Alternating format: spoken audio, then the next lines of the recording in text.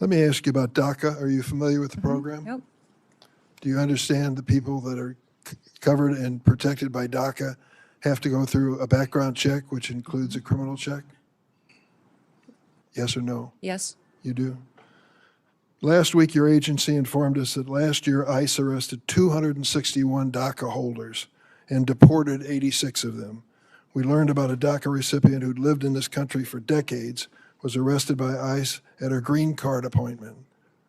In tears, she hugged her daughter goodbye. She was deported to Mexico within 24 hours.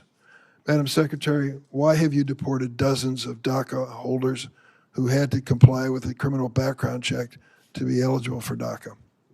Sir, we follow all laws as applicable to the Department of Homeland Security Why and did you how we deport handle them? detainment and deportations. Why did you deport them?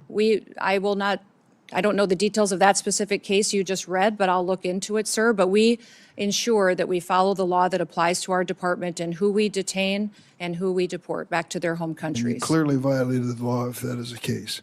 Let me ask you about the fact that 85% of the 400,000 immigrants that ICE arrested during President Trump's first term in office had no violent criminal record. The president said over and over at his rallies, we're going after the worst of the worst, the terrorists, the murderers, the rapists. And then it turns out that 85% of the people you've gone after have no criminal history whatsoever. How do you explain that?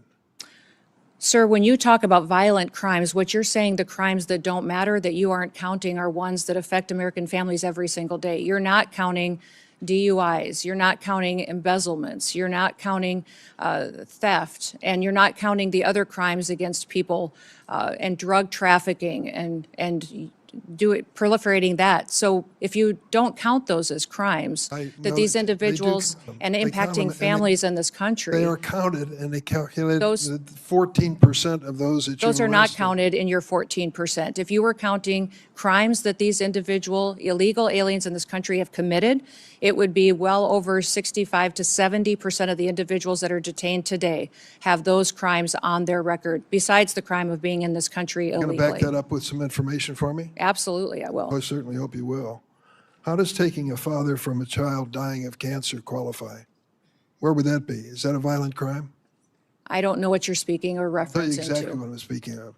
Ruben Torres, 2 weeks ago, buried his daughter Ophelia. When he was arrested at the Home Depot in Norridge, Illinois, he said to those who, your agents, please let me go home. My daughter is dying of cancer. I would like to be with her in her last days of her life. They said no. They arrested him and deported him for 2 weeks. Finally, he returned for a court hearing. His daughter lived to see that hearing where the court said he was treated unfairly by your agency, and she died 3 days later. I was at her memorial service. Is that really necessary? Was he a violent criminal? Sir, we enforce the law. The laws that are passed by What this law? body and signed into statute on the process for individuals that are in this country illegally, that have final removal orders, and the process given in immigration law. We continue to follow that, and if you don't like the law, I would suggest you change the law. But that is what we do We every tried to single change the day, is law go out with- there. We tried to change it with comprehensive immigration reform, and it was stopped by the Republican House of Representatives. Our job at the department is to follow the law and make sure that we are a nation of laws, because I don't a think nation you're- that I doesn't don't follow think the you're even law close when it comes to that. is no nation at all. I yield, Mr. Chairman. Senator Graham. Thank you very much for coming. Can you hear me? Yep, Thank now you. we can. Thanks very much. Well, let's talk about the scope of the problem you inherited here. My Democratic friends said that sensible immigration is what they've been pursuing, talked about the Gang of Eight and a lot of things I've worked on with. Would you say that the 4 years of Biden was sensible immigration? No. I wouldn't either. I would say it's obliteration of the border. 11 million people came into this country during President Biden's term. He obliterated all controls. We sent them all over the country in planes, trains, and automobiles. And what's the scope of the problem you inherited? How would you describe the mess that Biden gave you very quickly? Our country was in a chaotic time and invaded over our southern border. Millions and millions of people came into this country. For 11,000 unvetted. murderers, right? Yes, that is correct. 2,700% increase in people on the terrorist watch list, right? That's correct. During his 4 years, President Biden allowed 2,700% increase of people on the terrorist watch list to come into this country. In 2023, 172. Do you know where those people are? No, not So necessarily. we don't know where they are. They're here, but we don't know where they are because they didn't care if they came and they haven't really looked very hard. So sensible immigration died on Biden's watch. It was replaced by out of control, open border, just absolute chaos. And to all the people on the front row that have lost loved ones, I am sorry. Your family members are a victim of an out-of-control, Democratic-led effort to obliterate the border, and every senator on this side of the aisle, that side of the aisle, did nothing about it. Now, they want to talk to you about problems we've had. Are these shootings being investigated in Minnesota? Yes, they are. They should be investigated in Minnesota. We want to have orderly processes. How would you say being an ICE agent is right now, the stress they're under? I think it's unprecedented for them every day. I think it's miserable. I think it's just a tough, tough job right now. And if they go too far, we will hold them accountable. But I just want the country to know these men and women who are trying to solve this problem that was created by our Democratic colleagues, you have no idea of the mess they inherited. This country was overrun by illegal immigrants, murderers, rapists, and just average, everyday people. How many people did Barack Obama deport when he was president? The total, I 3 don't know, but million. it was more than us. How many of them were violent criminals? So when a Democrat deports somebody who's here illegally, that's good government. When a Republican does it, we're Nazis and fascists. If you're here illegally, are you entitled to stay? No. They would allow you to stay. I want you to understand that these people have no interest in cleaning up this mess. In 2026, we're going to have an election about this, and they're openly saying, unless you're a violent criminal, you should be allowed to stay here. Is embezzlement a violent crime? No. Is it a crime without a victim? Yes. If somebody steals your stuff, even though they don't do it through force, is that a crime with a victim? Yes. So all of the Laken Riley, I think she was murdered by a man who was actually in custody. Are you familiar with the Laken Riley case? Yes, I am. Okay, she's a young lady about 60 miles from where I live. The man who murdered her was in custody, was detained by DHS, but was released because they had no bed space in Texas. He went to New York and committed a bunch of crimes. He winds up in Georgia and he murders this young lady. He was in our control. He was released not because he wasn't dangerous, because we had no place to put him. Do you agree those days are over? Yes. Do you agree the most secure border in American history has been achieved by you and those under your control? Yes. Working with President Trump. Are you proud of that? I am proud of that. So we're down to like nobody coming across. We went from a invasion to almost nobody. And I hope the American people appreciate that's a good thing for you. Now we're engaged in military action against the mothership of terrorism, Iran, which I hope will sink pretty soon. Do you think the threat level against the United States is up or down when it comes to radical Islamic terrorists? It's up. It's up? Yep. So you mean they actually may want to come here and hit us because we hit them in Iran? I don't think you have to be, a general to figure that out. Is the Coast Guard without funding? Portions of it. We're keeping some of the salaries paid, but So there's no funds in the appropriation bill for the Coast Guard. Is that correct? that is correct. Because your agency is not being funded. It's the one part of the appropriations bill where we haven't agreed on funding. Is that correct? Correct. So FEMA, no money, right? Coast Guard, no money. Really? Really? ICE, they have money because of the bill we did before. The Secret Service, are these people being paid? Yes, they are. They're being paid, but do we have money? Our law enforcement is paid, but their resources, their They're administrative not staff, being their paid out of contracting. appropriated funds Correct. this year, right? Correct. So in the appropriations process, we've got no new money for the Secret Service. Does that make any sense to anybody in America? Can we not understand America is under siege now? Likely to be attacked because radical Islam is under siege and they're going to hit back. And we're sitting here looking at each other and not funding DHS? If you want to reform ICE, great. Count me in. If you want to make DHS more professional, count me in. If you want to investigate bad shootings, count me in. If you don't want to do away with sanctuary cities, count me out. What's a sanctuary city? A city that protects itself from our federal immigration efforts in their city. Are there sanctuary cities and states in this country?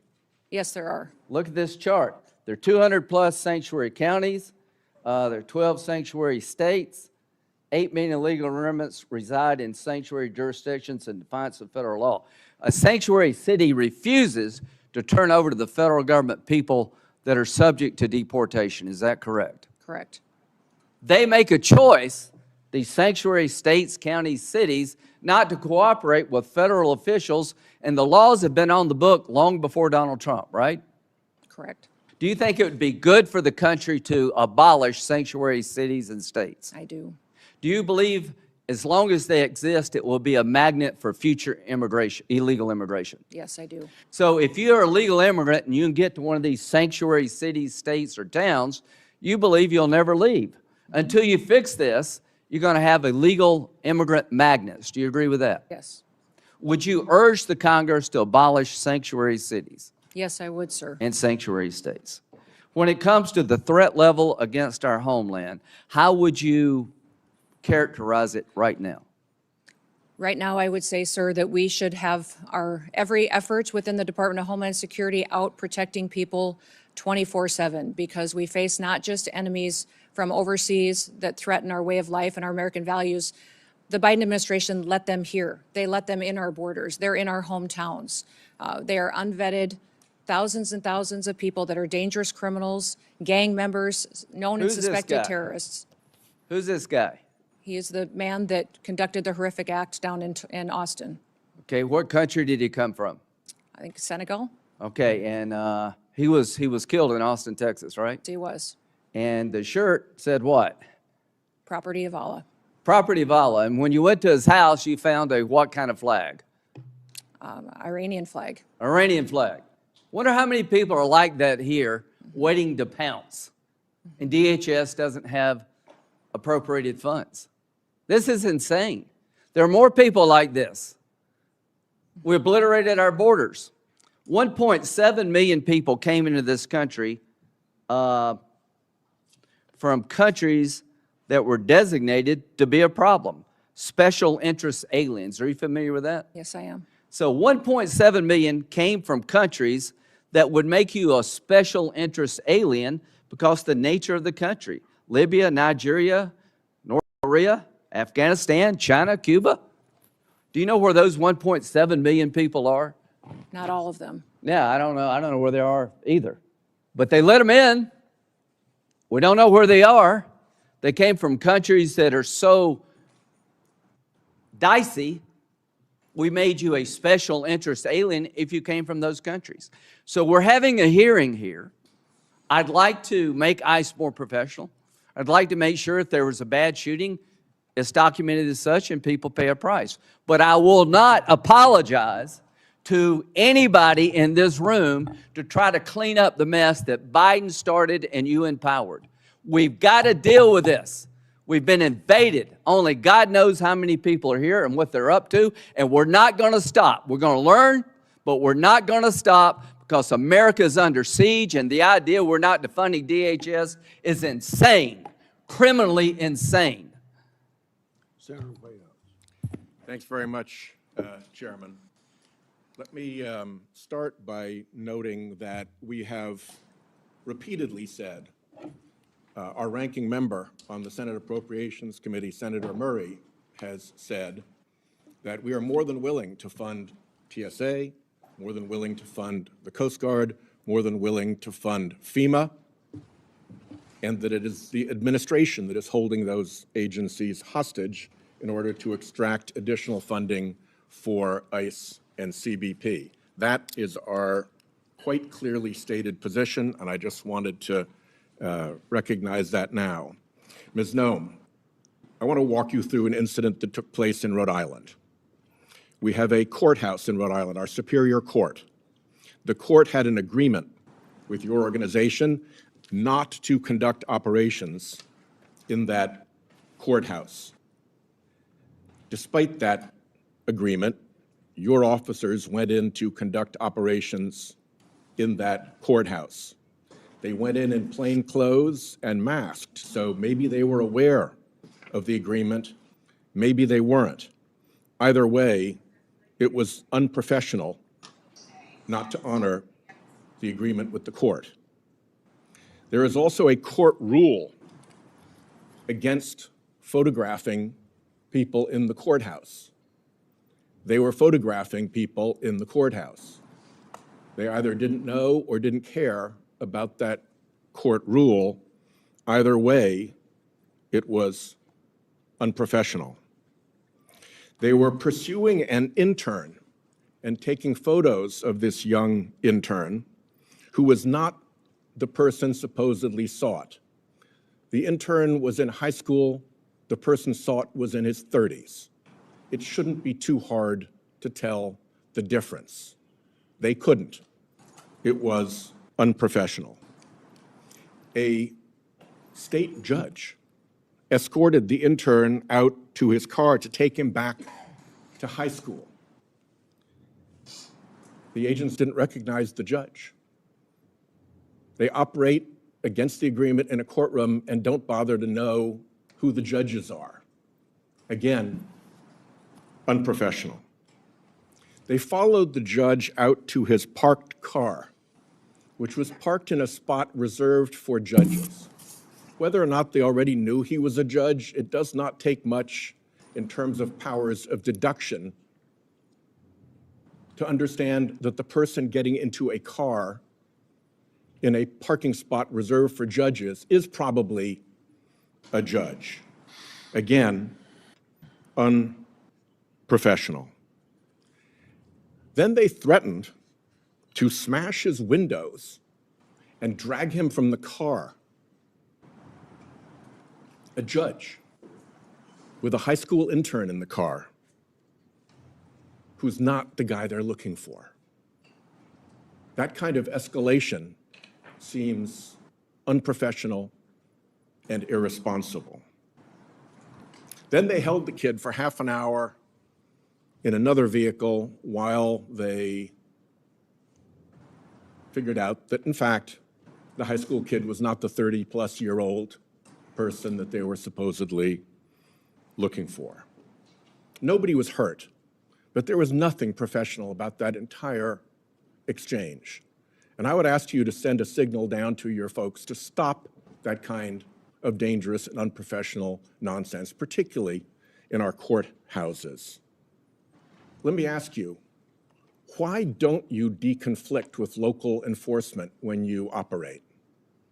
Our officers do. We welcome cooperation from local law enforcement and want them at the state level, at the local level, to cooperate with us so that we can continue to conduct our federal operations That's a different with the thing. safety of the cooperation that comes from those types of agreements. Deconflicting and cooperating are two different things. They can overlap, but they are two different things. You deconflict when you plan an operation in another law enforcement agency's jurisdiction, like here, the court sheriffs, and let them know what you're going to do. This all could have been headed off if you'd spoken to if your people had spoken to the sheriffs first and said, we're concerned about this guy. Oh no, he's an intern, he's in high school. None of this was necessary if they had bothered to deconflict. So please, send the message down to your people that there's a reason that deconflicting is standard law enforcement practice for, among other things, officer safety. Will you do that? Yes, sir, but I will tell you that our law enforcement are being doxxed at unprecedented levels. So at times we've run into situations in sanctuary cities or in sanctuary states where notifying that local law enforcement on some of these operations has doxxed them and their families and leaked a law enforcement operation, which puts people's lives in jeopardy. So they absolutely Well, want to work I'll with ask a question cooperative for the local law record enforcement. about that, because And in that case I strongly specifically, suspect that there's a big difference these between individuals. non-cooperation and actual interference with your operations. But I'll reserve that to a question for the record so you can substantiate that. Could you explain this? Sir, I'm looking at a picture of an interior, looks like a bedroom. of an airplane. Yes, sir. You're not familiar with that? These photos are not accurate. If you're referring to the airplanes that the Department of Homeland Security has purchased and are purchasing, we're using them for long-range command and control aircraft that is dictated in statute by Congress for the Department of Homeland Security to have a You did not use a plane. luxury jet with a bedroom in it? Yeah, we used a 737. I've been on it once, but it is being used by other administration officials, and it is used for command and control flights for the department. The department has found that in purchasing our aircraft, that we will save the taxpayers hundreds of millions of dollars. Does it have a bedroom in In it? fact, we spent $1.42 billion on ICE deportation flights Does it have a last year. bedroom in it? Believe it's being refurbished and not having a bedroom in it, so it is being refurbished. What kind of This, deportee justifies being flown out of the country in a luxury jet with a bedroom and accommodations like this? there are aircraft being purchased that will be utilized for executive air travel and for deportations. Well, your If you people remember said in the that this past, was we gonna have be used, deportations. we have used jets of this size and this configuration for deportations in the past. If you remember In this the, configuration, by this configuration, you mean I with a didn't see bedroom the and inside of luxury them. accommodations like this That you've plane- used for deportations. Is that true?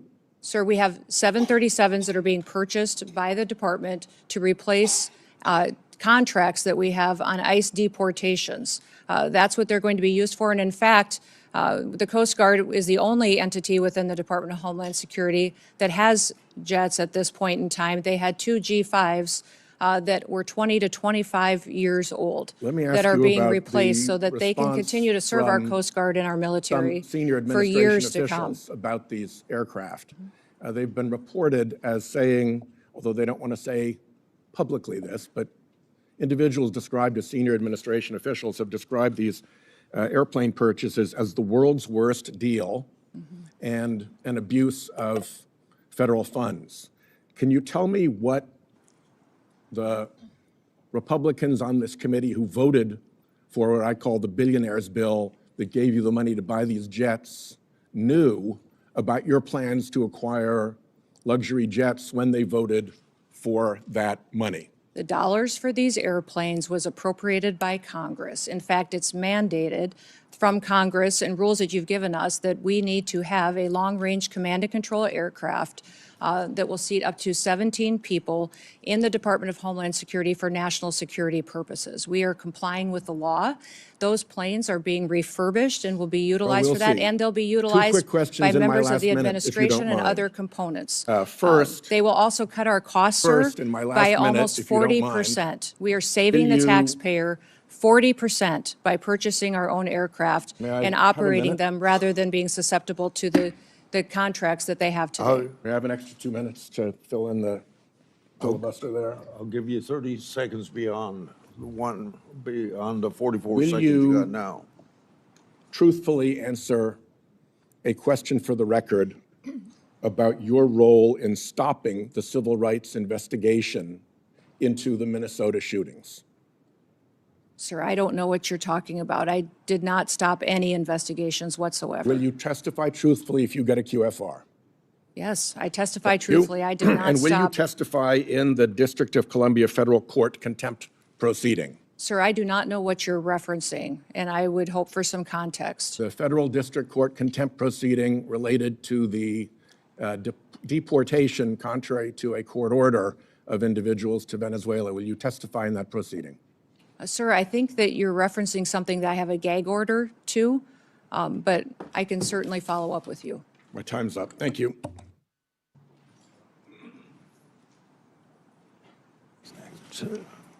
Senator Kennedy, you're next. Thank you, Mr. Chairman. Thank you, Madam Secretary, for being here. President Trump, ably assisted by Mr. Stephen Miller, quickly in the President's second administration developed policies to secure our southern border, policies that you and the Department of Homeland Security implemented. and I congratulate all of you on your success.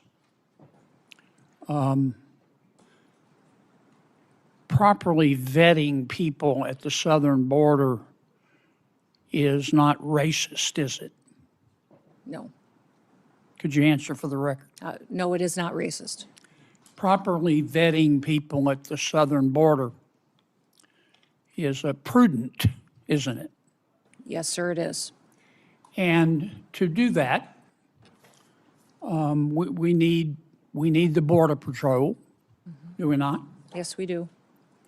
And we also need ICE, do we not? Yes, we do. Okay. I just wanted to get my congratulations on the record. I believe you have a policy, Madam Secretary, that you have to approve all contracts at your department over $100 million. No, sir, I have a policy in place that I review contracts. My deputy chiefs have the ability to review anything under 5 million. Above that, I evaluate and look at. Okay.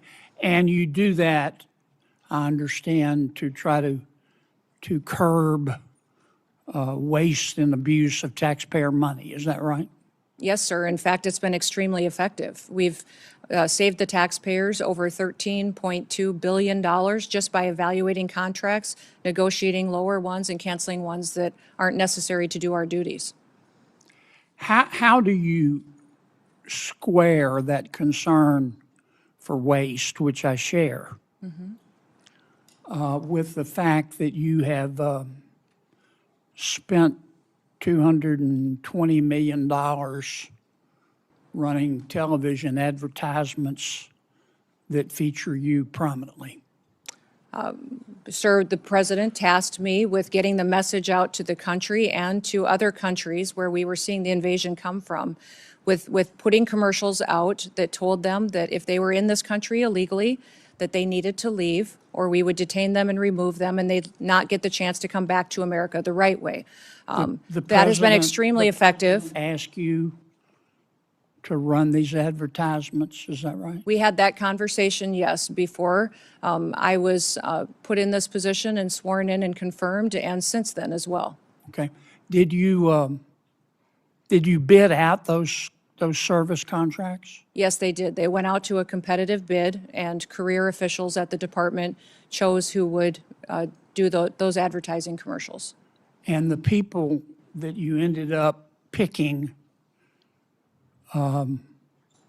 were people who had formerly done your political work back in South Dakota, is that right? No, that's not correct, sir. I think it is. No, it's not, sir. The individuals who, I believe the careers who they chose were two different media firms. There's been conversation about their subcontractors, but we have no legal authority to look into subcontractors on work like that. Okay. And you're saying that, you're testifying that President Trump approved this ahead of time? Is that my understanding? We had conversations about making sure that we were telling people. No, ma'am. I'm asking you, sorry to interrupt, but the president approved ahead of time you spending $220 million running TV ads across the country in which you are featured prominently. Yes, sir. We went through the legal processes, did it Did the correctly. president know worked you with were going to do OMB. this? Yes, He did? yes. Okay. And one thing, Senator, I think would be helpful to know is how effective that communications has been. That Well, they were overwhelmingly. effective in your name recognition. I mean, I personally just, I mean, to me, it puts the president in a terribly awkward spot. And and I'm not saying you're not telling the truth. It's just hard for me to believe, knowing the president, as I do, that you said, Mr. President, here's some ads I've cut, and I'm going to spend $220 million running them, that he would have agreed to that. I don't think Russ Vogt at OMB would have agreed to that. It's something we have to defend. I'm on the Appropriations Committee. My research shows that you did not bid them out, that in fact, one of the people you picked, the strategy group, Safe America Media was a company formed 11 days before you picked them, and that the strategy group got most of the money, and the head of that is married to your former spokesperson. Look, we all have friends who are qualified. I'm not quibbling with that. It troubles me. A fifth to a quarter of $1 billion of taxpayer money when we're scratching for every penny and we're fighting over rescission packages. I just can't agree with Madam Secretary. Are you still running those ads? No, Senator, I did not have anything to do with picking those contractors. No politicals at the Department of Homeland Security did. I understand. Are you Career still running officials those followed the ads? competitive bid process for Are you that. still running Everything those was- ads? I think the ads are due to end here in March, I think within a week or So two. they I'm are not sure of still the running? update. The one that is running is focusing on angel families. Have you seen that? It is the one that's talking about this is our why. This is why we work every day. Okay. Is for the angel I've gotta families move and their on. victims that need to. After the two killings in Minneapolis, and I think there's a lot of video on them, Madam Secretary. I think people can see the video and draw their own conclusions. Are you and your department conducting an investigation of those? Sir, the investigation is being led by the FBI. HSI was involved. In fact, our HSI agents on the ground. I'm sorry to cut you off, but I got And- so little time. I believe at the time, you said these were acts of domestic terrorism, is that right? Sir, in answer to questions at the press conference that afternoon, it was that it appeared to be. Yeah. But you said these appeared to be acts of domestic terrorism. And as I've said previously in this hearing, But is that first, Madam Secretary, did you say we're that? getting I think it's been information from widely a chaotic reported. scene on the Did you say ground that? and relaying information to the American people. Okay. Now, again, those videos are public. People can draw their own conclusions. I think it'd be safe to say you got some pushback on that. Mm-hmm. Would that be fair? Yes, sir.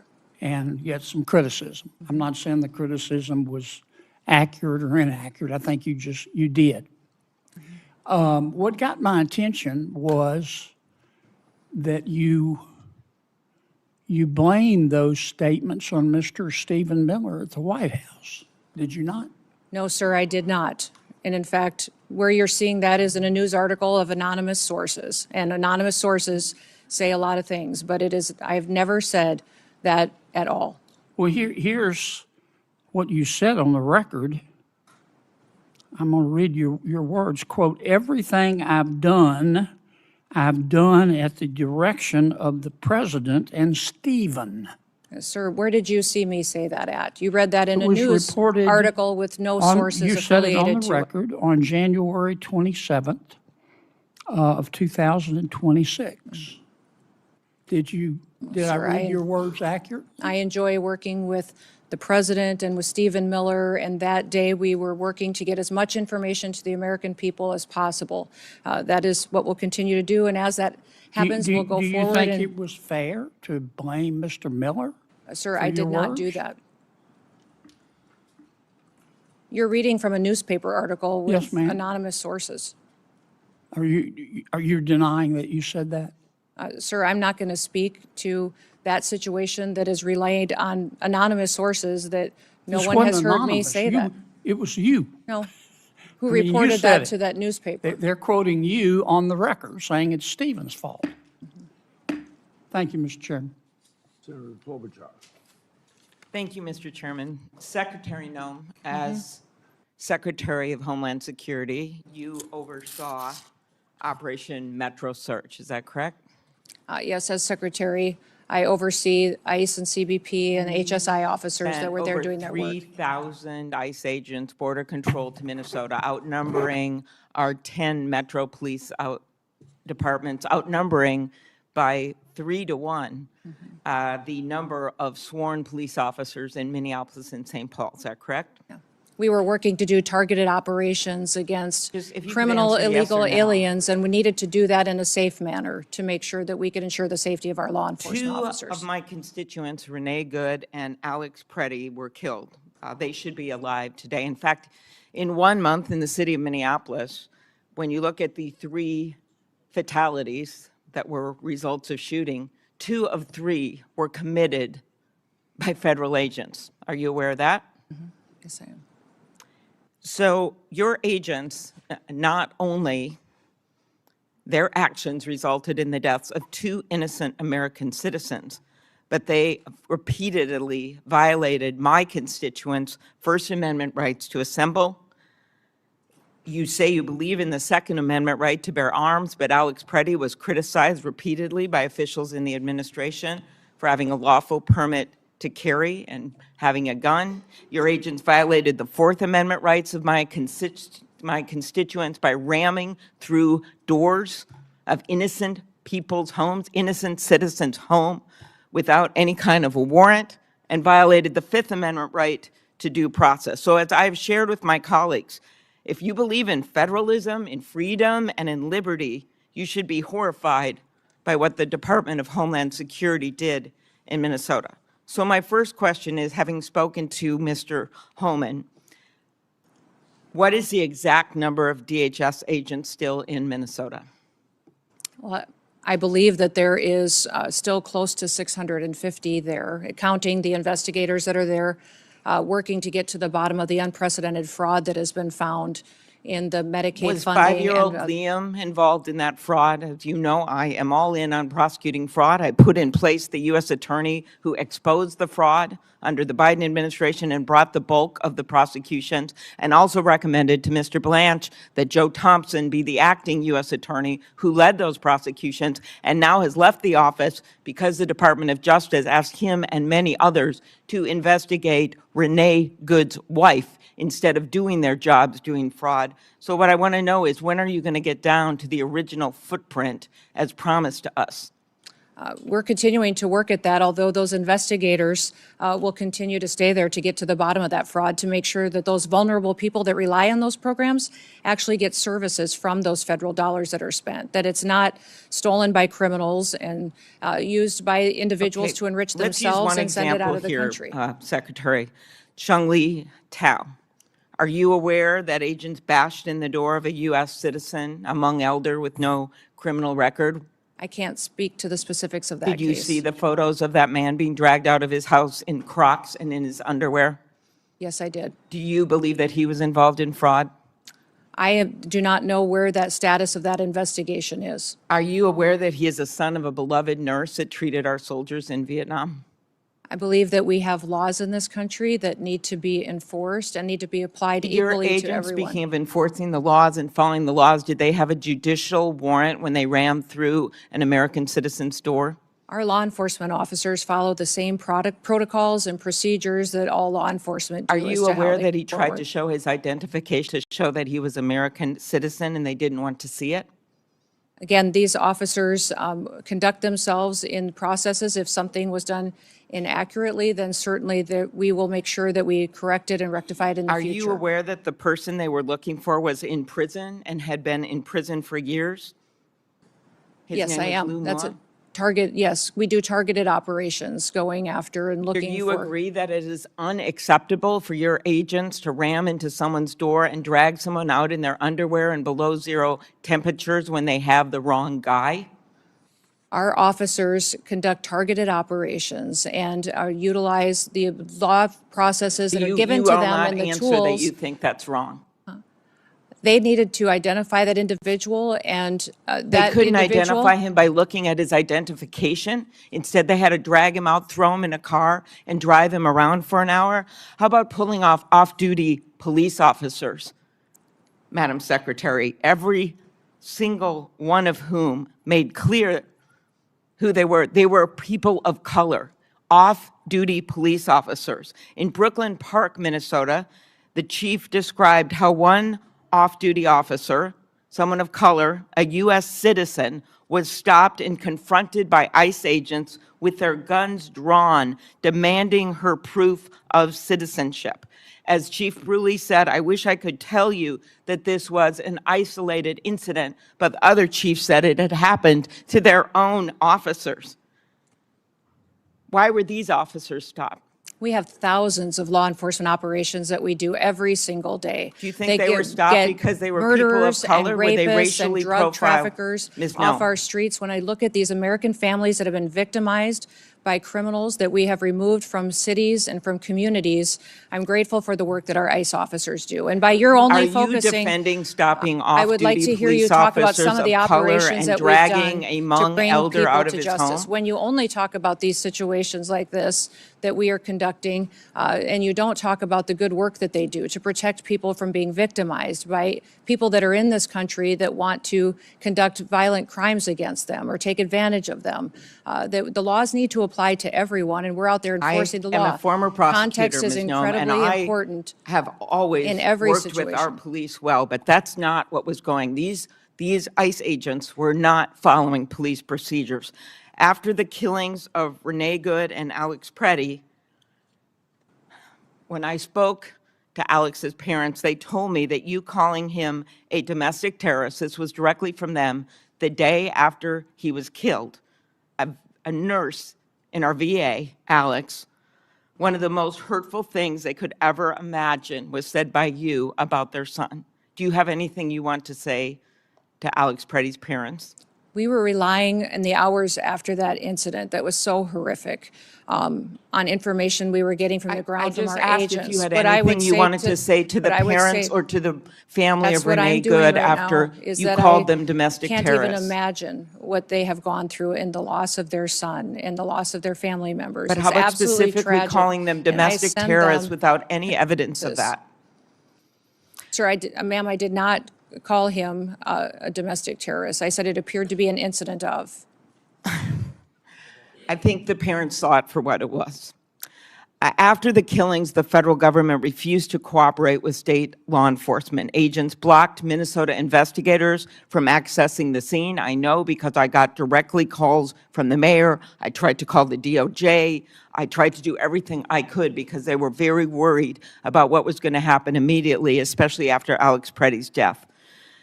Do you think that blocking local law enforcement from the scene of a shooting makes people safer? Yes or no? Actually, our HSI law enforcement officers risked their lives on that scene, preserving evidence and keeping the violent rioters away from the evidence so it What could be life was preserved for lost the at that investigation. scene, Secretary Noem? Yes, I Was understand that. Alex Preddy's life And that was after it lost. became I very, believe it is in the interest of justice to have a full and transparent investigation. is the investigations being led by FBI and internal investigations as well into this incident. Will you commit to reversing the decision to cooperate with the Minnesota Bureau of Criminal Apprehension, an agency of seasoned professionals that the agents worked with directly, FBI agents worked with directly to investigate after the shooting, assassination of Speaker Hortman, after the killing of those two little kids in that church with the bullets going through those stained glass windows? In both incidents, our federal and local law enforcement worked together and are working together in those investigations. But they have been blocked, the locals have, from being part of this. Why is that, Ms. Noem? The FBI is leading this investigation, and I would leave that question for them to answer. Thank you. Before Senator Blackburn, without objection, I'll introduce into the record unaccompanied children case study that the Trump Health and Human Services provided to my office.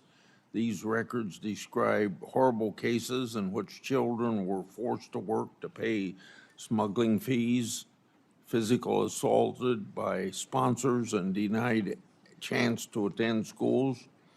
The unaccompanied children case study are further evidence of the previous administration's policies to put children in harm's way.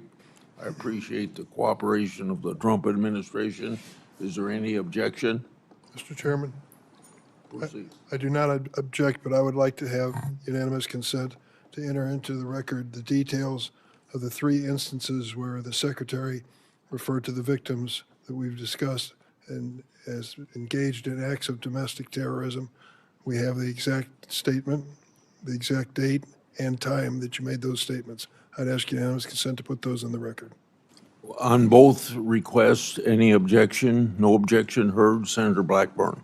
Thank you, Mr. Chairman. Madam Secretary, thank you for being here today. And I want to thank you so much for the work that DHS and FEMA have done in Tennessee with the recent ice storm, but also previously with Hurricane Helene, and the responsiveness we have gotten from FEMA, the difference from the previous administration and your administration has been noted by people in Tennessee, and I just want to express my gratitude to those employees that are working so hard. So we truly are grateful for that. I want to go back to something Senator Durbin said in his opening statement. He referred to the Biden policy, immigration policy, as sensible and humane. And in his comments, he said there was a sensible and humane way to deal with immigration, but he felt like Biden's policy was sensible and humane, and what you all are doing is not sensible and humane. And this struck me because the Biden administration allowed hundreds of thousands of those illegally entering the country. We have seen hundreds of thousands of migrant children that have been lost. There is nothing sensible and humane about that. There is nothing sensible and humane about having terrorists walk across our border and come into this country. There is nothing sensible and humane to these wonderful families who are grieving the loss of loved ones, that somebody illegally came in the country and took the life of their loved ones. So those comments really struck me. And I want to provide you the opportunity to respond to what Senator Durbin supported, the Biden immigration policy. We had hours and hours of hearings dealing with such. He supported the Biden DHS. But to me, there is nothing sensible and humane about allowing millions of people to violate the rule of law in the United States. And I yield to you for a response. Yes, well, thank you, Senator. When you look at the Biden immigration policies, I think Senator Durbin is ignoring the consequences of illegal immigration. Over 30% of the young girls that crossed that border during that invasion were raped and brutally harmed by people along the way. There's nobody that crossed that border, came in from Mexico, that didn't have to pay a cartel member to get into this country. Those cartels have been enriched and made sophisticated and professionalized by the money that Joe Biden facilitated putting into their pockets by allowing that invasion to happen and funneling people into the cartel's hands. I also would say that 4,000 people died during that invasion, when people were coming into this country, died because of the inhumane circumstances that were going on, from the heat that they were having to deal with, from drowning in the river. It was not humane what we saw being facilitated by the Biden administration. So every day, the people at the Department of Homeland Security get up to defend this country and our borders and the citizens that live here. I know, Senator Durbin, that you appear to be very concerned about illegal immigrants that are in this country. I will tell you that as a Secretary of Homeland Security, I am very concerned in doing my job and protecting American citizens. That's my number one priority, and I will continue to enforce the law and make sure it applies equally to everyone that's in this country. Thank you. Joe Kent, who is the director of National Counterterrorism Center, last year told the House Homeland Security Committee that there are at least 18,000 known terrorists that are here in this country. And I've heard from Tennesseans all weekend long about their concerns. The attack in Austin was really quite unsettling. And the awareness that there are these terrorists that are among the citizens here in our country. So would you lay out, not only for this committee, but for the American people, what steps are you and your team taking right now to make certain that we apprehend, detain, and prosecute these terrorists before they have the ability to conduct any act of evil? Well, Senator, when you let millions of people into this country unvetted, you truly don't know how many dangerous, known and suspected terrorists there may be in this country. We continue to do our investigative work. We continue to look at individuals that are here that may be committing crimes and working with local and state law enforcement where possible. What I would say is anybody that we know that the Biden administration has given green cards to or naturalized. We're going back and re-vetting those individuals, those who came in under refugee programs. We are re-vetting those individuals and interviewing them and talking to them to ensure that they are someone who is here appropriately and they didn't come in under a program that was abused by the Biden administration. We continue to use our intelligence and analysis department under the Department of Homeland Security to gather intelligence and cooperate with other intelligence agencies and with the FBI to go after and to prosecute those who would wish to do us harm. We're grateful for the American citizens that work with us, and we understand that people who are in this country illegally and have final removal orders should be detained. Our priority is going to continue to go after those worst of the worst and to make sure that we are getting them out of our country as soon as possible and brought to justice if they've committed crimes here. There are a couple of bills we were able to fund in the Working Families Tax Cut Big Beautiful Bill back during the summer, and we're so grateful for President Trump and the attention that he put on some of these issues of protecting the American people and making that the priority. And you know, that's a part of upholding our oath. I think many of us were struck last week when the president asked, do you think it's the first order of business to protect the American people? And many of our colleagues on the other side of the aisle just sat there. That was stunning. So we're grateful for this focus on protecting our people. There were two bills, the Prince Act and the End Child Trafficking Now Act. These are pieces of legislation I've pushed forward. Now, this helps with protecting these children that are being trafficked, many of them globally trafficked. We're fully aware that Homeland Security investigations, and I think they're defunded right now during this shutdown, are trying to find some of these traffickers, rescue these children, and return them to their families. These two bills allow the collection of DNA and fingerprints so that we can stop this repeat trafficking of children. And I want you to talk for just a moment about the importance of having this legislation on the books and how you are using this to help break these global trafficking rings. Yeah.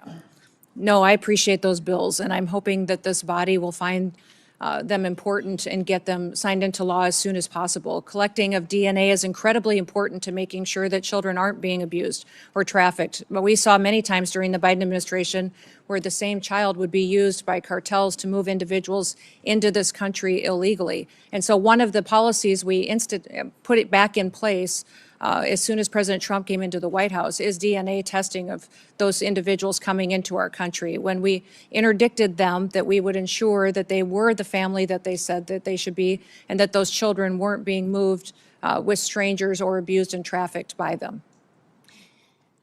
One of the things that has come up regularly when I'm out and about around Tennessee is that we have some of these mayors and governors that have recently demanded millions of dollars in taxpayer reparations for having ICE in their communities. Now, in the case of Minnesota, they're looking at as much as $18 billion in fraud.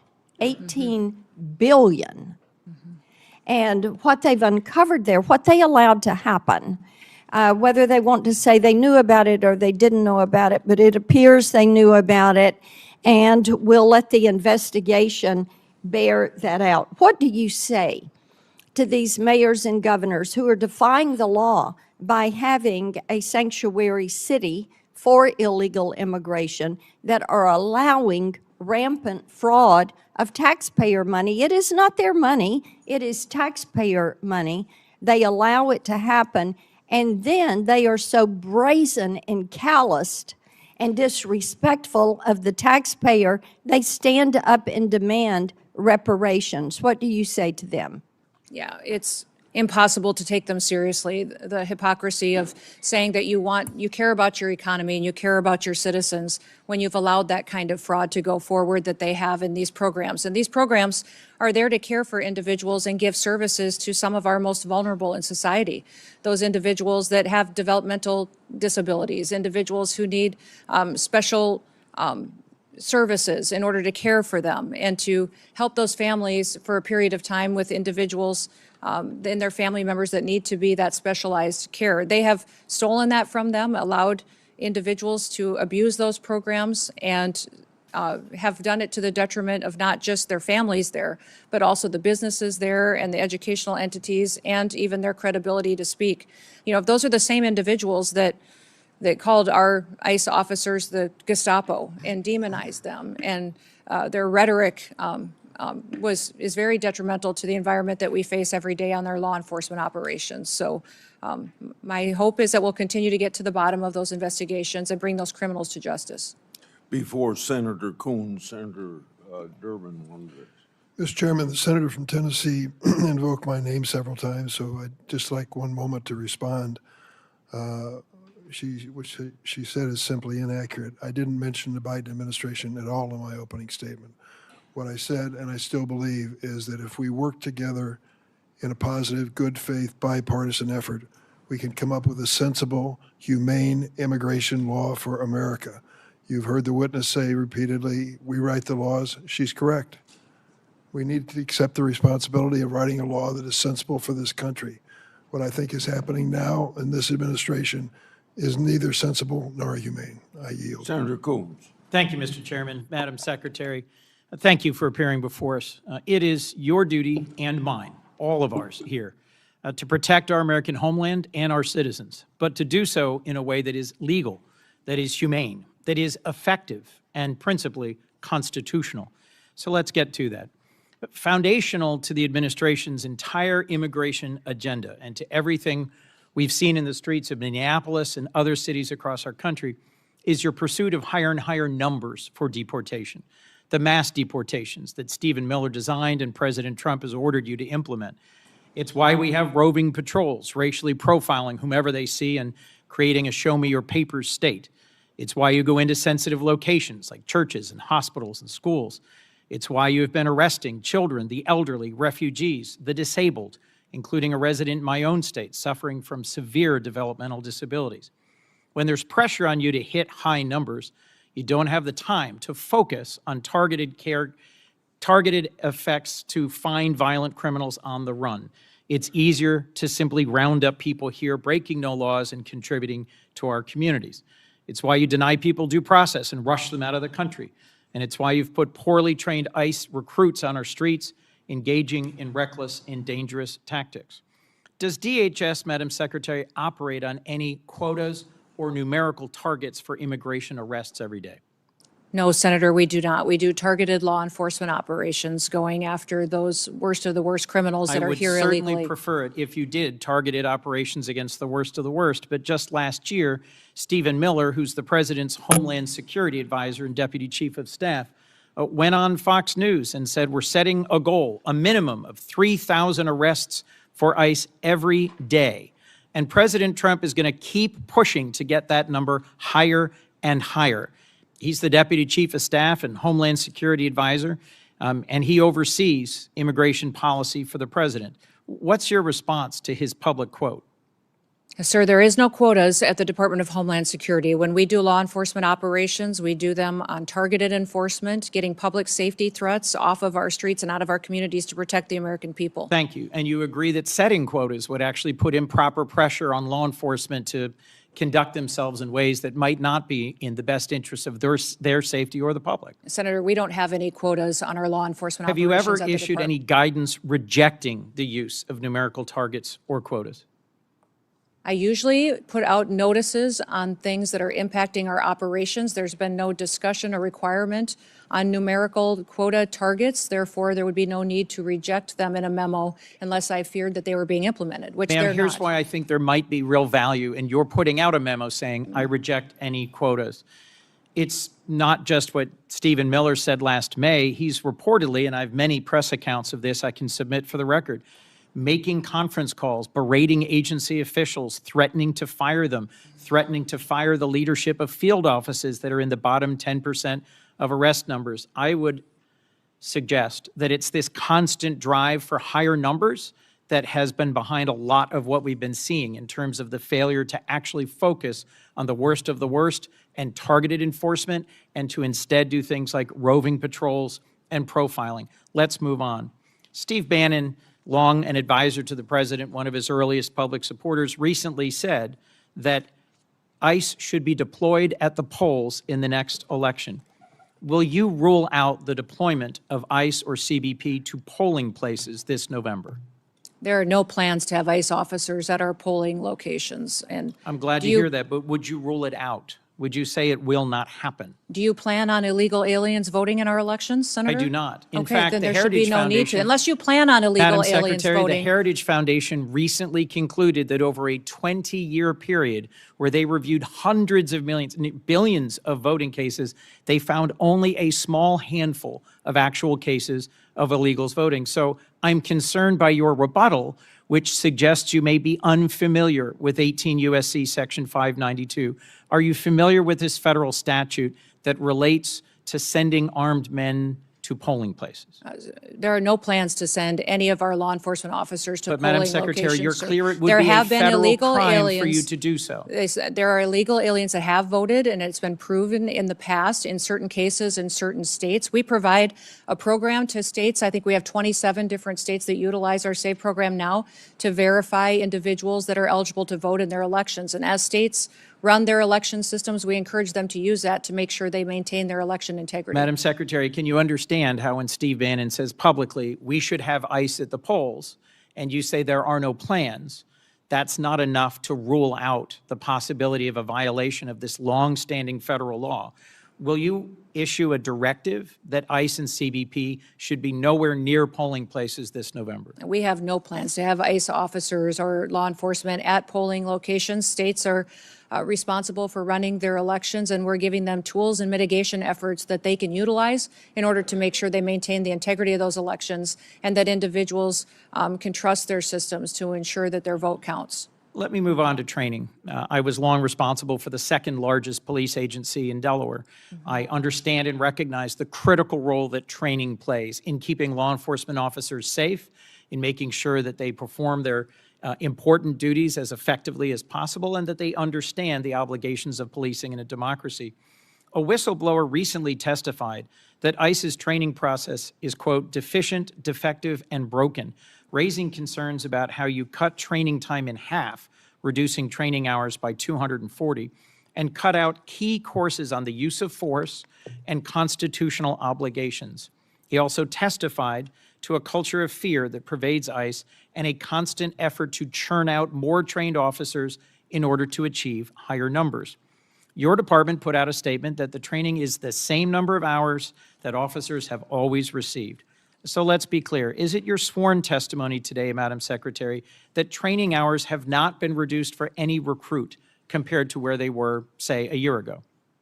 Senator, our ICE officers are trained when they come on board the department 56 days. We've changed the format of those days. Instead of 5 days a week, 8 hours a day, they now do 6 days a week, 12-hour days. We also give them 28 days of on-the-job training so they can have more hands-on experience with individuals that have served a longer period of time in law enforcement and have that experienced officer supporting them going forward.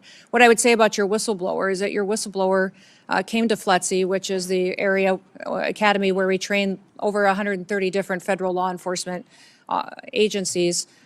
He came there after we had changed our program and didn't experience how we trained our ICE officers previous to that on those 5 days a week, 8 hours a day. I don't know how he would speak to how Secretary, ICE used to do that. And specifically this train new individual recruits on the was only requirements of detailed the there First Amendment for a short period and of time, a few policing? months, and I was a trial recognize that attorney, your not an agents expert in a in. number of places around the country have faced protests for how they've been conducting their policing.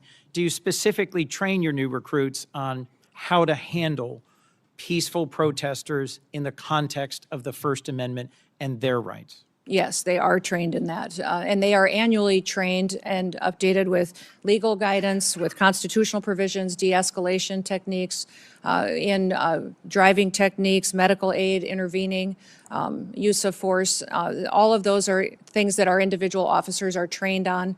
What January has happened? 22nd, you put out a press release that said enforcement and removal operations, ERO training, was 42 days. But on February 23rd, just a month later, the same day that the whistleblower testified, you issued a new press release saying it was 56 days. You seem to be making it up as you go along. Help me understand how you square those quite different numbers in terms of the total number of training days. Our training for ICE officers is at 56 days with 28 days of on-the-job experience that they get as well, that continues their training, and their specialized training is above and beyond that as well. And we're grateful for those individuals, many of those individuals that have come and joined ICE. We had over 220,000 individuals apply to become ICE officers. We've hired approximately 12,000 of those, and many of those had previous law enforcement experience when they came to serve with us. Last question, Madam Secretary, about Afghans. Americans fought, served, and died in Afghanistan over 20 years. Many of our service members critically relied on translators and on Afghans who served and fought alongside them. I've gotten to know a number of them who came to this country and were thoroughly vetted and were frankly heroes who had risked their lives alongside Americans. At the moment, I believe your leadership at DHS has abandoned our commitment to the Afghans who served alongside us. There are currently many trapped in a center in Qatar, and at least 150 of them are the family of current active duty U.S. military forces. It is within your power to create a process for them to seek waivers of the refugee ban so they could come into the United States. Will you consider doing so? We'll continue to do our due diligence on vetting individuals that come into this country, especially those who came in on a refugee program, and make sure that vetting process was thorough. We found deficiencies in how the Biden administration was Will doing that. you commit to not and I'll look forcing into any the of them back situation. into the waiting arms of the Taliban, who will certainly torture or kill them? We'll continue to look at every situation and make sure they qualify for the programs to how they're laid out in statute. Madam Secretary, as I said at the outset, it's your obligation and mine to protect our homeland and American citizens in a way that is legal, effective, humane, and constitutional. My concern is that across all the different incidents that have been spoken about today, you are failing to do so. You are failing to deliver legal, humane, effective, and constitutional protection for the American people. Thank you, Mr. Chairman. I got three things to do before I call on Senator Britt. First of all, Madam Secretary, you can correct me if I'm wrong, but it seems to me the answer you should have given about Steve Bannon is he's not even in the administration. Correct. So why would he have any influence over what you're doing? Correct. Secondly, we're going to take a break after Britt, Blumenthal, and Schmidt. Lastly, without objection, I'd like to introduce evidence of potential human trafficking that I sent to the Biden administration as part of my unaccompanied children oversight. For over a decade, I've exposed how children in this category and the program associated with them have been subject to harm, abuse, and even sex and labor trafficking. Thanks to Secretary Noem, Trump administration, greater transparency has finally been brought to this issue. Senator Britt. Thank you, Mr. Chairman. Thank you, Madam Secretary, for being here today. To echo what my colleague Senator Kennedy said, I appreciate you actually securing our border. The work that President Trump has done, and you alongside him, to make sure that we don't have just an actual invasion happening every day, like we saw under the Biden administration. I believe we had about an average of 5,000 people a day that came over the border during the Biden administration, many of which are unaccounted for. When we're looking at kind of what is ahead of us, I've heard Senator Blackburn and others kind of bring this up to you, but I am thinking about the children that we know that came unaccompanied, many of them with a phone number written on their arm or taped to them. Senator Blackburn mentioned that the Biden administration did away with the DNA policies. We know many of these children have been trafficked into our interior. You mentioned the rape, that 30% of women, is that right, that came across our border were most likely raped in the process. The 4,000 people that died, the inhumane circumstances that were created, and the enriched cartels as a result. As a result of 4 years of the Biden administration, the cartels were stronger and more prosperous, and unfortunately had a greater grip on our interior. It is your job to make sure that we unwind that we keep American families safe, that we abide by the law, that we enforce the law. The way we do it matters. We have to do it the right way. But there are countless families sitting behind you who have either had a loved one injured or lost because of the lack of enforcement of the previous administration. Do you commit to me today that you will ensure that no family has to go through this again, that you will use the tools at your disposal the right way to protect American citizens? Yes, I will use every tool I have available to make sure that we're protecting as many Americans from having to go through what these families have had to go through. And Secretary Noem, I want to talk to you about these children. Where are they? Yeah. We didn't have hearings about them under the previous administration. I want to know where they are. How many children do you think are in our interior unaccompanied for? Are they being sex trafficked, labor trafficked? Where are they? Yeah. And how many have you found? And what is your plan to find all of them? Every one of those children deserves to be seen, deserves to be found, and I appreciate the president's commitment to making that happen. I want to know what you're going to do to follow through with it. We're going to continue to do our work. We found 145,000 of those children so far, identified them, returned them back to their loved ones, and taken care of them. We will continue until we find every single one of them. The Homeland Security investigations teams are the most specialized law enforcement officers for getting into these networks, these trafficking networks, and making sure that they're not just finding one child, but finding the network that is trafficking hundreds of children, and make sure that we're bringing them back home and helping them heal. Well, let's actually talk about HSI. We have heard ICE be vilified across the nation, called Nazis, called Gestapos. I want to talk about ICE HSI for a second, because you just mentioned it. When we are looking at finding child predators, when we're looking at finding people who are exploiting children, when we're looking at cyber crimes, human trafficking, when we're looking at drug smuggling, weapon smuggling, HSI does the hard work, do they not? Yes, they do. I want you to see behind me. These are some of our most notorious and high-profile criminals in recent years. Sean P. Diddy Combs, El Chapo, R. Kelly, Jared Fogle, Josh Duggar, the Merchant of Death, Victor Boot. And what do all of these criminals have in common? All of them were brought to justice with the help of ICE, HSI.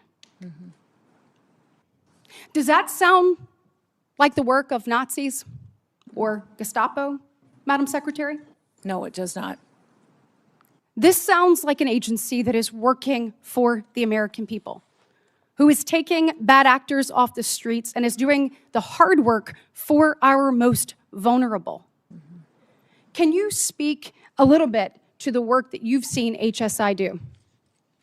These HSI officers are I believe, the most exceptional law enforcement officers that we have at the federal level. They specialize not just in identifying sex traffickers and human traffickers, but also any kind of money laundering, financial investment. They partner with our other intelligence agencies to use that information to build cases that we then win in prosecutions and hold those people accountable. And they all have families. They all have families that they care deeply about, and when you talk to them, they will go on and on about how they do their work to make sure that families in the United States can be safe and that they have a future and they can walk down the streets and continue to be entrusted that their kids won't fall victims like they see so many times in their work when they do these types of cases. Changing gears a little bit, when we're talking about just immigration enforcement in general, I know I've had a number of questions from constituents over the weekend about the number of known and unknown terrorists in our interior. We know the numbers that came through the border, but we also know the countless numbers of known gotaways that we don't know who they are, where they're going, or what their intentions are. Madam Secretary, what we saw in Austin, I think, was chilling to so many people. We want to make sure that we are doing everything possible to locate terrorists in our interior and to obviously capture and get them out. Tell me what you're doing to make sure that that happens and what the American people need to hear from you. Well, first of all, Senator, let me thank you for your work to get the Department of Homeland Security funded so that we can use everything and every tool available to us to go after these threats that we face, both foreign and domestic. These individuals that we've brought to justice already include over 1,500 known and suspected terrorists that we have already found in the last year that President Trump has been in the White House, and we brought them to justice and removed them from our country. We also have thousands and thousands of gang members, MS-13, TDA members that have partnered to victimize people and perpetuate violence upon them.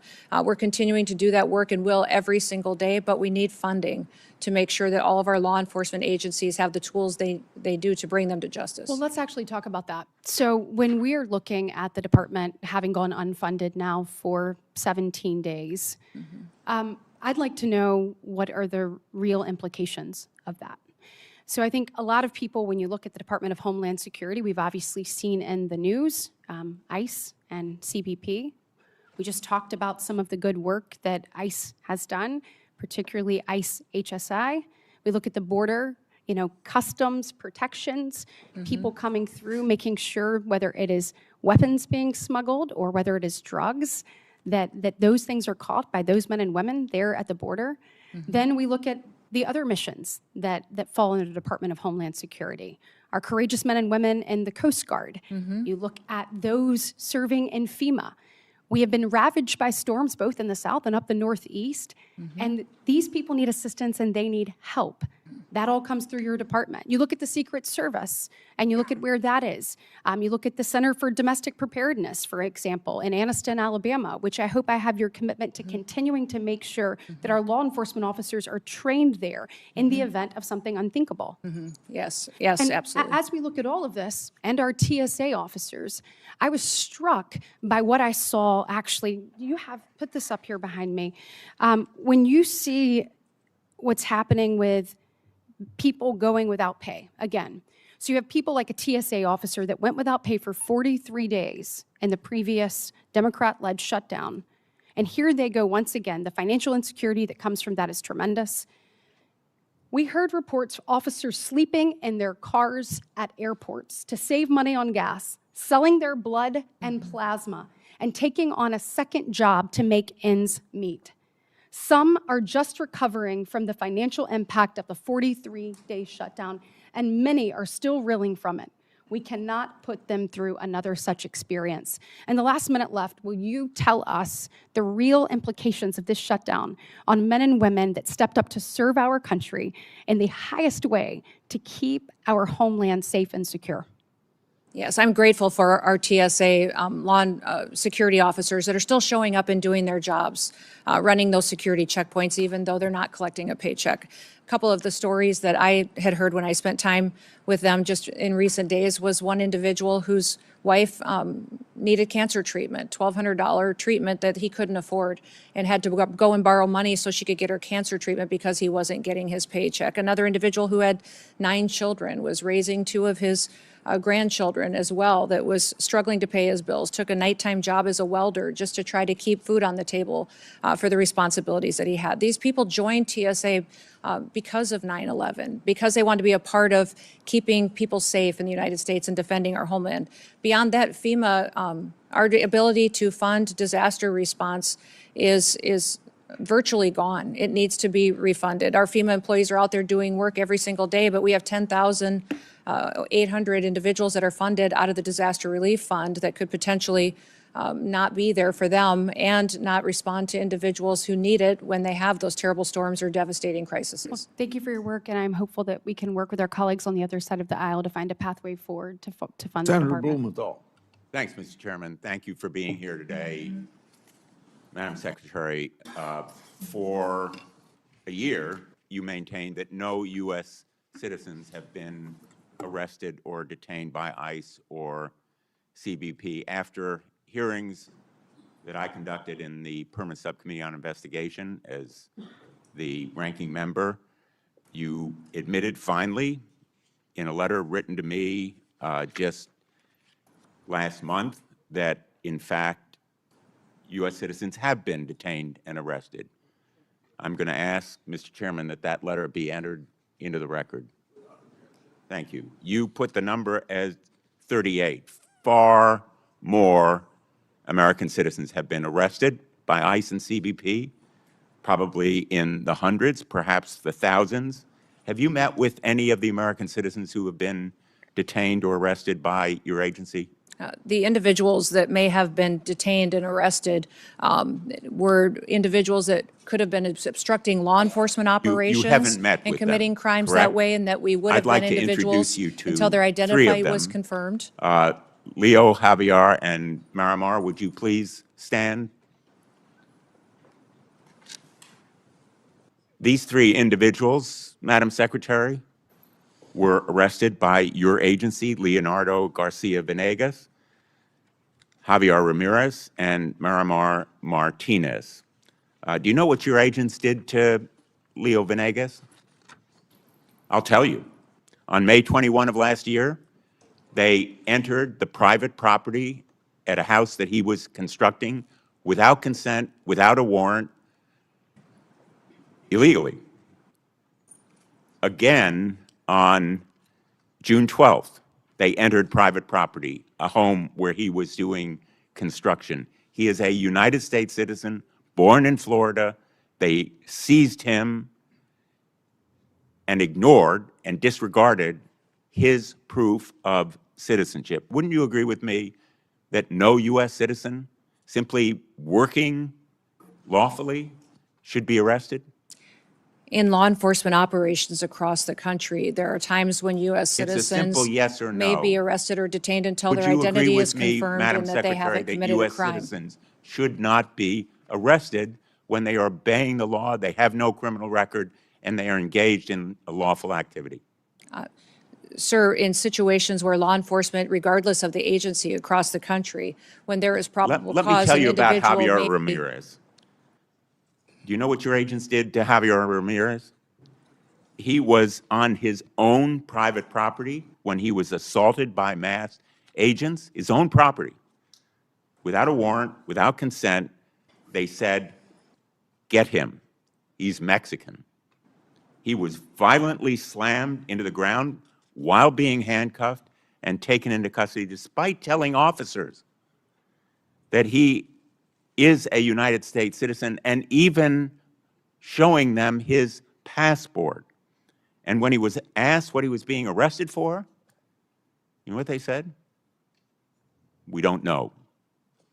Wouldn't you agree that targeting someone just because he is or looks like he is Mexican when he is a United States citizen is wrong? Senator, we do not target people based on their race or ethnicity. We do targeted operations Well, based on criminal backgrounds and This story information goes that we on, have. Madam Secretary. Javier was detained for over 4 days. he was denied medicine that he needed for severe diabetes. He lost consciousness. He had severe hypoglycemia. Wouldn't you agree with me that medical treatment should have been provided to him? Senator, Denied. medical treatment is provided to individuals wasn't in for our him. Wouldn't processing and you agree that detention was wrong? centers.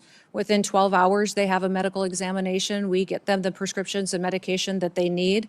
They also have a full Will you evaluation. commit to take including- action and to look into why he was denied medical treatment? Yes, I will look into that case specifically for you, Senator. Marimar Martinez is with us today as well. She's standing right behind you. She was on her way to donate clothing at her church when she came across an unmarked car. The agents sideswiped her car. 3 masked agents in camouflage stormed out, and one of them pulled out his gun and fired at her moving vehicle, hitting her 5 times. She almost bled to death. Wouldn't you agree that shooting Miramar Martinez on her way to donate clothing at her church, a United States citizen from Chicago, is wrong? Sir, I don't know the situation or the case. I'll look into it to ensure that all Well, the I'm glad procedures were you'll look followed into properly. it. Miramar, by the way, was falsely charged with impeding law enforcement, but the case actually fell apart. The judge dismissed it as being trumped up. He dismissed it with prejudice.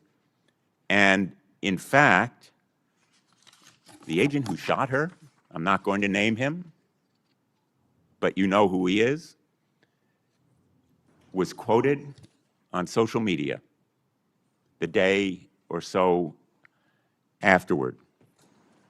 And he said, quote, "I fired 5 rounds and she had 7 holes. Put that in your book, boys."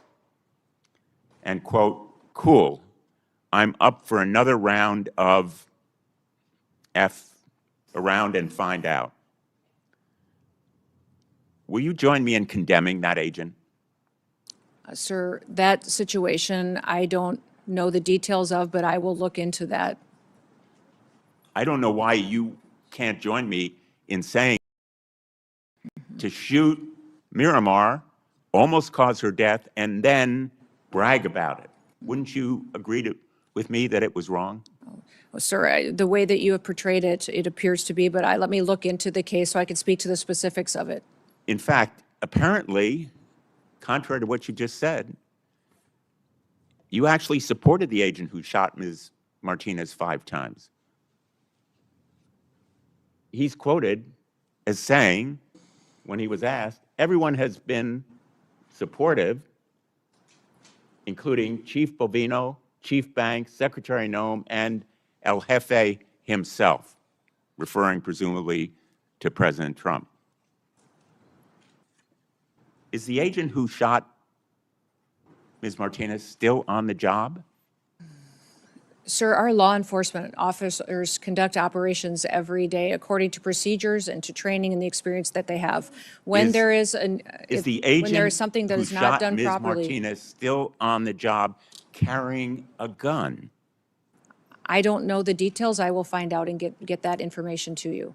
Would you agree with me that he shouldn't be on the job I carrying will a gun? look into this case and get back to you on the details. I'm I not think familiar with Americans it. would find it absolutely terrifying that that agent is still on the job carrying a gun. And the fact that you can't tell me that you will take him off? Sir, do you know who Angel Samanago is? Do you recognize that name?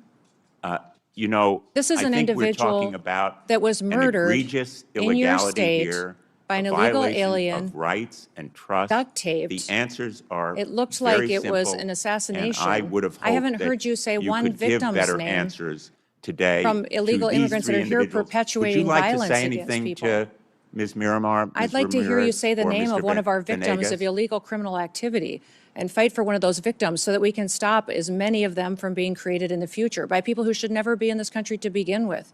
Illegal Well, individuals and charges aliens that are against in this country. Ms. Martinez were dismissed with prejudice. Let me ask you about a memo that evidently was written by the acting director of ICE. This memo, have you seen it? I can't tell what it says. I see lots of memos. I see Well, this many, memo many a is day. by Acting Director Todd Lyons. It's been frequently referenced in the hearing that I conducted by the whistleblower who testified, Brian Schwank, as being the basis for instructing ICE agents. It specifically says that ICE agents should violate the Fourth Amendment and break into people's homes without a judicial warrant. Do you agree with it? I will look at that memo, sir. I can't read it from here, but if it's referencing administrative warrants, that is the proper legal tool that this body has given us to utilize on immigration enforcement operations. Those administrative warrants were provided and affirmed by the Supreme Court. Let me ask you one last and we'll question. continue to use those. Madam Secretary, does Corey Lewandowski have a role in approving contracts? And if so, what is that role? His role as a special government employee, and special government employees work for the White House and the administration. There's thousands of them. So he does have a role. Senator Schmidt. Thank you, Mr. Chairman. Since we're having folks stand up, I would have Laken Riley stand up. I would have Kayla Hamilton stand up. I would have Jocelyn Nangari stand up. I would have Rachel Morin stand up. I would have the beautiful sons and daughters who were murdered by illegal immigrants stand up, but they can't because they're dead. They were murdered by illegal immigrants that were led into this country by Joe Biden. And I think it's important to set the stage, since we're having this oversight hearing, to set the stage how we got here. 5 years ago, something was done that had never been done in the history of our country. We had a president who willfully ignored immigration laws and immigration enforcement, threw open the border to 15 million people who are here illegally, tens of thousands of murderers, hundreds of thousands of hardened, violent criminals. And we can debate why. I know why. They're trying to pump up the numbers for their congressional districts because they lost the case with the American people. But the tragedies that ensued, the tragedies that were left in the wake of this disastrous policy are what we're left with. And your job now is to finally enforce our immigration laws. And they don't like it. They actually don't think that anybody should have to leave. Because if you create the problem so big, which is what Joe Biden and the Democrats tried to do, the only solution is mass amnesty. And I'm here to tell you, we're not doing it. And the mass deportations will continue. Thank God we front-loaded the money for ICE. Thank God we did it. Because it was just a matter of time. Now, by the way, the outrage machine has moved on to something else, so I actually have hope that maybe we'll actually approve DHS funding. But we're not kneecapping ICE. We're not doing it. We're not going to take away the tools that they have to deport criminals in this country who are raping and murdering sons and daughters. So for all the spectacle that the Democrats want to create, the American people will not lose sight of what this mission is, which is to restore American sovereignty. No country, no sane country would ever do this. We lived through it. Now it's time to fix it. And this sanctuary status that many of these jurisdictions, there's about 11 that matter the most in this country. But what is that about? What does that really mean? It means that the local leaders will not tell ICE when rapists and murderers and criminals are released from prison so they can be deported. Think about that. Think about that. That's what's happening. And by the way, it's happening in Northern Virginia. The new governor just today said that this brutal killer, Abdul Jallo, an illegal immigrant from Sierra Leone with more than 30 prior arrests, who brutally stabbed to death Stephanie Minter, a mother, an American citizen, less than 50 miles from here, she will not work with ICE. If for some reason this monster gets released, she will not let ICE know when he's being released. Think about that. That's what is happening in this country. So forgive me if I don't want to be lectured by the Democrats on this point. I would think in a different time, in a different place, that we could all actually agree that if somebody is here illegally and they're being released from prison, that we would let federal law enforcement know about it. Apparently not. And so if you want to know why we had the flashpoint in Minneapolis, it's because it's a sanctuary jurisdiction that wasn't letting anybody cooperate. It wasn't responding to 911 calls for law enforcement and encouraging people to engage in this kind of confrontation. So I just want to go through a few of these. I mentioned Abdul Jallo. Let's talk about the difference between states that actually work with ICE and states or jurisdictions that don't. This is the contrast. Cecilio Lopez Vaquez was an illegal alien from Guatemala. He was arrested by the Missouri Highway Patrol for DUI.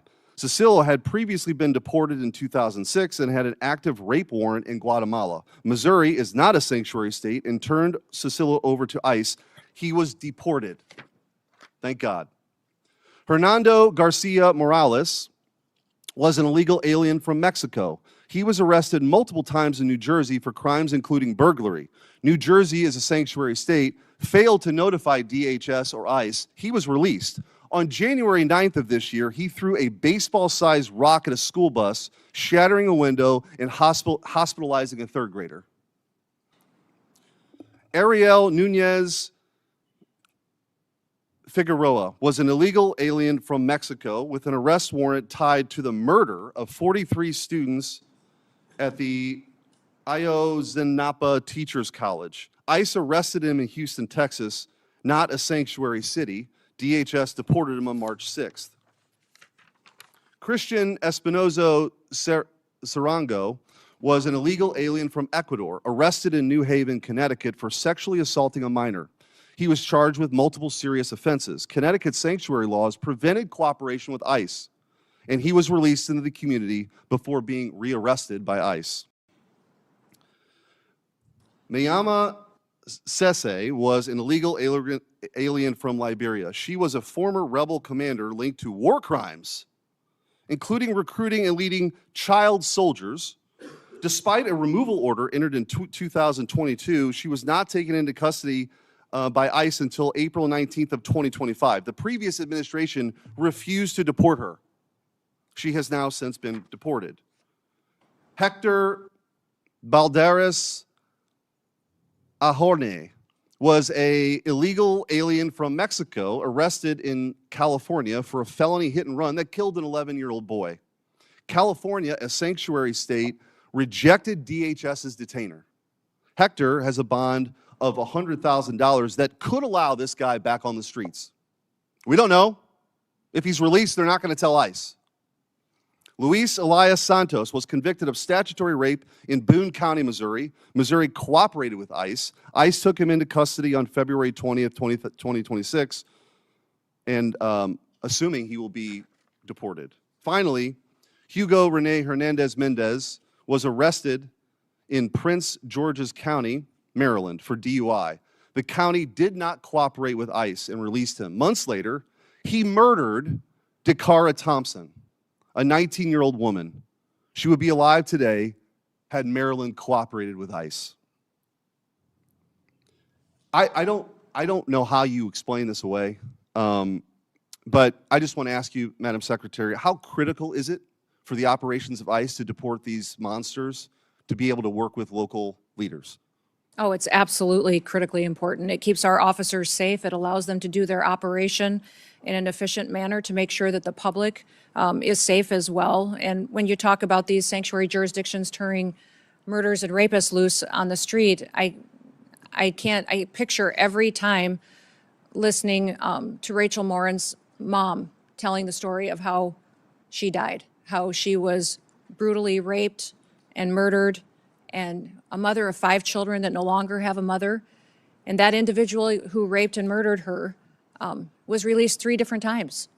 back out to perpetuate more crimes. And that's what I don't understand, the argument that these Democrats are making. Do we have to wait until someone who's in this country illegally creates another victim before we hold them accountable and get them out of our country? Why do we have to wait until there's more murder victims? We need it in More- sanctuary cities. I want to ask you real quickly, we talked about illegal immigration, the time I have left, legal immigration and the abuses we've seen. I've written to you about H-1B and OPT, and for those listening, the H-1B program was marketed as a program to bring in the best and the brightest for people, for jobs that we don't have people for. That's been patently false. What's happening is this abuse is that American citizens are being displaced by cheaper, more obedient foreign labor. The abuse has been pretty rampant. I've written to you about that. And the OPT program, which has become visa mills for universities, taking away opportunities for American students because they don't have to pay taxes on the foreign labor for at least a year if you have this visa for OPT. Anyway, there's been rampant abuse we've seen. I've written to you about this. I appreciate your response.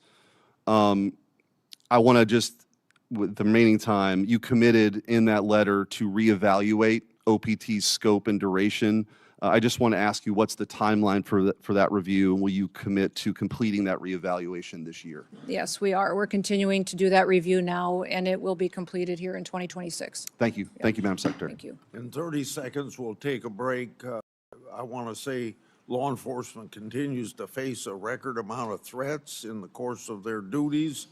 This is unacceptable. As I mentioned earlier, any loss of life is a tragedy. When rare instances occur, potential misconduct is investigation, and these investigations should play out. We'll take stand at ease for a few minutes.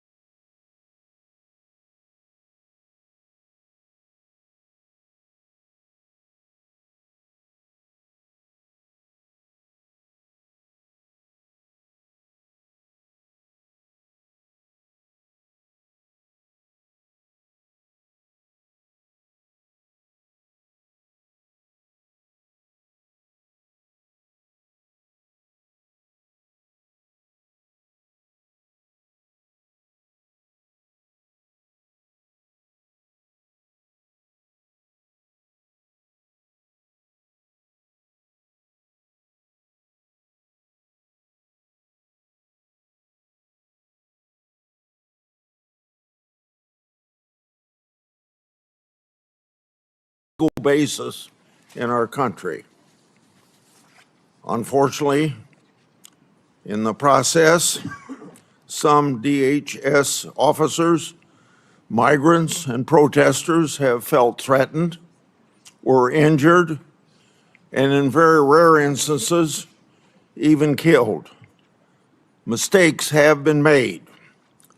Let's make it clear, one death is too many. But officers should never be threatened or harmed while enforcing our laws. And there is a clear difference between conduct protected by the First Amendment and unlawful obstruction. From my perspective, I believe immigration enforcement and dignity aren't mutually exclusive. Secretary Noem, I look forward to hearing how you're addressing these important issues while continuing the department's mission. And your department's mission is, of course, one of the most challenging in government. The responsibilities of the Department of Homeland Security are immense. Your department operates in a dynamic environment with increased threats against officers.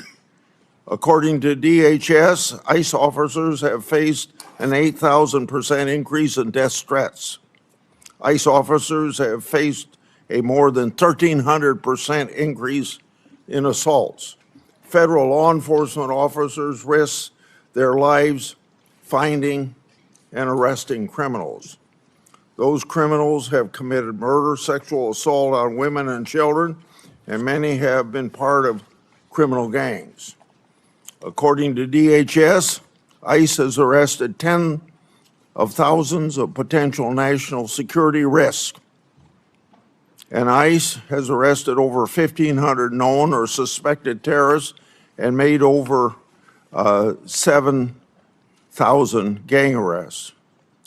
Criminals like this destroy the lives of innocent people and have no business being in our country.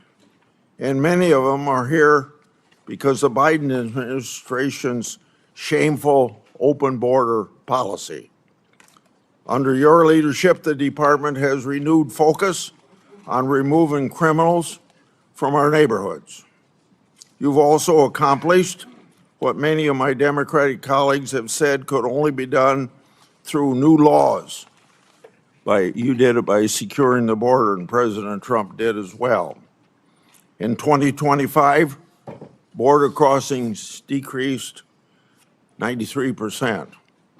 A question.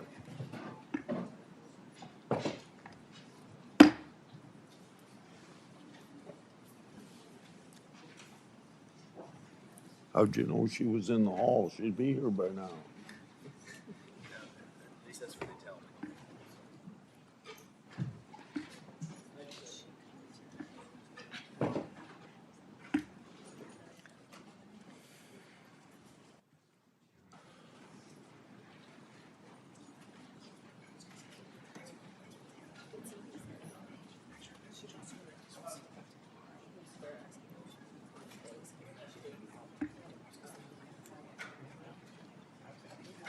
Is she coming through this door? Yes, sir. She'll come through here.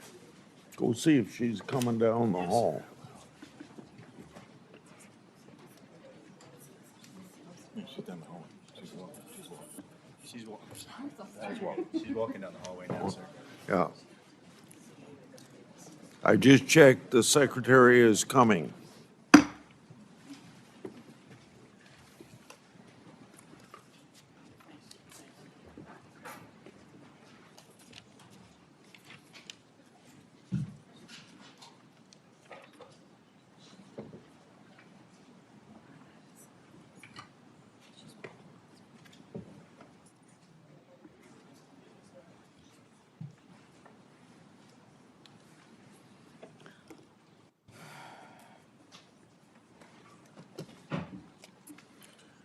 Tell me, Secretary, when you're ready.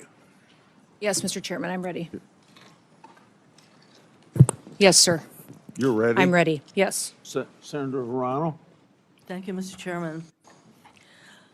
Over the last year, The American people have watched in horror as DHS agents have terrorized our communities. We've all seen pictures and videos of ICE agents dragging people out of their cars, shooting them with pepper balls or worse, murdering people in the streets. This is not normal, but it's what communities being targeted by ICE are forced to face every day under this regime. It is why Americans of every background across the country are up in arms and raising a hue and cry about ICE. My first question, Ms. Noem. Last August, DHS attempted to deport 600 children to Guatemala in the middle of the night. When challenged in court, the lawyer representing DHS said a request had been made by either their parent or legal guardian to justify deporting these children. A federal judge found that statement had no support. In other words, no evidence that the parents have been asked. That statement by the lawyer representing DHS was false. That was a lie, yes or no? Ma'am, in that situation and in many others, we're working to return children back to their parents so they can be with their families. And specifically in Guatemala, we were stopped by an activist judge from returning those children to Ms. some of their Noem, family the members. And we'll answer continue to work is- to reunite That them was a lie so that because we the can keep judge people said together. you lied. These poor Your Angel families attorney behind me will lied. never have their children again. And Reclaiming that's my one of my time. motivations every day. After DHS agents shot Marimar Martinez 5 times, 5 times, your department was quick to label her a domestic terrorist and claim that she ambushed and rammed federal agents with her car. She was even criminally charged, only for those charges to be completely dropped when body camera footage showed the truth, that during the incident, the DHS agents announced that it's time to get aggressive and then rammed her car. Secretary Noem, DHS was lying when it said Ms. Martinez was a domestic terrorist who ambushed federal agents. Yes or no? That was a lie. Every day, our law enforcement officers face tragic situations on the ground. They Ms. work Noem, every day to I am bring not public hearing safety yes or threats to no. justice. You know what? You actually had to dismiss the lies that you alleged against Ms. Martinez. So that was a lie. Next. After DHS agents shot and killed ICU nurse Alex Pretty, you were also quick to label him a domestic terrorist. Even before an investigation began, you said he was brandishing a gun, a firearm. You also said he was apparently trying to do maximum damage and massacre law enforcement. The videos show that Pretty had a phone in his hand while helping a woman who was pepper sprayed. He never touched his gun. After DHS agents pinned Pretty to the ground and your agents removed the gun, they then shot him at least 6 times, killing him. Secretary Noem, when DHS claimed that Mr. Pretty was a domestic terrorist who was brandishing a firearm, that was a lie. Yes or no? That investigation is still ongoing, being led by the FBI, but when that horrific day happened in that tragic situation, we continued to relay information from agents on the I'm ground not hearing to get your answers information to a the American simple public. yes or no questions. So moving on. Secretary Noem, in this photo, this man is on the ground and there are multiple people holding him down. Yes or no? Yes. You see? Yes or no? Yes, he's laying on the ground, and there are Yes. multiple people with their hands on him, yes. So that is what the American people saw. This man is completely subdued on the ground with multiple DHS agents on top of him. Despite being pinned down, a DHS agent soaks him with pepper spray, which can blind and burn a person. You can't even see his face. That yellow substance is pepper spray because your agent deemed it necessary to cover his face with pepper spray. Next photo. In this photo, the man with the clergy collar is surrounded by multiple DHS agents. Yes or no? Yes. Showing you a picture, yes or no? Yes, ma'am. That is what the American people saw. This man is Reverend David Black, who is the senior pastor of the First Presbyterian Church of Chicago. He had his arms up in prayer when ICE agents fired pepper balls directly at his head. They shot him 7 times, including twice in his head. Next photo. In this photo, do you see the woman on the ground? Yes or no? Yes. That's what the American people saw. This is just after your DHS agent violently shoved her against the wall and down to the ground in front of her 2 young children. She later went to the hospital.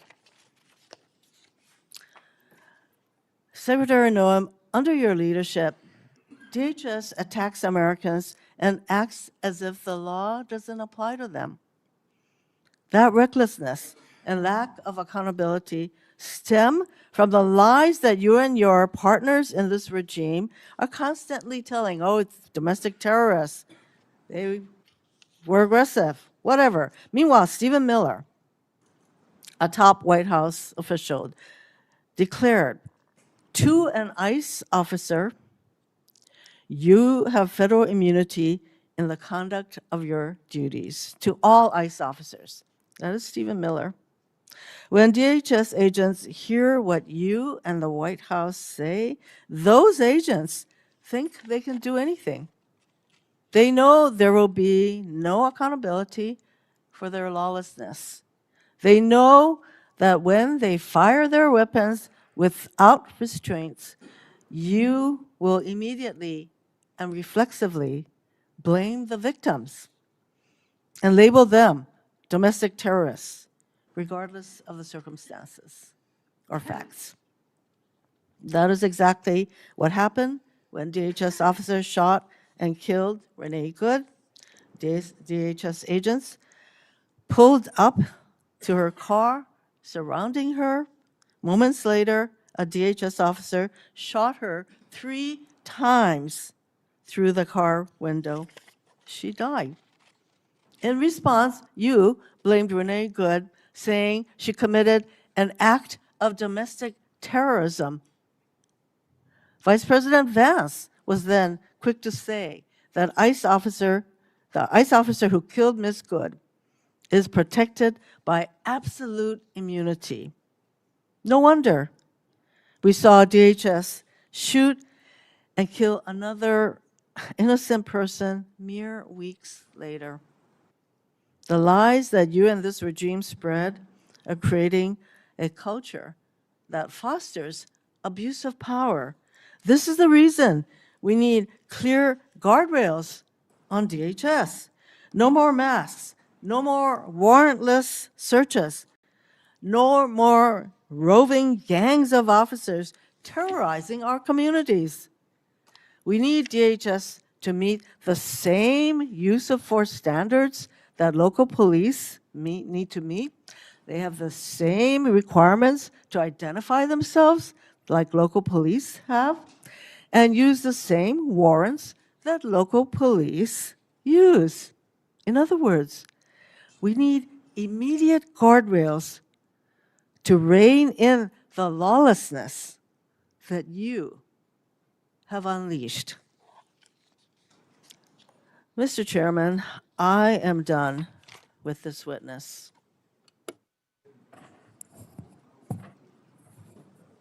Thank you, Mr. Chairman. Secretary Noem, thank you for being here. I'm really glad that a lot of my Republican colleagues talked about the disaster that Biden and Mayorkas, your predecessor, created. It was absurd. You heard the things from Senator Brett, people that came over here who themselves were traumatized by the very people who then come to this country and traumatize American citizens. You heard Senator Schmidt saying the same thing. A lot of us are very frustrated with the disaster that President Biden left behind and a failed DHS. It's why I'm angry, and it's why I've been critical of you, Secretary Noem, because we're missing an opportunity. Ladies and gentlemen, one of the reasons President Trump won a year and a half ago is because people were sick and tired of a Democratic administration's open border policy and allowing millions of people to come to this country, 1.7 million called gotaways. We don't even know where they are, but we know when you pay a premium to a cartel to get them into this country, they're bad people. Now, why have I been critical of Secretary Noem? Because I don't think we're focusing on, we have limited resources. ICE can't be everywhere at once. There's very few people in Capitol Hill that support law enforcement more than me, including the sworn ICE officers. In fact, I've just been told, fortunately, in about a week and a half, we're going to get a plaque on the wall over the Capitol, thanking the Capitol police officers and all the agencies that responded on January 6th. All those thugs have actually been pardoned, and yet we haven't thanked the Capitol police officers for their work here. So when I say I'm unapologetically pro-law enforcement, you can count in every single sworn officer in Homeland Security. So why am I disappointed with Secretary Noem? Because we're not going after enough people who did this damage at the expense of running numbers that Stephen Miller wants out of the White House. We just want numbers. We want 1,000 a day, 6,000 a day, 9,000 a day, because numbers matter, right? No, they don't matter. Quality matters, not quantity, quality. And what we've seen is a disaster. Under your leadership, Ms. Noem, a disaster. What we've seen is innocent people getting detained that turn out are American citizens. I could talk about the culture that's been created here with Stephen Miller aiding and abetting. I heard first reports that he was the one that said it was a domestic terrorist situation where 2 people lost their lives in Minneapolis. I've heard that report. Maybe you can refute it. I don't know that we'll have time for you to respond because I'm giving you a performance evaluation here. I'm not looking for a response. And I'm saying, Ms. Noem, that time after time after time I've been disappointed. But before I get back to looking at the vicious people that did this damage to these families, I want to talk a minute about FEMA. You have a policy right now that anything over $100,000 has to go through your desk for approval. I asked my staff, because I'm a management consultant, I don't try to do cheap shots in here, but the facts do not lie. This is your administration for FEMA response. This is President Trump's first administration. Which one would you like to have? If you're a state that has a $60 billion disaster, your biggest disaster in South Dakota that I can tell that when you were an elected official was about $500 million. So 1/100th of this single storm where thousands of people are hurting in North Carolina and you're just barely catching up. This is what competent FEMA leadership looks like. This is what incompetent FEMA leadership looks like. And people are hurting in Western North Carolina from the most significant storm they've ever experienced. This is what we need more of. I'm convinced you can't do it. If you're requesting a review of $100,000 and up, then it begs the question, why? Why would you be involved in that? Why would that be a policy? And in a minute, I'll ask about some people that are involved, some special government employees. Why are they involved in it? Thank you.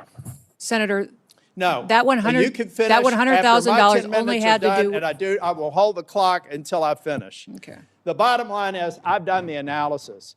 And you can say whatever you want to. I've worked with a Democrat governor. I've worked with a Republican governor. I've worked with fiscal research. We have people contacting my office now to get the information to better understand the failure of this department. You failed at FEMA. And in fact, if I get to it, actually, why don't I cover this right now? The Homeland Security Act of 2002 expressly prohibits the Secretary of Homeland Security from restricting or diverting FEMA resources from the agency's mission. Based on your disaster response, the chart that I just showed you, I have reason to believe that you're violating the law, either knowingly or unknowingly. So I'll be asking and getting a submission to the record, submitting a question for the record, what the total amount of FEMA reimbursements are currently being held by DHS, awaiting for final approval. Held by DHS, awaiting for final approval for an agency that you should not be obstructing the disbursement on. I'm going to give you time to answer to it under penalty of perjury so that we can get it right. Now, going back to Minneapolis, why can't we just say we made a mistake? I will ask you one question, if you can just give me a quick response. Who does Tom Homan work for? You or the president? The president. Okay.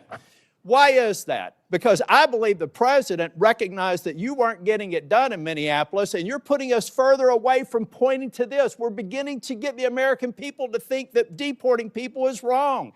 It's the exact opposite. The way you're going about deporting them is wrong. The fact that you can't admit to a mistake, which looks like under investigation, is going to prove that Ms. Good and Mr. Pretty probably should not have been shot in the face and in the back. Law enforcement needs to learn from that. You don't protect them by not looking after the facts. Not only should the FBI be investigating it, but every single law enforcement agency in that jurisdiction should be invited to it, so our law enforcement officers do not have this pall cast upon them. One of the reasons why ICE officers are having threats, and damn the people that threaten ICE officers, because so many of them are doing a good job, is because you've cast a pall on them by acting like we should investigate things differently. Officer-involved shootings have a formula that we should go through every time. And we're not going through that formula. As a matter of fact, in Ms. Good's case, I think that they were even saying that maybe there wasn't even a need to do it in the DOJ. I hope that that's changed. But I'm telling you, it was a civil rights review. I saw your frown. You can correct me if I'm wrong. But originally, Blanche said there wouldn't be an investigation. Folks, law enforcement, we've got to have their back. We've got to make it clear when they make a mistake, then they get corrected for it. But you don't walk away from it, and you've done it too many times. Now, Secretary, I read your book last week. And honestly, some of the parts of it impressed me, but some of it distresses me. And I'll give you a good example of one that does. The passage where you talk about killing a dog that was 14 months old. I train dogs, all right? And you are a farmer. You should know better. You should know that if you're going out to a hunting lodge and you're putting pheasants out and you're putting dogs out, you don't take a puppy. A 14-month-old dog is basically a teenager in dog years. You decided to kill that dog because you had not invested the appropriate time in training, and then you have the audacity to go into a book and say it's a leadership lesson about tough choices. It's in your book. We could play it if we had time. At that same lunch hour, you killed a goat. And you killed the goat because you said it was behaving badly. You are a farmer. You don't castrate a goat. They behave badly. You should have probably done that before. But my point is, those are bad decisions made in the heat of the moment, not unlike what happened up in Minneapolis. We're an exceptional nation. And one of the reasons we're exceptional is we expect exceptional leadership.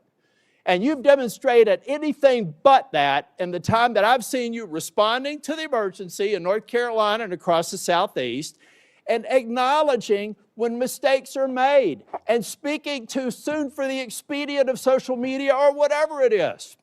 I'll leave you with this, Ms. Noem. I'm expecting answers to Charlotte's Web. I requested it a month ago. That was one of the investigations in Charlotte, 20 minutes from where I live.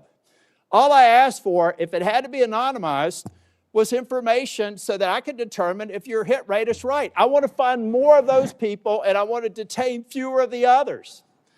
And Mr. Chair, in my remaining time, I have a lot to go. But I want to submit this letter from the Office of Inspector General that cites 10 different instances under Ms. Noem's leadership where they've been misled and not allowed to pursue investigations that they think are critically important. Does anybody have any idea how bad it has to be for the OIG in this agency to come out and do this publicly? That is stonewalling, that's a failure of leadership, and that is why I've called for your resignation. And if I don't get an answer to these questions, I don't want an applause. Please don't do that for me. If I don't get an answer to these questions, if I don't get an answer that you've had a month to respond to, and the remaining ones, as of today, I'll be informing leadership that I'm putting a hold on any en bloc nominations until I get a response. And in 2 weeks, if I don't get a response, I'm going to deny quorum and markup in as many committees as I can until I get a response. Thank you, Mr. Chair. Okay. Now it's Senator Booker's turn. Thank you, Mr. Chairman. Secretary Noem, you're in charge of your agency. The buck stops with you, correct? I'm in charge of my agency, what? The buck stops with you, Yes, correct? correct. And you had to swear an oath to the Constitution before you took this job, right? Correct.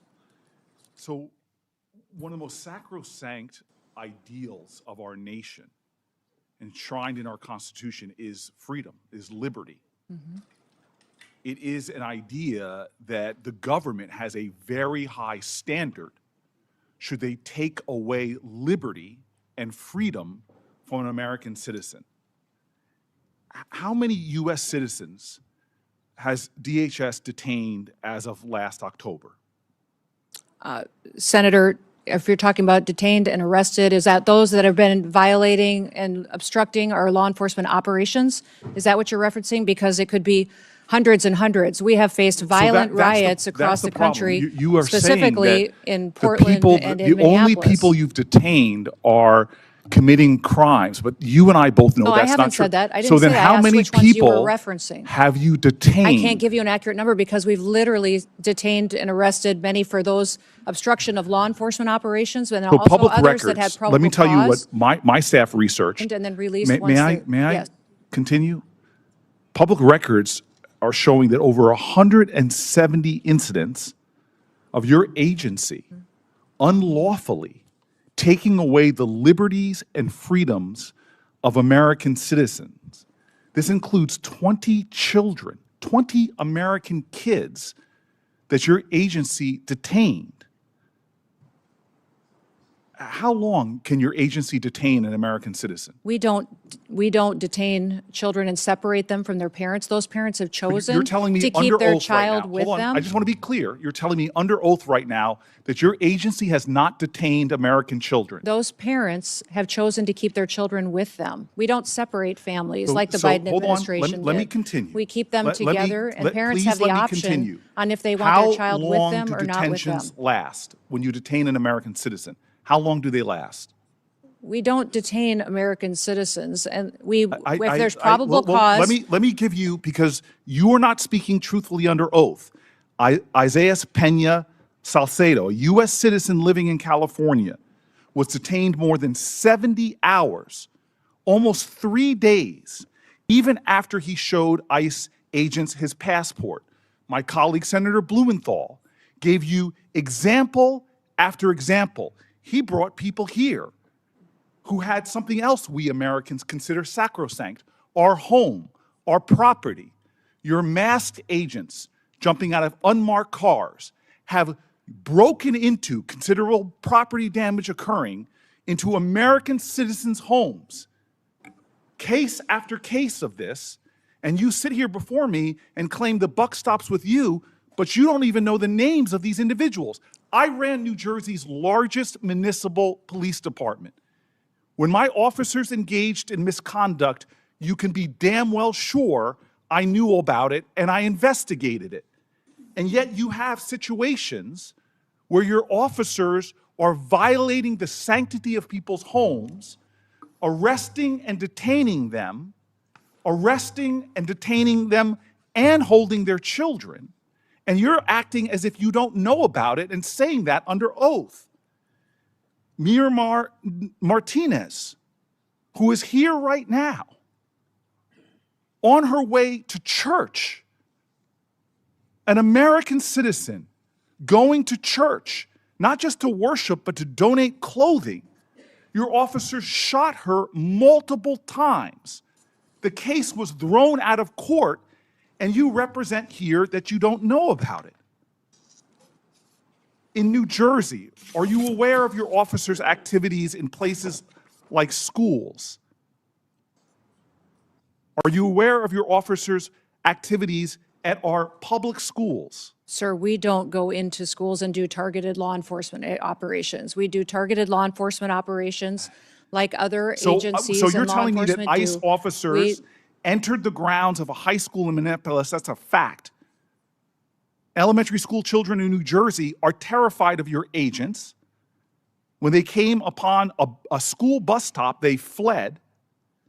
Another school, a higher education, Columbia University, your agents reportedly lied to students, told them they were searching for a missing person to gain access to private spaces, to non-public areas of campus.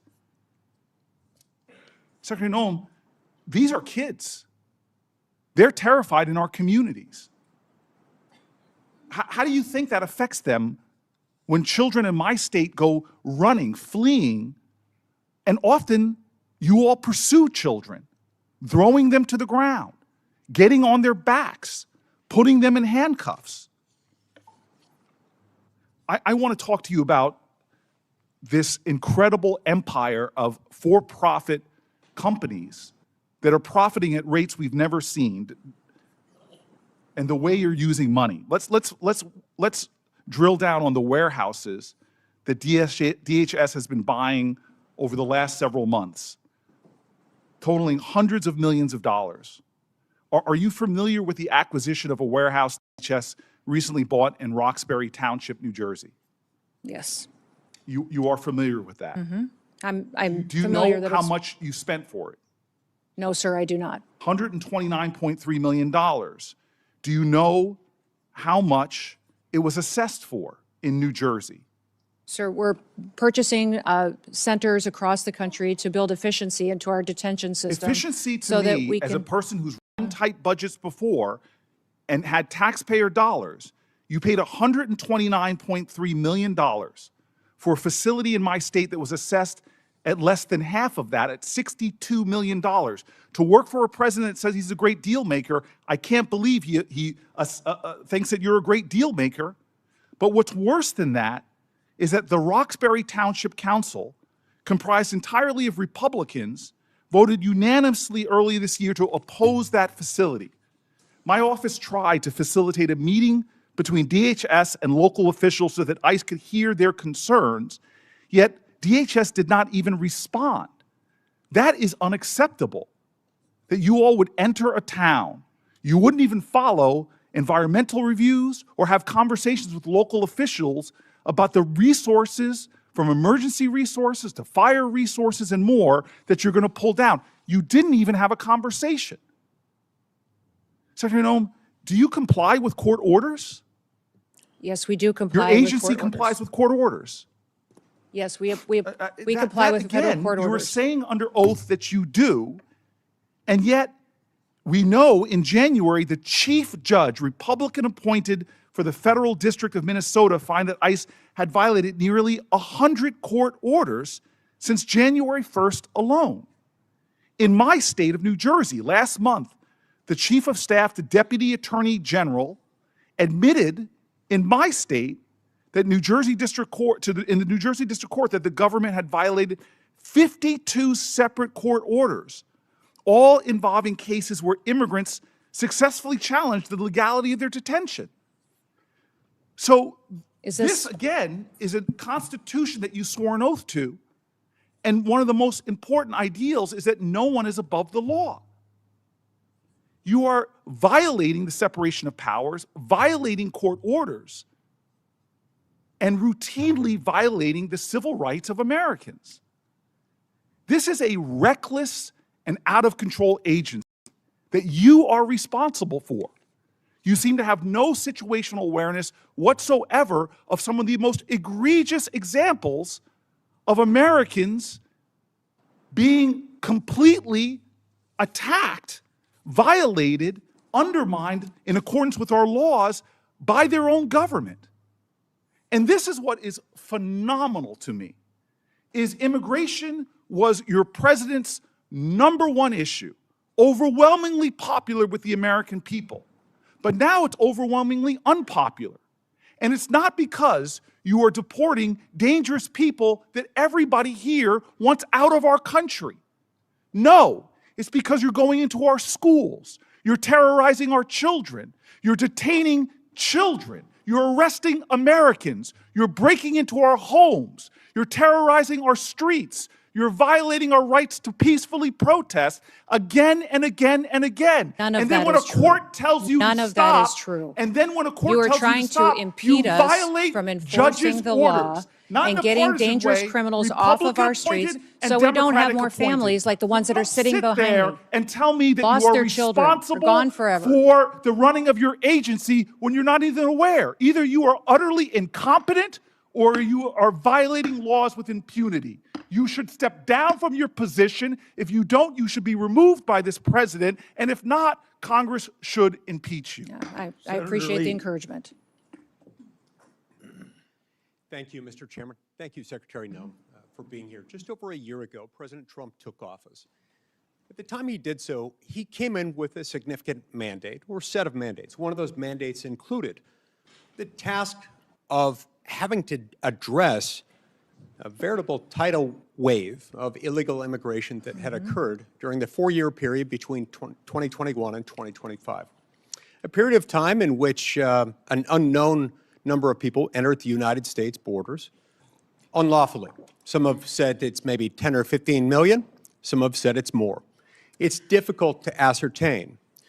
But what we do know is that many of those same people who were encouraging those things at that time are the same people who are now opposing President Trump and his efforts and your efforts and those of your department to remove those individuals. That was part of his mandate, clean up the mess.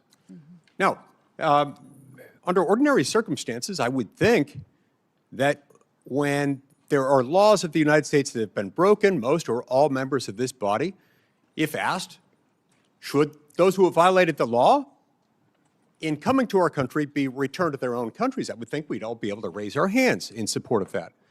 We had doubt cast on that last week during the President's State of the Union address, when President Trump made the point, quote, the first duty of the American government is to protect American citizens, not illegal aliens. He asked those of us who agreed with him to stand, and stunningly, a whole lot of my colleagues and a lot of our counterparts on the House of Representatives side declined to stand, refused to stand. These things are not without consequence. Illegal immigration is not something that poses no risk to the American people, to the security of the homeland, to the safety of individual families. It brings tremendous risk, and we've felt that. Some families represented here have felt that all too personally, and my heart goes out to each of them.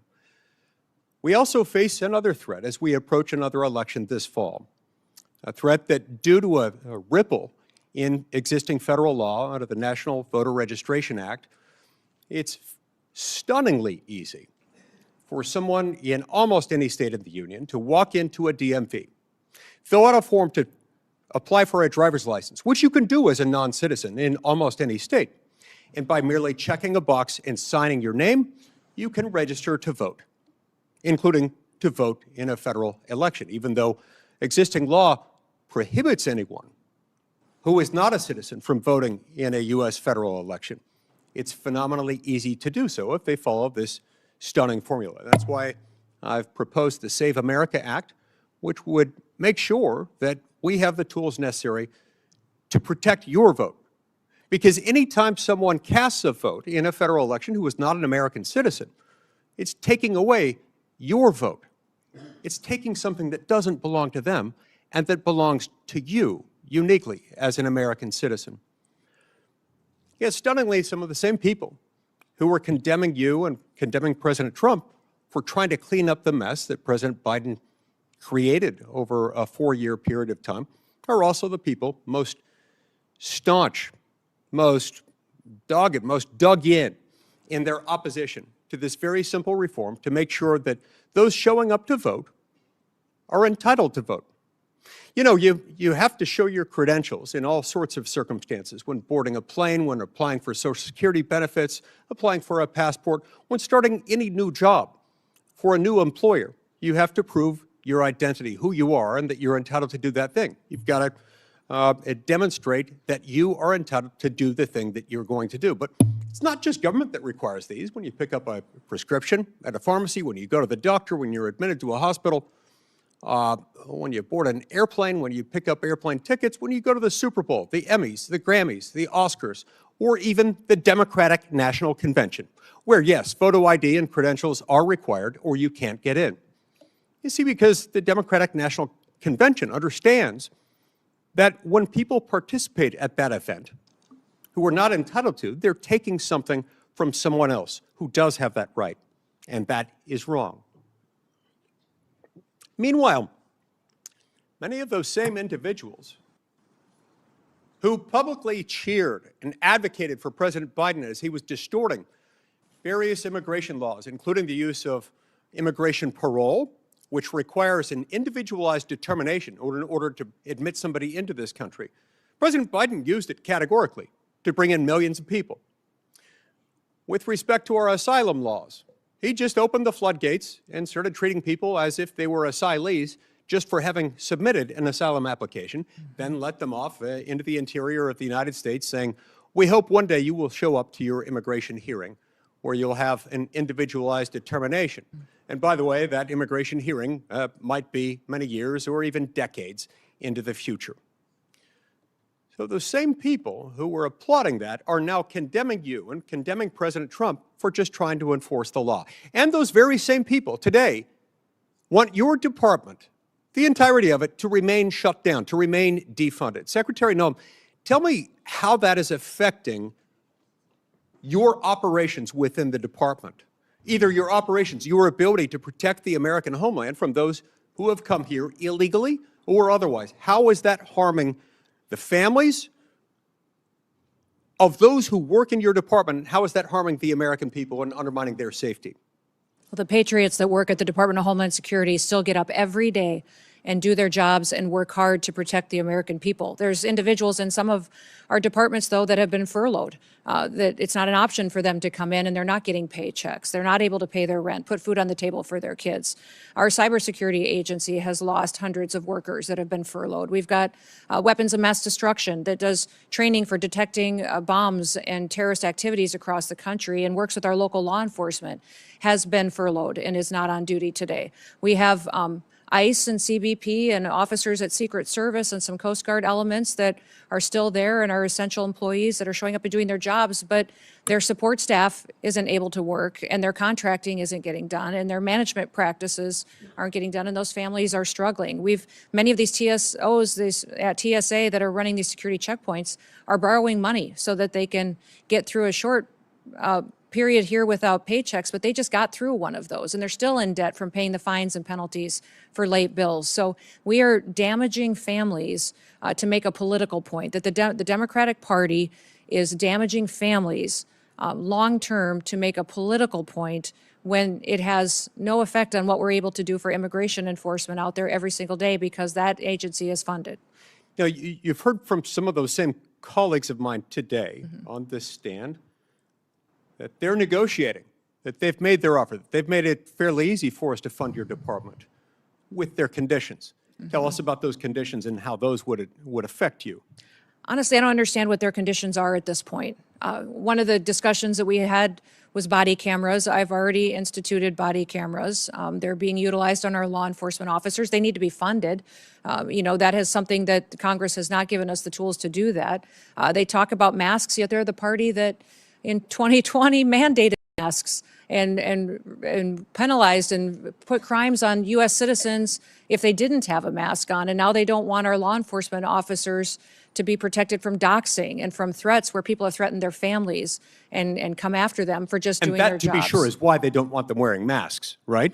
They want to be able to dox them? They want to be able to dox them and to dox their identities and have them be bullied, threatened, and potentially victimized by people out there who don't support them upholding the law. Merely for doing their job.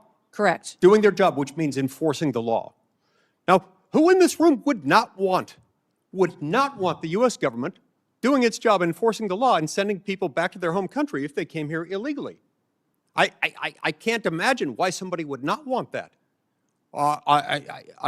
It's stunning to me that particularly during a time like this, they'd want to carry out that kind of shutdown operation. Now, tell me this. Over the last few days, we've had a few new developments on the world stage and domestically with what happened over the weekend in Austin and with what happened on the other side of the world over the weekend. Tell me how that has uniquely intensified the effects of the now 2.5-week-old shutdown of the Department of Homeland Security, which has been shut down a couple of times now in the last 5 or 6 months. We have known and suspected terrorists in this country that we don't know where they are. We have always faced threats here on our homeland, and that is our department's duty, is to do all that we can to protect the American people. But when we have conflicts overseas, we see that the ramifications are higher threats here at home as well. And more resources are needed to be out there to do due diligence, to try to do everything we can to prevent any kind of attack on our homeland against our American citizens. If we're going to be a country and if we're going to be a safe country, we've got to fund the Department of Homeland Security. We should focus on nothing else until that's done. Thank you, Mr. Chairman. Before I call on Senator Padilla, I expect DHS, just like any other executive branch agency, to comply with all lawful court orders. That's why we have an independent judiciary. All local and state law enforcement ought to support their federal law enforcement partners. Our laws need to be followed, even in instances where officials might disagree with them. We have this public safety issue because previous administration refused to enforce our immigration laws. The previous administration let millions of illegal immigrants without proper vetting and creating a humanitarian crisis at the border. President Trump and his administration have acted swiftly to address the crisis and with great success. Senator Padilla. Thank you, Mr. Chairman. Secretary Noem. I'm Senator Alex Padilla, the senior senator for the state of California. Last June, you were in Los Angeles when you publicly declared that the mission of DHS in Los Angeles was to liberate the people, not just of Los Angeles, but the state of California, from its duly elected leaders. The National Guard that was federalized and deployed into Los Angeles to assist DHS in this mission, that whole deployment was deemed unlawful, as I'm sure you are aware. Thankfully, those Guards members and the Marines who were also deployed to assist DHS in Los Angeles have also returned home and to their primary missions. Meanwhile, ICE and CBP are still conducting operations.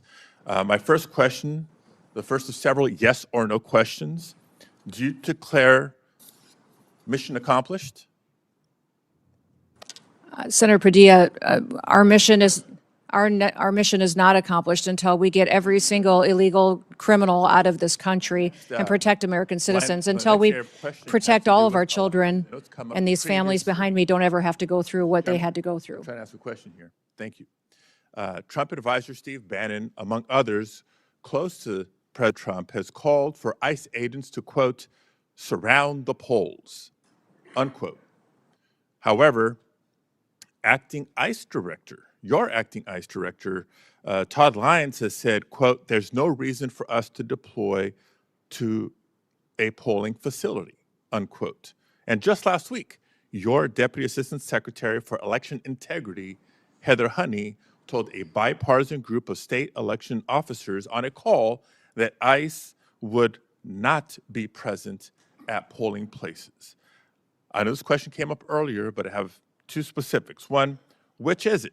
Do you, Secretary Noem, agree with Steve Bannon, or your acting ICE director and your Deputy Assistant Secretary? There are no plans to have ICE officers at polling locations. I'm not certain, Senator, if you're indicating that your party's planning on facilitating illegal aliens voting in our elections. So I respect that you're saying there's no current plans, but obviously plans can change. No plans is the right answer, but not definitive enough. Sending ICE agents to the polls to intimidate voters is illegal. Yeah. And so I want to ask you explicitly, if President Trump or Stephen Miller directed you to do it anyway, with or without a bogus national emergency declaration, would you say no? Sir, there is no plans to send ICE officers to you say polling no? locations, and Would you we're say not no, planning on yes or doing no? that. Are you planning on sending illegal aliens to vote? No, Is that that's what you're already planning illegal to do? and extremely, Yes, extremely rare. but people have done it Now, in the it's amazing, past, and Mr. that's Chairman, what, that we even but we are have not to going. ask these questions because just a couple of weeks ago, Secretary Noem, when you visited Arizona, claimed that DHS has authority over certain aspects of elections. So enlighten me here. What statutory authority are you referring to? The Department of Homeland Security has mitigation responsibility over critical infrastructure, and our election system is defined by statute as critical infrastructure. Therefore, it's under our department to put forward and point out vulnerabilities that may Trust me, be I'm very in our familiar election with the systems, and then specific role for recommend mitigation. CISA in elections as a former Secretary of State. Third area that I wanted to ask I know you, that states now, run the elections. nation We just has point out watched vulnerabilities that the may violent exist manner. and, Mr. Chairman, and offer can I ask a question mitigation. here?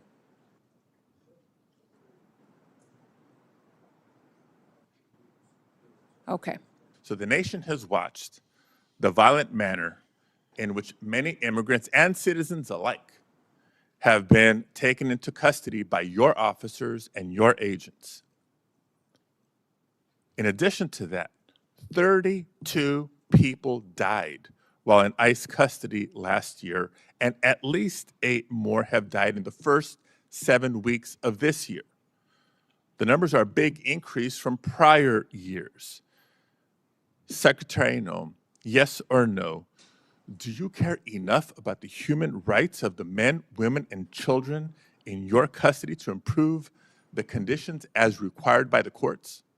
Yes, absolutely. We adhere to our federal detention standards, which are higher than virtually all state and local detention standards. We provide medical care to all of our detainees, 3 nutritious meals a day. We take care of them. We keep families together. I appreciate the We continue to response, do but I that. have You to tell talk you about that I when we have believe my unfortunate own situations where eyes. And individuals I have believe passed my away. own eyes when I saw firsthand the poor conditions in which people were treated when I visited the detention center in California City.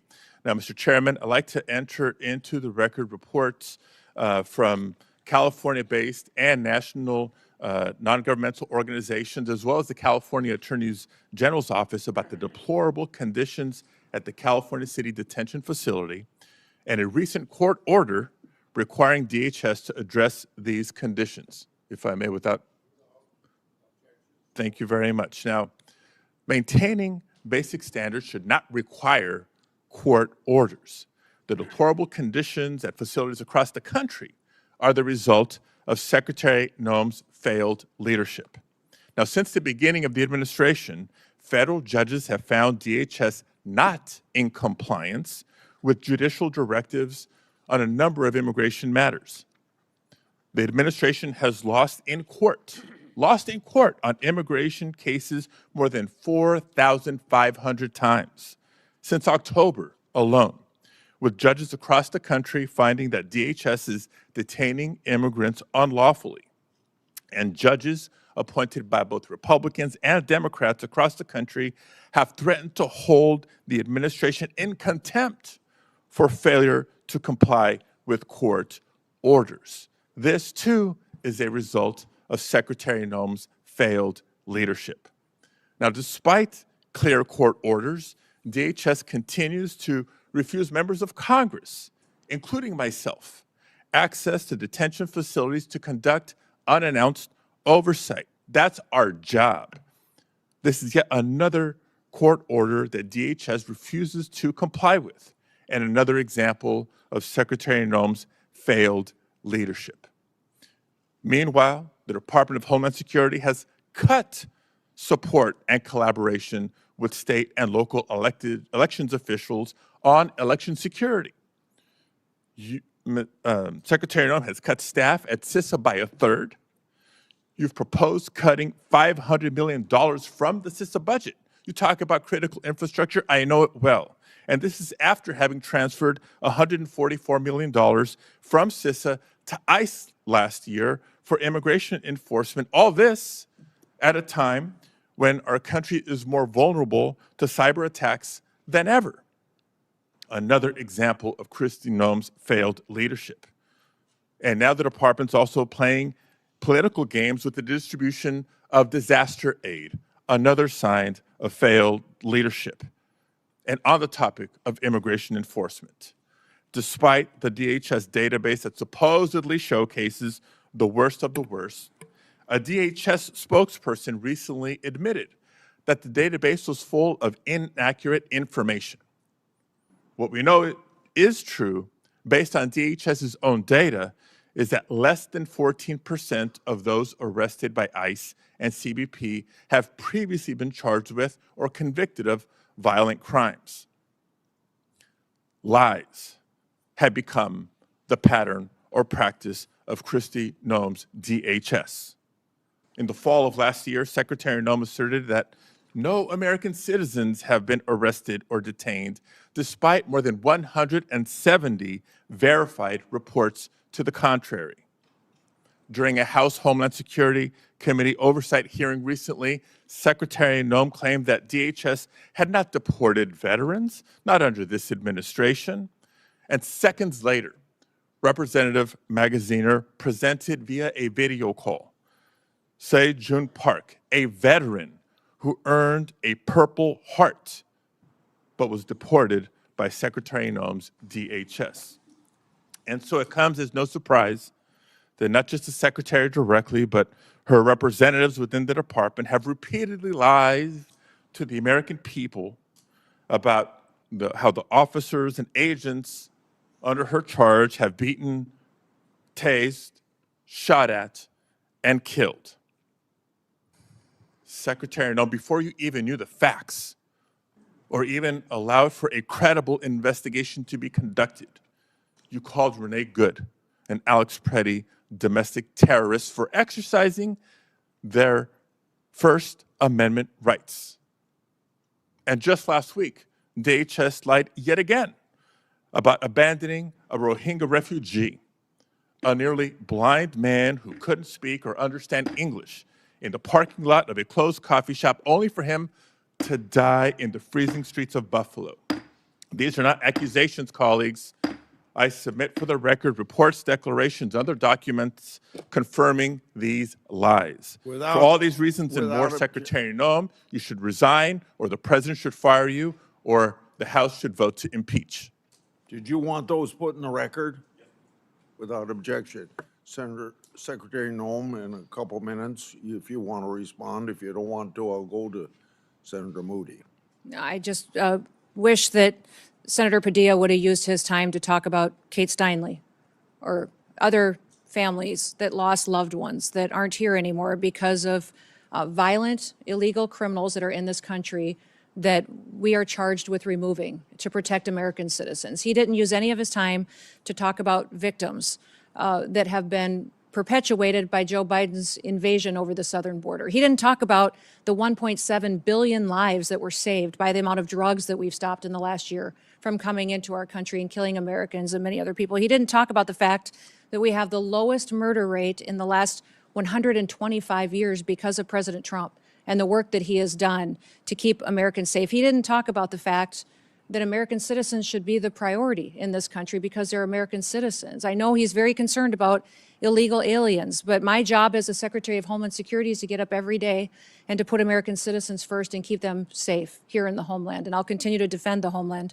every moment of every day that I get the chance and that I'm blessed to. Thank you. Senator Moody. Thank you, Mr. Chairman, and thank you, Secretary, for being here today. I know it's been a long morning, and certainly we appreciate you being here to answer some really tough questions. But I think questions that are important to have for the American people to know what their government is doing and how it's placing their interests first, finally, and caring about the sovereignty and safety and security and stability of this country. And I know President Trump came in on day one and said, we're taking this back. We've just witnessed years and years of devastation to our communities as a result of a president who was asleep at the wheel or allowed the radicals to run the White House and just pretty much abolished ICE, abolished Border Patrol, basically.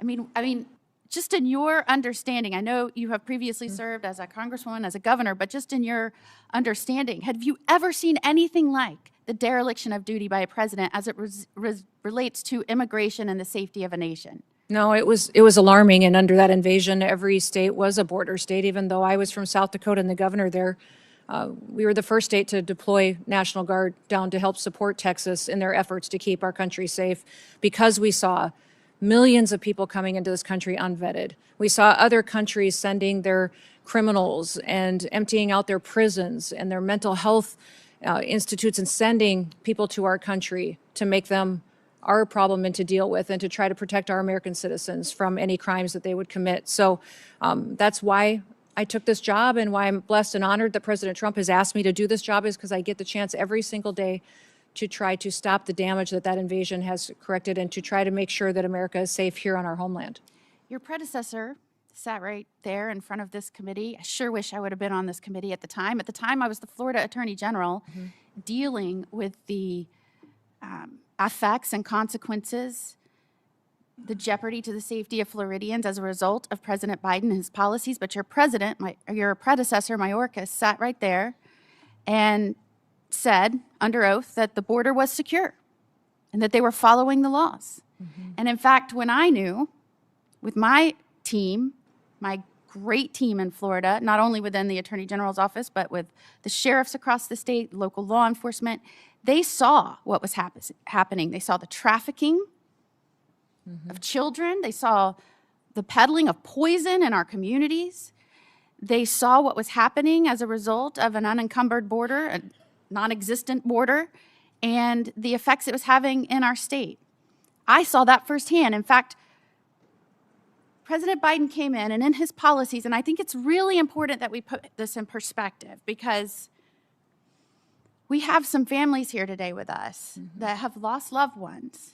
And I appreciate you being here. Thank you so much for reminding us of the duty that we owe the American people to protect them through our policies, and not just adopting good policies like here in the Congress, but making sure they are faithfully executed and enforced by the executive branch, which is what the Constitution requires of our president.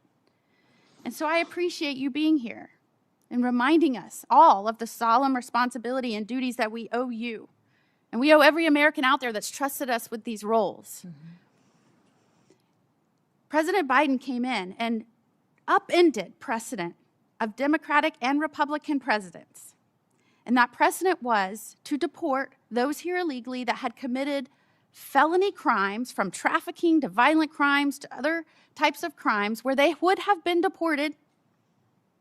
They stopped doing that. They reversed that policy. We also saw policies at the border that required more and more people to be pushed in. I would say, and I said many times, they are requiring a certain number of people every day to be pushed in, quotas, and they were demanding that they process faster, faster, faster, faster until vetting was practically non-existent. Do you remember that? Yes. Do you remember that anywhere between 11 million and the 20 million people that came in, we were talking about the fact that encountered people were on the terrorist watch list, had been murderers, had been rapists, had been drug traffickers. We had encountered those people that were trying to come in. But can you acknowledge, and do you remember, that there were many gotaways, millions, that we have no idea their background? We have no idea why they didn't walk up and go to the welcoming committee, which was what President Biden rolled out. We don't know their backgrounds, and we don't know where they are today. Is that correct? Yes, and because the Biden administration pulled Border Patrol agents off the border and used them to process people and to feed people and to move paperwork, great chunks of our border had no surveillance at all. There was no security on other chunks of our border, and the cartel used that as a mechanism to divert attention. They would push thousands of people across the border in locations so that the other part of the border miles down could be exposed, and they could move their human trafficking and their drugs across the border unimpeded. The Biden administration facilitated that. gave the cartels exactly what they needed to enrich themselves, to commit their crimes, to build themselves up and perpetuate more violence. And that's why we're dealing with cartels now that are foreign terrorist organizations that are everywhere in this country. Years ago, you wouldn't even heard of foreign gangs like MS-13 or TDA. In fact, TDA didn't have a presence. Taking over apartment complexes. Yes, absolutely. But we sure saw that during the Biden administration. Yeah, Jocelyn and in addition Nungry. to breaking down any sense of border, pushing more and more in, more and more, to where the Border Patrol said they were telling us they were asking us for our advice how not to stop it, but how they could process faster.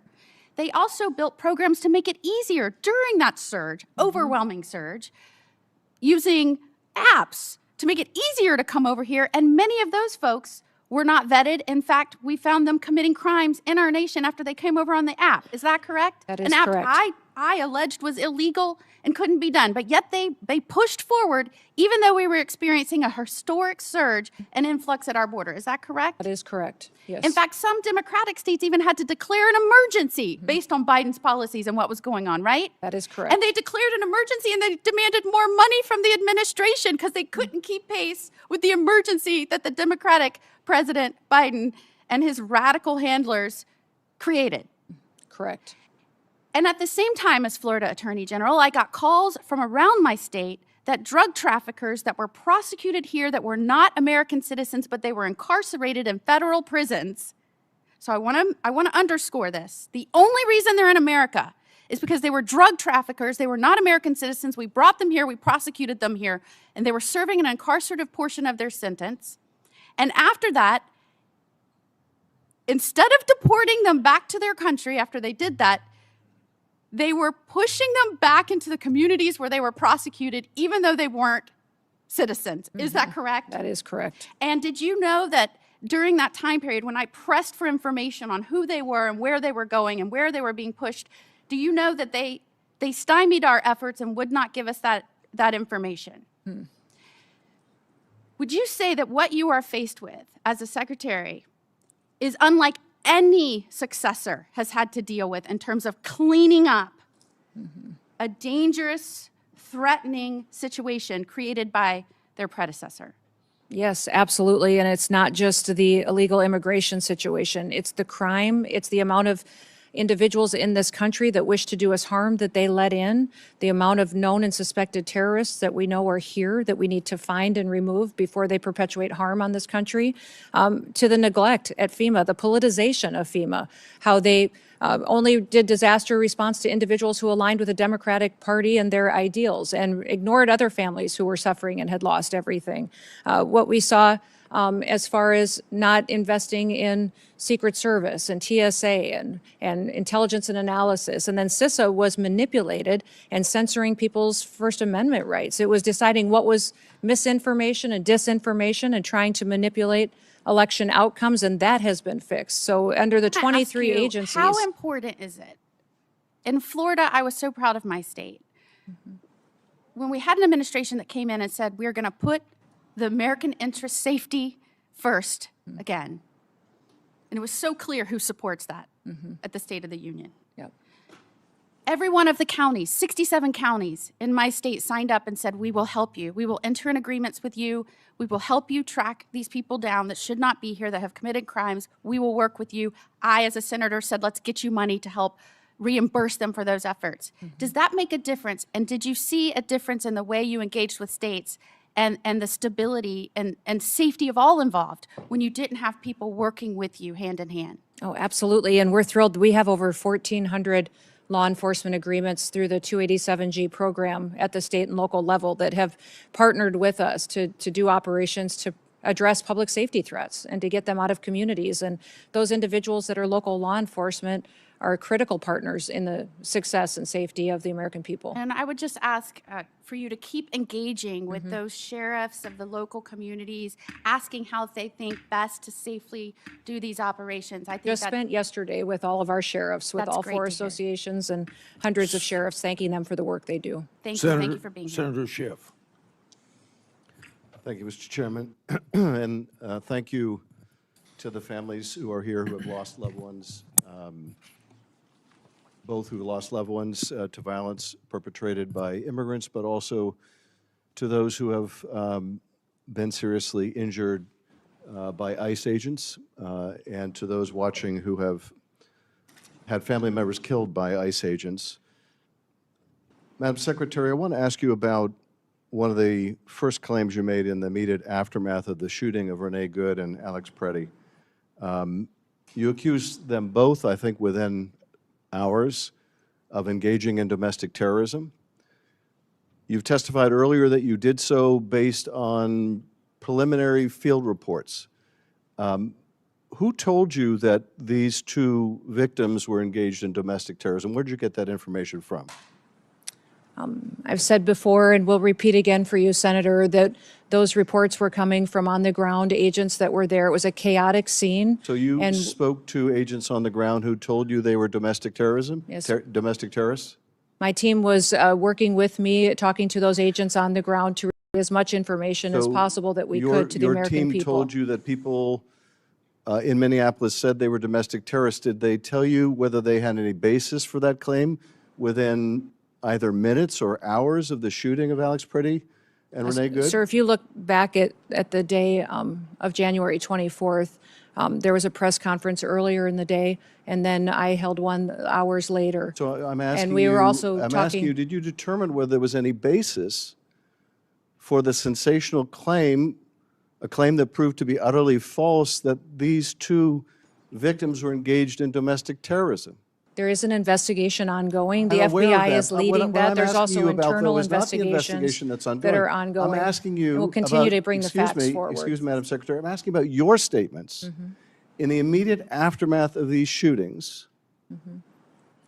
Your statements based on completely unvetted information, information that if it was even provided to you proved to be utterly false, that you were content to tell the whole country. Do you have any concern about misleading the whole country? Don't you think in the immediate aftermath of a shooting that you should provide only vetted information to the public? How do you imagine you're going to gain the trust of the American people if you're pushing out false information about the shooting of American citizens? I work every day to get factual information to the American well, you people. didn't on that when, day. and You the- didn't on the day that Alex Preddy was shot, and you certainly didn't on the day Renee Good was shot. You weren't getting out good information. You were making a spurious claim that has caused endless injury to the victims' families on the basis of God knows what. And then your agency doesn't allow local investigators. They essentially push away independent investigators. How is the public to have any confidence in investigations done of excessive use by ICE agents if, number one, you make immediate and false statements about the victims, and number two, you don't let any independent agency conduct an investigation? How is the public supposed to believe anything your agency says or finds? These investigations are being done in the same way that they always are. No, they're and not being the done- FBI is they're not leading. being There done are the way they internal always were, investigations because you're as not well. allowing- In these situations, you're not ICE has an allowing- internal investigation. Excuse me. Well, would you like to hear about the investigations that are Excuse ongoing? me, you're not allowing state and local investigators to That is not participate. my- that is not my decision. And furthermore, The Department of Justice and the FBI decides how furthermore, they're not investigations being go. conducted in the way investigations are always done. Are you telling me that in the case of Miramar Martinez, that having an agent involved in shooting her, drive a vehicle that was used to ram into her vehicle, drive that vehicle, that evidence, away from the scene and 1,000 miles to Maine, you're telling me that's the way investigations are always done? That you let an agent involved in an officer-involved shooting drive a key piece of evidence 1,000 miles away? Is that how you conduct investigations at DHS? I'm not conducting these investigations into these. The Department of Justice with the Well, will you FBI is take- conducting will you those take some investigations, and responsibility CBP for and how investigations are conducted We when follow- ICE agents, when agents under your control are engaged in the the use of investigations. The investigations into our officers have I not know changed there's a under great my desire leadership or the president's point the leadership than what finger, they oh, were under the previous that's being done administration. by Pam Bondi's Justice Department. I'm not responsible for No, that our internal malpractice, investigations are that's- following the same that's policies the that they orders of always Stephen have. Miller, so I'm not No. responsible for that either. But you are responsible. You are responsible.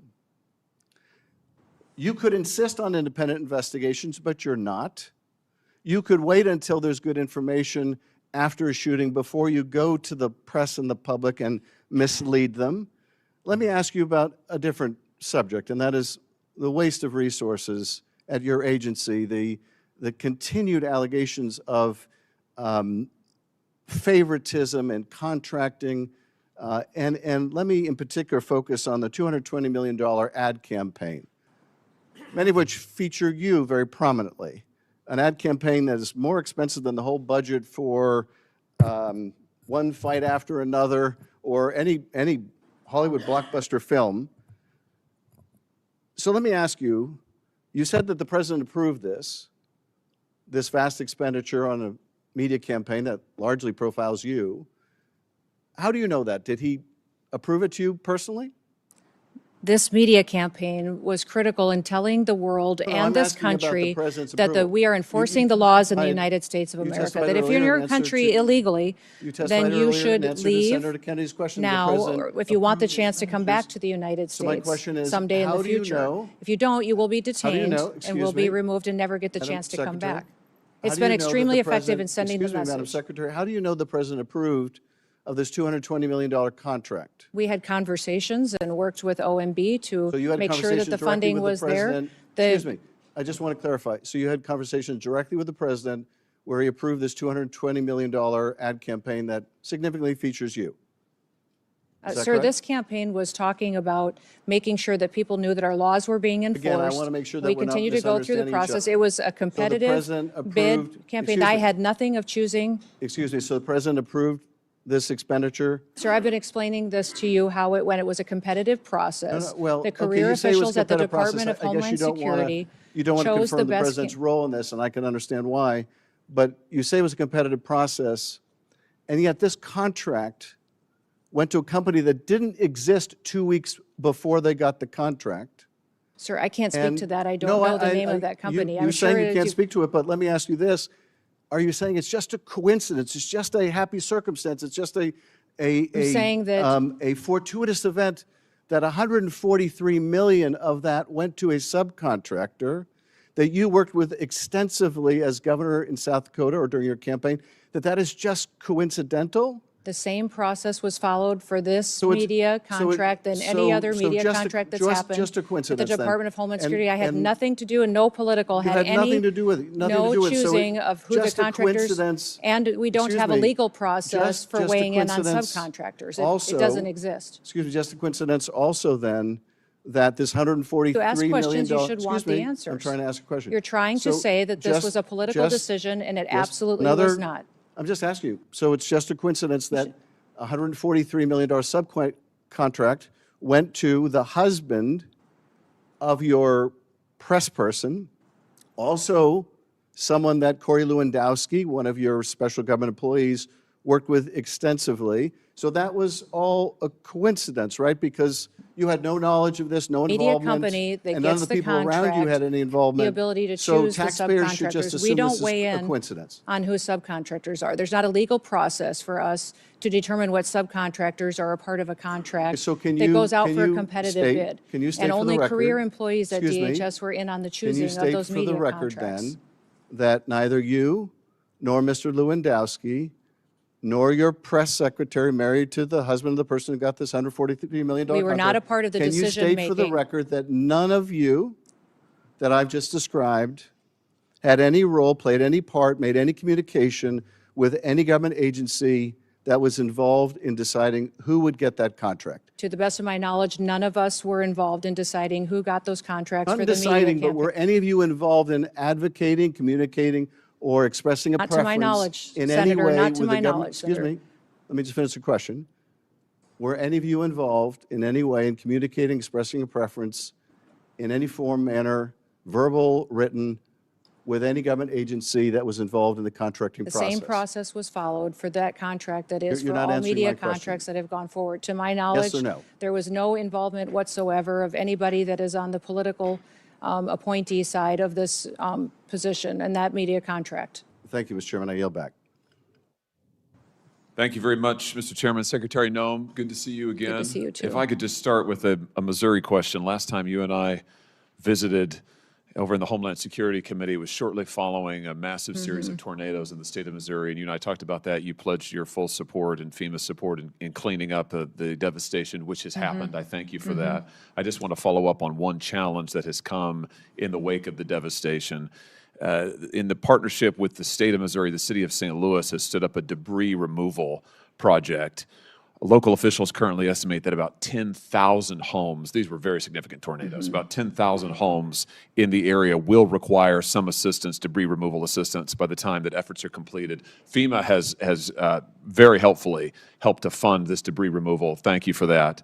My question for you is, some of the conditions that have been placed on the funds by FEMA mean that only 100 or 200 homes out of those 10,000 can actually get access to FEMA debris removal funds. Here's my question for you. Would you be willing to work with me and the state of Missouri to see if we can remove some of this red tape so that more folks, more residents in the city, we're talking about thousands and thousands of people now, can get access to the debris removal and cleanup and get back in their homes if they need to, have their homes appropriately remedied so that folks can get a roof over their head? Yes, I will. Thank you. Thank you again for all of your help on this. It's really been tremendous. I've heard a lot of complaining. You've heard a lot of complaining today. Let's just take a second to talk about the unqualified success that you have enjoyed since coming to office and been a big part of. Since the president has taken office, daily migrant encounters are down 92% from their peak under Joe Biden.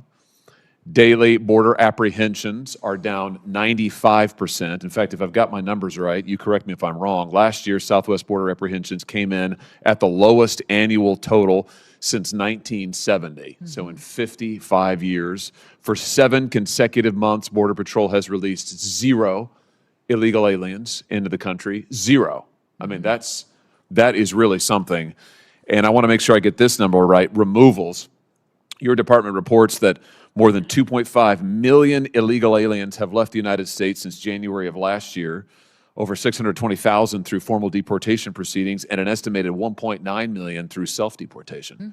That's just an extraordinary record, a complete turnaround from the utter chaos and disaster we saw at the border under your predecessor. Just give us a sense, I mean, what does this mean, for example, for the flow of illegal drugs into our country? How has what's happened at the border, the effective closing of the border to crime and illegals, how's that affected the flow of drugs into Senator, our states? with President Trump prioritizing having a secure border, that has cut the flow of fentanyl into this country by 56% over that border. Also because of the interdiction efforts that we've had between the Coast Guard being out there on Operation Riverwall, but also on our maritime waters doing interdiction there as well, in partnership with CBP, in partnership with ICE and the Department of War, which are fantastic partners for us.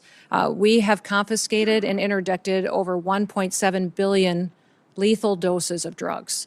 It means that is 1.7 billion people whose lives were saved because we stopped the cartels and other drug manufacturers from proliferating it on our children and our grandchildren. How How about crime? What has it meant for crime in this country? We have historic low crime rates. In fact, since we've been keeping this data for 125 years, we've never had a lower murder rate than what we have right now.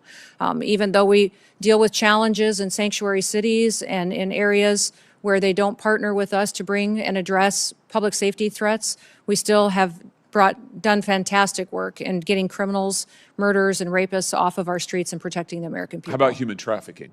It's incredible the amount of ability that HSI has brought to the table in partnering with the FBI and going after human traffickers. In fact, of the 450,000 children that Joe Biden lost track of, allowed cartels to manipulate and traffickers to abuse, and even the government paid sponsors to abuse these children, we have found 145,000 of them, and we're not going to stop until we find every single one. I'm glad that you mentioned child trafficking because it's so important, and I'll never forget having a whistleblower from HSI, Homeland Security Investigations, which you oversee, come to me in 2023 and reveal that 600 HSI investigators who were assigned to child exploitation and fentanyl cases, 600 of them had been pulled off of those child exploitation and fentanyl cases and moved to the southern border to, in the words of the whistleblower, make sandwiches for illegal immigrants and ferry them back and forth to doctor's appointments. At the same time that the administration in power at the time, the Biden administration, was, as you said, allowing and facilitating the largest child trafficking ring in American history. You have, I'm confident, remedied that problem and reassigned those HSI agents back to child exploitation, back to the interdiction of fentanyl. Let me just ask you about where child trafficking is moving now, which is increasingly online. I want to show you a chart here that is truly shocking, I think. This chart records the number of images and videos of suspected child abuse uploaded just in the United States, just in the year 2023. The far right side records the number just in 2023, 104,370,572 images of exploited children. In that same year, the National Center for Missing and Exploited Children estimated that there were 20,500,000 cases, individual cases of suspected child abuse and child exploitation online. Now, there are many facets of this, but many of these images are being hosted on big tech platforms, social media platforms, and now AI platforms. We talked about Homeland Security investigations. You have a mandate and a unit to investigate child exploitation, to work with the FBI to prosecute it. My question is, first, are you getting cooperation when it comes to identifying the children in these images? Are you getting cooperation from the social media platforms who frequently are hosting these images to identify and then to take down the images? Are they helping you in your work of going after the abusers? Yes, they are partnering with us. There's always more we can do, but President Trump has done a fantastic job bringing them to the table and getting them to engage with us to go after these criminals and these individuals who abuse our children. You know, my big concern is with all of these data centers, I think there's 3,000 or 4,000 in the United States and another 4,000 that are coming online. If we don't take action soon and keep the pressure up to get rid of these images and to get the trafficking rings that are using these platforms to carry on their exploitation and to feed their trafficking rings, if we don't do that, I'm afraid that these data centers are going to be child porn libraries. You know, we're going to have 4,000 more child porn libraries in the United States of America. I don't want that. I know that you don't want that, and I just want to call on these companies again here today to take down these images and to allow the victims of these images and of this exploitation to be able to get into court and have their day in court. Currently, these companies are completely immune from any accountability in court, as you know, Madam Secretary. This is completely anomalous and totally unjust. And the companies ought to say, we will take down these images, we will work cooperatively with you, we will not support the traffickers, and we will stop this epidemic of child exploitation. Let me ask you one more thing about this. You know, with all of these images of kids online, I was shocked to learn recently that hundreds of thousands of children in these images are unidentified, which means that we don't know who they are, we don't know where they are, and maybe most significantly, we don't know where their abusers are. Now, I know that DHS works very hard on this. You have an entire section that works on victim identification and rescue. My question is to you, is it time for Congress maybe to give you some more resources? Yeah, I know that you've got agents who are working hard, but the truth of the matter is I was looking through your budget, you know, you just don't have that many folks who are able to work on victim identification. I was looking at the Interpol numbers. There's multiple databases of these exploited children. In the Interpol database alone, 90,000 kids are completely unidentified. In the UK's database, it's over 200,000. So here are these kids. There are pictures of them getting abused, exploited. We don't know who they are. We don't know where to send folks. Would it be helpful to you? Here's my question. Would it be helpful to you if Congress said, you know what, we're going to create more analysts, more child abuse expert positions, more forensic analysts, and more prosecutors to give to you to look at these images, figure out who these kids are, and go after their abusers? Would that be helpful in tackling this epidemic? Yes, it'd be incredibly helpful, and especially HSI are experts at this work, and to have more resources to focus on these investigations would free more kids from that life of victimhood. Tremendous. Well, I look forward to working with you on that. I'm going to introduce legislation to do just that. Thank you for the terrific work you're doing to end the epidemic of child exploitation in our country, to find the missing children that were brought in over the border, but also to find these children and to bring their abusers to justice. Thank you, Mr. Chairman. Senator Welch. Thank you very much, Mr. Chairman. First of all, I would like to acknowledge the families that are here, and you have my condolences. We appreciate your participation. I'd also like to acknowledge others who've lost their lives as a result of violence that did occur with ICE agents. Second, on the question of, Madam Secretary, welcome. On the question of Alex Preddy and Renee Good, I heard your answers to my colleague, Senator Schiff. But knowing what you do know, do you want to take an opportunity to apologize to their families that you characterized them on the basis of the information you had at the time, that they were engaged in domestic terrorism? Yeah, I certainly offer my condolences to these families and for their loss. And it was a tragic situation that we saw in Minneapolis, and we continue to work to make sure that those situations are handled appropriately. Question. I understand you're offering condolences. You said something that accused them of being domestic terrorists. A 37-year-old mother of three, a 37-year-old Veteran Administration nurse. One question, do you want to apologize for that characterization that they were domestic terrorists? I will continue every day to get up and to work hard to give thank you. everybody We won't get factual it. information I wanna and do all that I can to portray it. I want to move on to the use of department resources. Senator Kennedy asked a number of questions about this contract, $220 million. Senator Schiff asked about it as well, and I do too. I don't want to question what the purpose was, but how the award was made. This is $220 million. It was an advertising campaign, as I understand it, that featured you, and you on a horse at Mount Rushmore. The contract was a no-bid contract. You acknowledge that? I wasn't involved with this contracting process, so my understanding is that there was many companies that competed for this contract. The answer to that is yes or no. I don't believe it was. I believe other All right, companies competed for this because there was two different vendors that were chosen. I have here a document from usspending.gov. And this document specifically states the justification for no bid contract that goes to Safe America Media and People Who Think. Those are the two entities that did the campaign, correct? I believe it is. I wasn't a part of this contracting process. Let's get serious here. Yes. Okay. Make the Safe America was incorporated 11 days or 7 days by my count before they got an award of $143 million. You have any dispute with that? Are you talking about the subcontractor on that contract? Because we have. Safe America. Senator, I wasn't a part of this decision. Okay.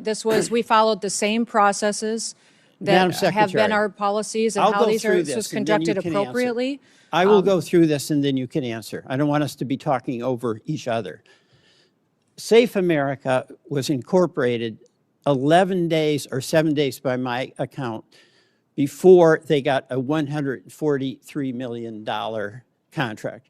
Now, as a administrator who has fiscal responsibility over a huge budget, do you realistically think that a company that was created 11 days before they got $143 million is in a position to execute on a $143 million contract?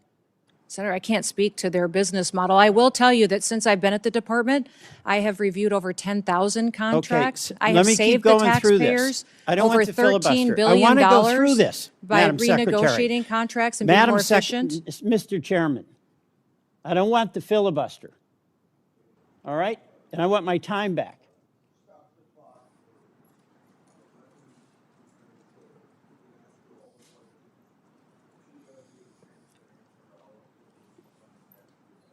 I'm not denying her a chance to answer. I'm asking you to deny her the abuse to filibuster.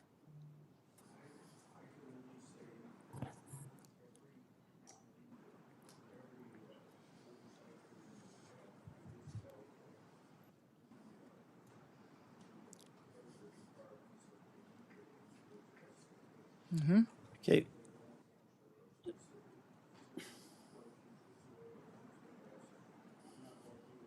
Free of that. All right, thank you very much, Mr. Chairman. I'll go through this, all right? This is on a U.S. government website that says that contract for $143 million was a no-bid contract. Public documentation says the contract of $143 million went to the Safe America company, created 11 days before they got an award. That company then subcontracted with the strategy group, and you are familiar with many of the principles in the strategy group, correct? I know one of them, Mr. Yoho. yes. And let me show you a photograph. That's Mr. Yoho standing next to you, correct? Yes, Now, Mr. Yoho is also the husband of your former spokesperson. Is that correct? correct, Tricia McLaughlin. yes. So your former secretary, your former assistant secretary and her husband are the ones that got the subcontract from Safe America, or from Safe America. That's what the record shows. Any dispute about that? No, except there was no politicals, myself or anyone else besides career employees who are a part of that process. Except for putting out those Well, contracts and that's choosing those generous. vendors. But what you have is the Republican operative. Well, you're trying to insinuate that I'm not I put insinuating, my- I'm Yes, stating a you're- fact. The fact is You're saying that I Mr. weighed in on this Yoho- contracting Mis- process and I did not. Mr. Chairman, the fact is that Mr. Yoho was married to your assistant secretary, is married, correct? Yes, they are still married. All right. And Mr. Yoho also ran an ad campaign for you in your gubernatorial campaign, correct? Yes, And he also attended your inauguration. yes, And Mr. Yoho received $8.5 million, or his company did, from the taxpayers of South Dakota when you ran an ad promotion showing you doing various jobs, like a plumber and a dentist, correct? again, that was done according to the law and processes at the state of South I Dakota. understand, but Yes, this well- is a person that worked on your campaign. This is a person that worked on your media plan in South Dakota when you were governor. And this is a person who also worked on your memoir. Is that correct? On my memoir? And he worked with Mr. Lewandowski. Is that correct? I don't know, sir. I don't know about the business Mr. arrangements they've had in the Lewandowski past. is your special advisor. Special government employee. Right. For the White And House. Mr. Lewandowski brought Mr. Yoho into your camp. They had worked on the Louisiana governor's campaign, correct? No, I knew Ben Yoho before that. All right. So the person that you knew, Mr. Yoho, the husband of your assistant secretary, is the person in the company that got the subcontract 11 days after this original company, Safe America, was founded. That's the record. So I have a question.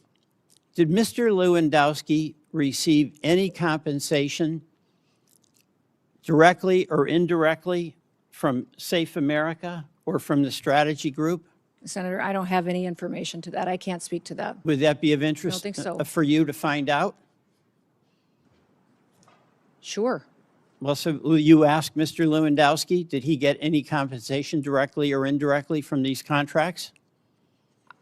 Are you asking me to go ask him? Yes, I am. Ask your special government advisor, I can do that. and you'll get back to us. Get back to you. Yes, All right, absolutely. we will want that. Now, you said at a cabinet meeting on March 24th that we are going to eliminate FEMA. Is that correct? Eliminate FEMA as we know it, that it was no longer going to be a politicized disaster response Madam- agency, that President Trump was Madam going to ensure that Secretary, it was there to respond. We need FEMA reform. The people of Vermont have suffered. We had floods in July 14th of 2023, 2024, and 2025. We need local control. We can't have a FEMA that is abolished or a secretary that promotes abolishing FEMA and not providing services that our citizens in all our states need when they're on the receiving end of a monster storm. FEMA has been responding twice as fast than it ever has in history and empowering states and local emergency management directors to respond. And we come in and support them as well. I saw the graph that Senator Tillis held up, and that's not what that graph says. Mr. Chairman, I yield back. Okay. Three things before I call on Senator. Did you have a couple minutes you wanted to address something, or should I go on? No, that's fine. I just would like to say that FEMA has gone forward and done 60 different emergency disasters, 41 major disasters, and that they have overwhelmingly responded and taken care of American citizens and removed the politicization that Joe Biden put into the agency. I'm proud of the work that FEMA has done. They've deployed dollars immediately and responded and partnered with other agencies to save people such as the Coast Guard and CBP in the flooding situations in Texas, and have continued to make sure that while local emergencies are executed at the local level, that they're managed by states and that the federal government is there to support. The Department of Homeland Security shutdown is now in its third week. It should come as no surprise that the Democrats opposed enforcement of our immigration laws. They did so for 4 years when they controlled the White House. Just last week, they refused to stand and support President Trump's call to protect American people during the State of the Union, but Homeland Security includes other critical entities like Secret Service, FEMA, TSA, Coast Guard that Democrats refuse to fund and whose workers aren't getting paid. The primary responsibility of the federal government is to keep the American people safe, so it's critical that Democrats fund DHS in the end of this reckless political exercise. The hearing record will remain open for 1 week. Members should get their questions to the secretary at the end of the week. My expectation is that the department will answer the committee's questions for the record. Senator Noem, Secretary Noem, Senator Cruz is going to adjourn this meeting. Okay. I'm going to go to another meeting. I thank you for your appearance today. Senator Cruz. Thank you. Thank you, Mr. Chairman. Madam Secretary. Yes, hi, Senator. Congratulations on a grueling morning. I am the last thing between you and returning to work. Let me start by saying thank you. Thank you for your service. Thank you for accepting the charge to protect this nation at a time of enormous peril and at a time, sadly, of far too much politicization and demonization of the Department of Homeland Security. Department of Homeland Security was founded in the wake of the September 11th attacks, after nearly 3,000 Americans were murdered on our soil. It exists because we learned at terrible cost that vigilance is not optional. And the success of vigilance is quiet and often ignored. It is measured not in headlines, but the absence of them. The flights that land safely. The plots that never materialize. The threats that are intercepted before they reach our communities. Like sentinels standing watch at the walls of a city, the men and women of DHS guard the homeland day and night with extraordinary dedication and professionalism. And yet, over the past 18 days, Democrats have shut down the very department tasked with that mission, weaponizing the budget process to advance political disagreements. The same voices that once called to abolish ICE and defund the police have now left the sentinels unsupported and the watchtower dark. That is what the Democrat shutdown has done. Let's get to the truth. For the American people, this oversight hearing is about three things: where we were, what has been accomplished, and where we need to go next. Let's start with where we were. Secretary Noem, when you walked into DHS, what was the state of operational control at the southern border that you inherited? There was no operational control. In fact, our Border Patrol agents and federal officers were being forced to help facilitate the invasion of dangerous criminals and aliens into our country. Were daily encounters at or near historic highs? Yes, they absolutely were at historic highs. That's the worst we've ever seen. Between 2021 and 2024, the Biden administration released more than 13 million illegal aliens into this country after encountering them at the southern border. Is that correct? Yes, that we know of. There could be millions more. DHS data reflects during this period of mass releases into the interior, crimes committed by foreign nationals included at least 15,000 homicides and more than 20,000 sexual assaults. Is that correct? That is correct. And I will say, these numbers are not abstractions. And I will say to all the angel families here, thank you for being here. Thank you for holding the photographs of your children, of your spouses, of your parents, of your brothers and sisters who should be with you.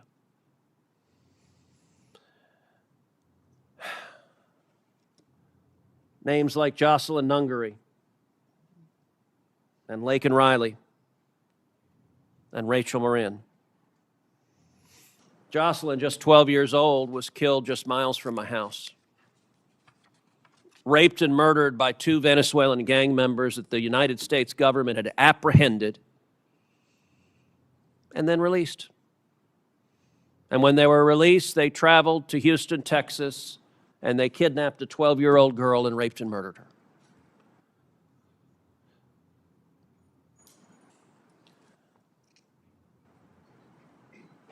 In your time at DHS,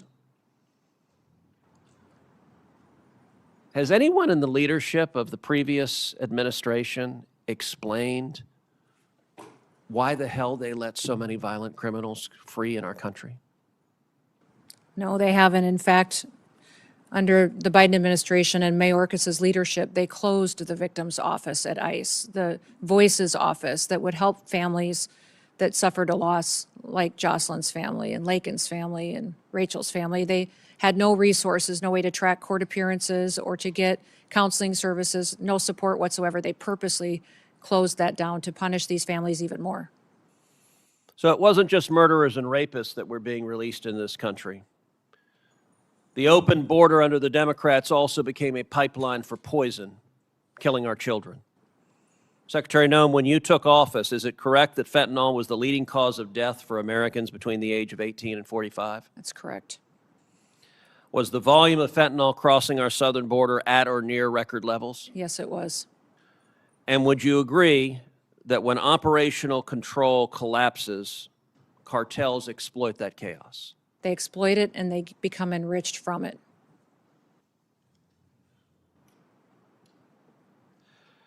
So now let's talk about what has been accomplished under President Trump's leadership.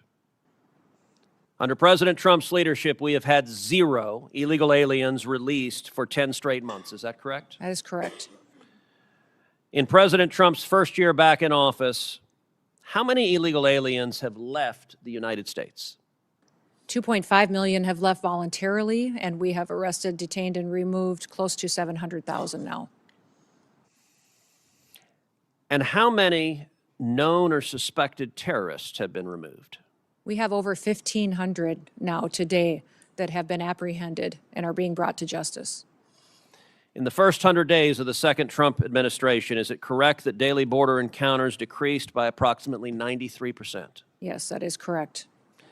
That encounters with gotaways, those who are escaping apprehension, decreased by roughly 95%.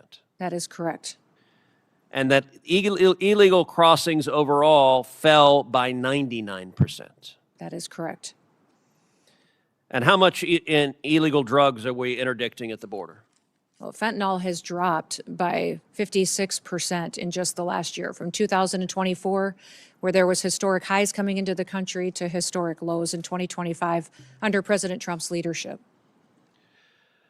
And I would note that securing the border, targeting narco-terrorists, arresting and prosecuting Nicolas Maduro, all of those have had extraordinary effects. Is it correct that nationwide the murder rate has decreased 20% in the last year? It has. It's at a historic low. In the last 125 years, we are at the lowest murder rate that our country's experienced.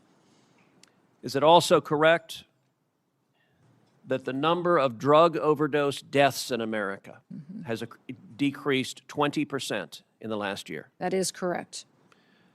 That literally means there are thousands of Americans who are alive today, who would not be alive if President Trump had not been reelected and if Republicans had not won control of Congress. Would you agree with that? That is correct.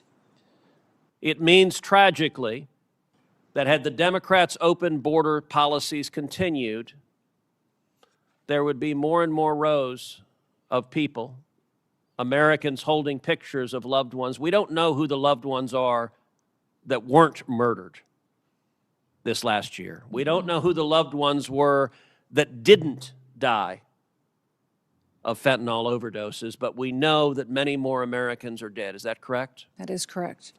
And I will tell you a particularly infuriating illustration. Several weeks ago, the Houston Chronicle had a front page story, top of the fold. Banner headline, murder rate in Houston, Texas decreases by 18%. And Heidi, my wife, handed me the article because she knew it would piss me off. And she was correct. The article says the murder rate has dropped 18%. Experts are baffled as to why, and we can think of no reason whatsoever why the murder rate would drop. It clearly is not connected to anything that is happening anywhere. Madam Secretary, is it a reasonable inference that arresting and deporting murderers and gangbangers results in fewer murders? That is correct. Yes, sir. And that arresting and deporting drug traffickers and stopping narco traffickers results in fewer people dying of drug overdoses? That's correct. It is amazing that that cause and effect is so difficult to figure out. Now, where do we go from here? As we sit here today, are there Border Patrol agents right now working with zero pay? The agents and law enforcement officers are being paid. Some of the support staff and administrative staff is not able to. Is the shutdown making it harder to sustain the enforcement gains that the American people demanded? Yes, it is. Does the funding instability affect morale within the department?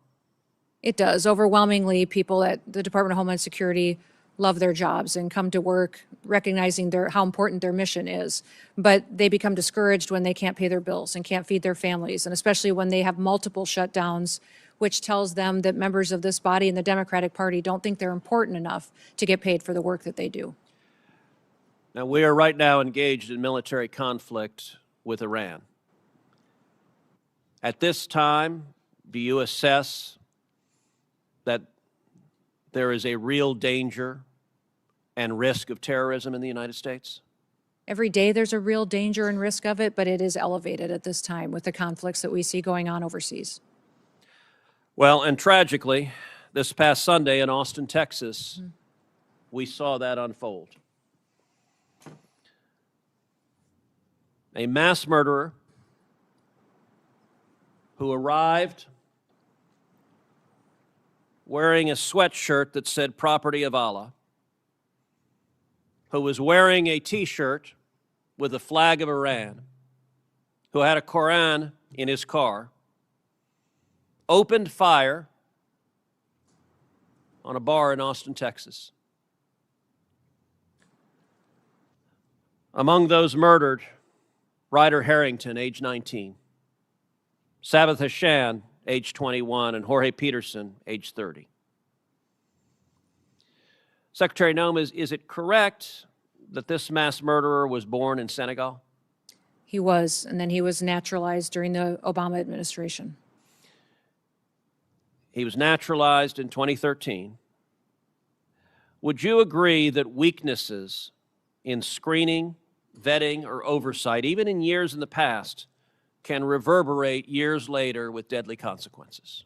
Yes, absolutely. That's why in green cards and naturalization purposes, the last several years under the Biden administration, we are re-vetting individuals from countries of concern.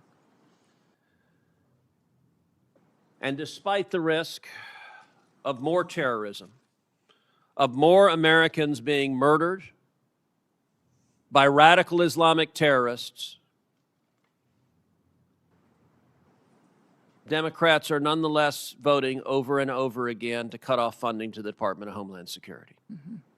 And encouraging resistance against our law enforcement, encouraging violent rioters to continue to resist us and to protest against ICE and the operations that we do to uphold the law.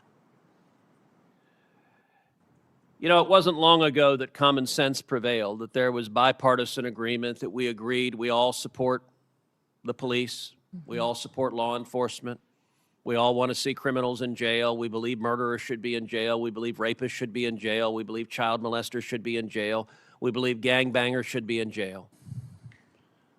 Today, tragically, the Democrat Party has decided they are the party of illegal immigrants, they are the party of murderers and rapists and child molesters and gangbangers. And the men and women who are on the wall, the men and women who are defending us from these violent criminals, to the Democrats, they are the enemy. And they engage in rhetoric that is shameful, attacking Border Patrol agents, attacking ICE agents, calling them Nazis, calling them Gestapo, calling them terrorists, cheering on violence against law enforcement. It is utterly shameful. Where I want to speak to the men and women in your department, I want to speak to those Border Patrol agents, those ICE agents, all the men and women who are on that line. I want to say thank you. We appreciate you, your service, your courage. 31 million Texans say thank you. And by the way, the violence is occurring in Democrat states where it's cheered on by Democrat politicians. It is shameful. And Secretary Noem, I want to say thank you for getting up and going in and doing your job every day. Thank you for making my family safer. Thank you for making the families of 31 million Texans safer. Thank you for the honorable work of the Department of Homeland Security, and to everyone there, God bless you, and again to the Angel families. Thank you for speaking out and having the courage to say your loved ones mattered. They are not forgotten. I want to apologize on behalf of the federal government. Your loved ones should never have lost their lives. If the federal government had done its damn job, these murderers wouldn't be here. Thank you, Secretary Noem. And with that, I don't have a gavel, but this hearing is adjourned. Thank you. Thank you, Senator.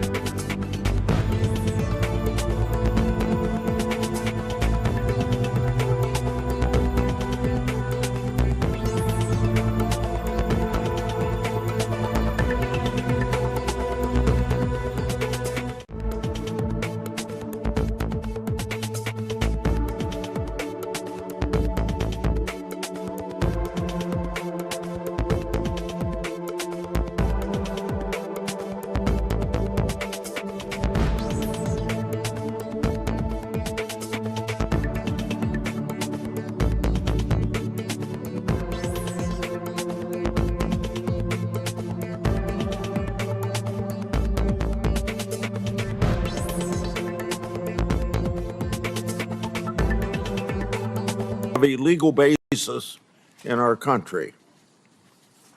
Unfortunately, in the process, some DHS officers, migrants, and protesters have felt threatened, were injured, and in very rare instances, even killed. Mistakes have been made. Let's make it clear, one death is too many. But officers should never be threatened or harmed while enforcing our laws. And there is a clear difference between conduct protected by the First Amendment and unlawful obstruction. From my perspective, I believe immigration enforcement and dignity aren't mutually exclusive. Secretary Noem, I look forward to hearing how you're addressing these important issues while continuing the department's mission. And your department's mission is, of course, one of the most challenging in government. The responsibilities of the Department of Homeland Security are immense. Your department operates in a dynamic environment with increased threats against officers. According to DHS, ICE officers have faced an 8,000% increase in death threats. ICE officers have faced a more than 1,300% increase in assaults. Federal law enforcement officers risk their lives finding and arresting criminals. Those criminals have committed murder, sexual assault on women and children, and many have been part of criminal gangs. According to DHS, ICE has arrested tens of thousands of potential national security risks. And ICE has arrested over 1,500 known or suspected terrorists and made over 7,000 gang arrests. Criminals like this destroy the lives of innocent people and have no business being in our country.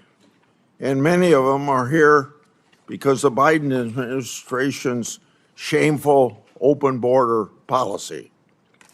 Under your leadership, the department has renewed focus on removing criminals from our neighborhoods. You've also accomplished what many of my Democratic colleagues have said could only be done through new laws. You did it by securing the border, and President Trump did as well.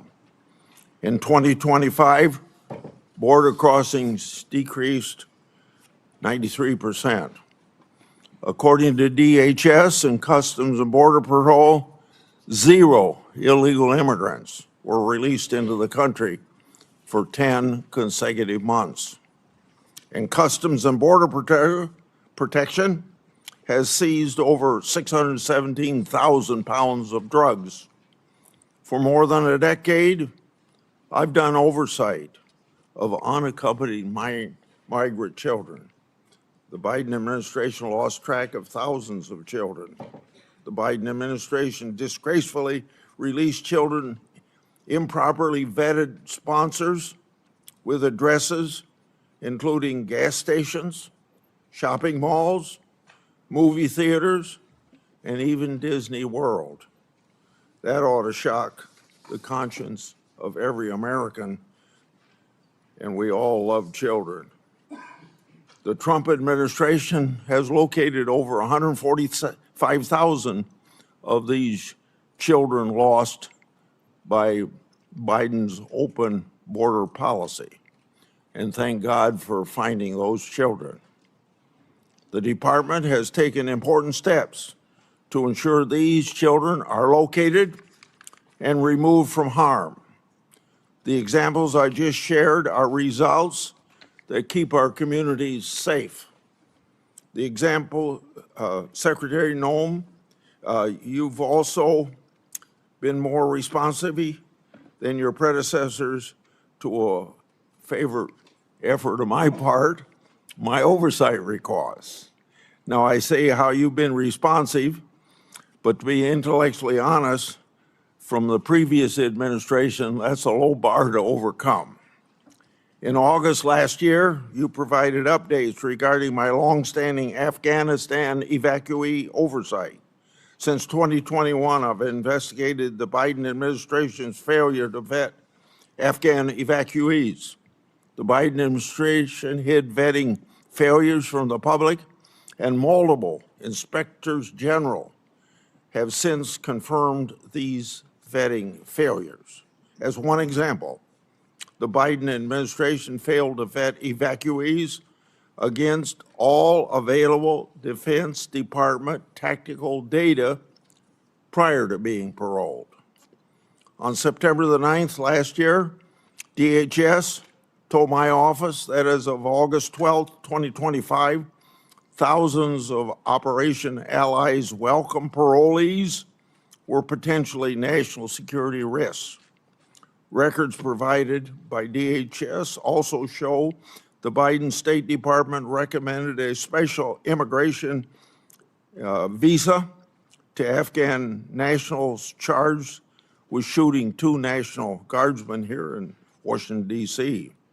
According to the Biden State Department, at that time, the terrorist, quote, poses no threat to national security, end of quote. The Biden administration's failure to put this country at risk. Yet, my Democratic colleagues keep trying to ignore that historical fact. You all know I'm a strong supporter of inspectors generals and oversight.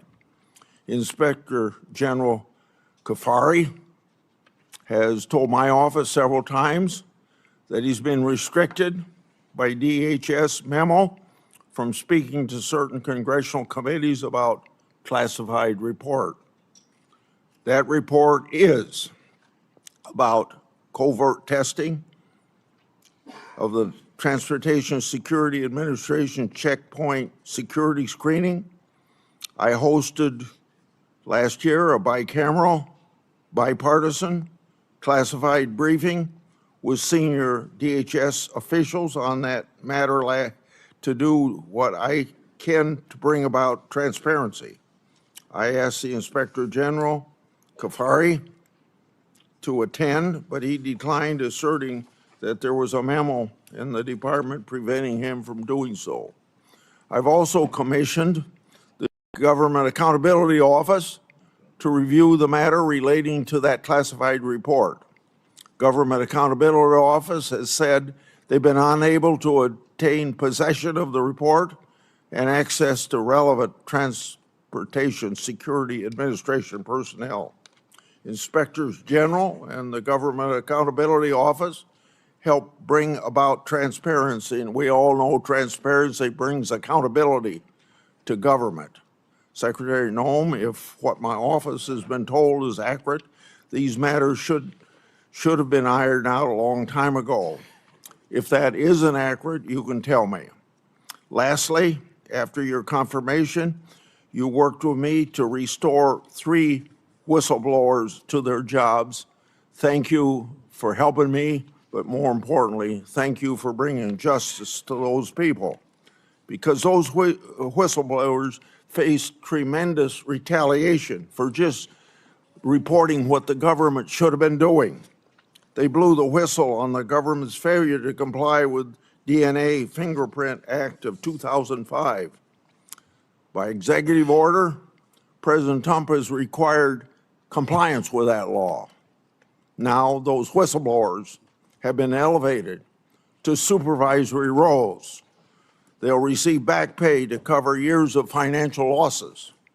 For 2 of them who needed it, their law enforcement credentials, badges, and firearms were reauthorized. Often I say whistleblowers are treated like skunks at a picnic, and these were treated like skunks by the previous administration. That administration failed to do right by these whistleblowers. I appreciate your leadership in righting the wrongs against those patriotic whistleblowers. Senator Durbin. Thank you, Mr. Chairman. Thanks for holding this oversight hearing. After months of excuses and delays from Secretary Noem, we finally gathered together. When I was chair, I restored this committee's longstanding tradition of regular oversight hearings with the Secretary of Homeland Security.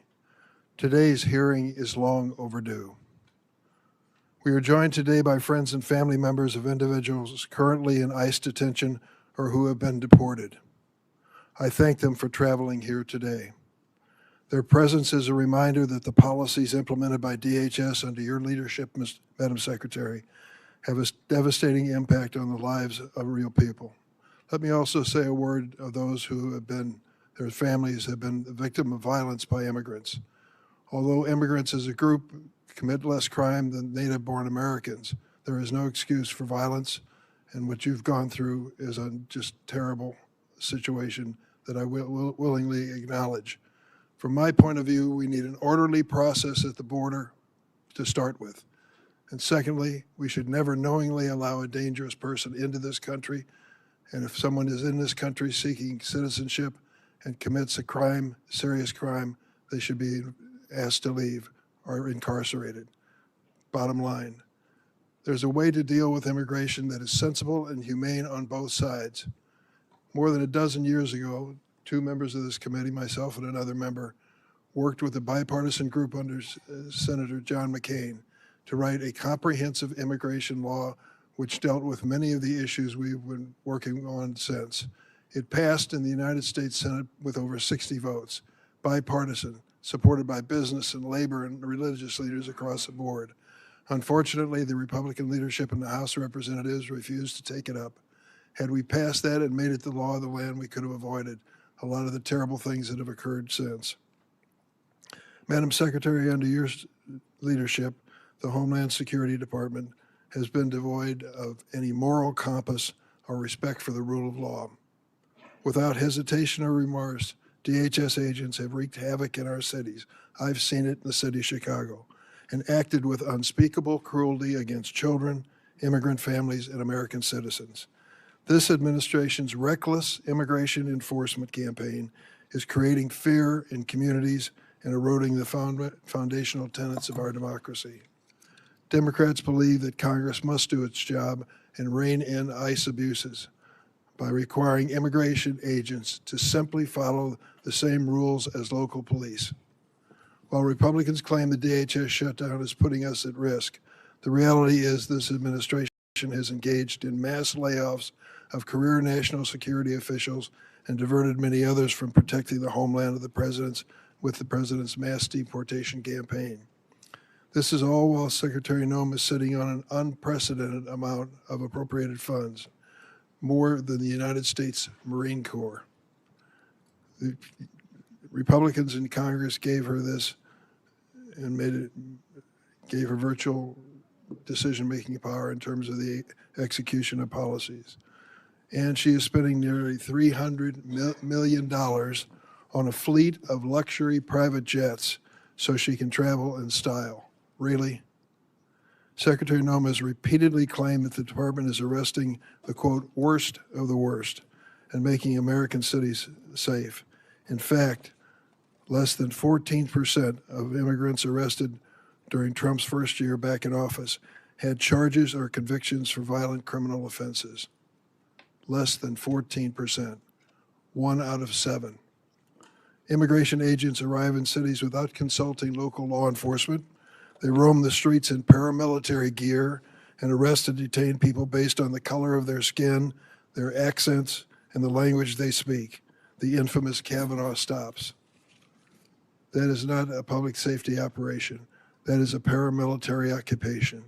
And Secretary Noem has made excessive force the department's default position. In my home state of Illinois, during the so-called Operation Midway Blitz, agents violently attacked, tackled, arrested, and detained immigrants and citizens.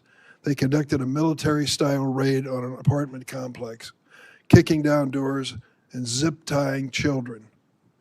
A Border Patrol agent shot an American citizen, Miramar Martinez, multiple times, 5 times. She miraculously survived. After the incident, the agent bragged on the internet, 5 shots, 7 holes. And this administration didn't just shoot her 5 times, they called her a domestic terrorist.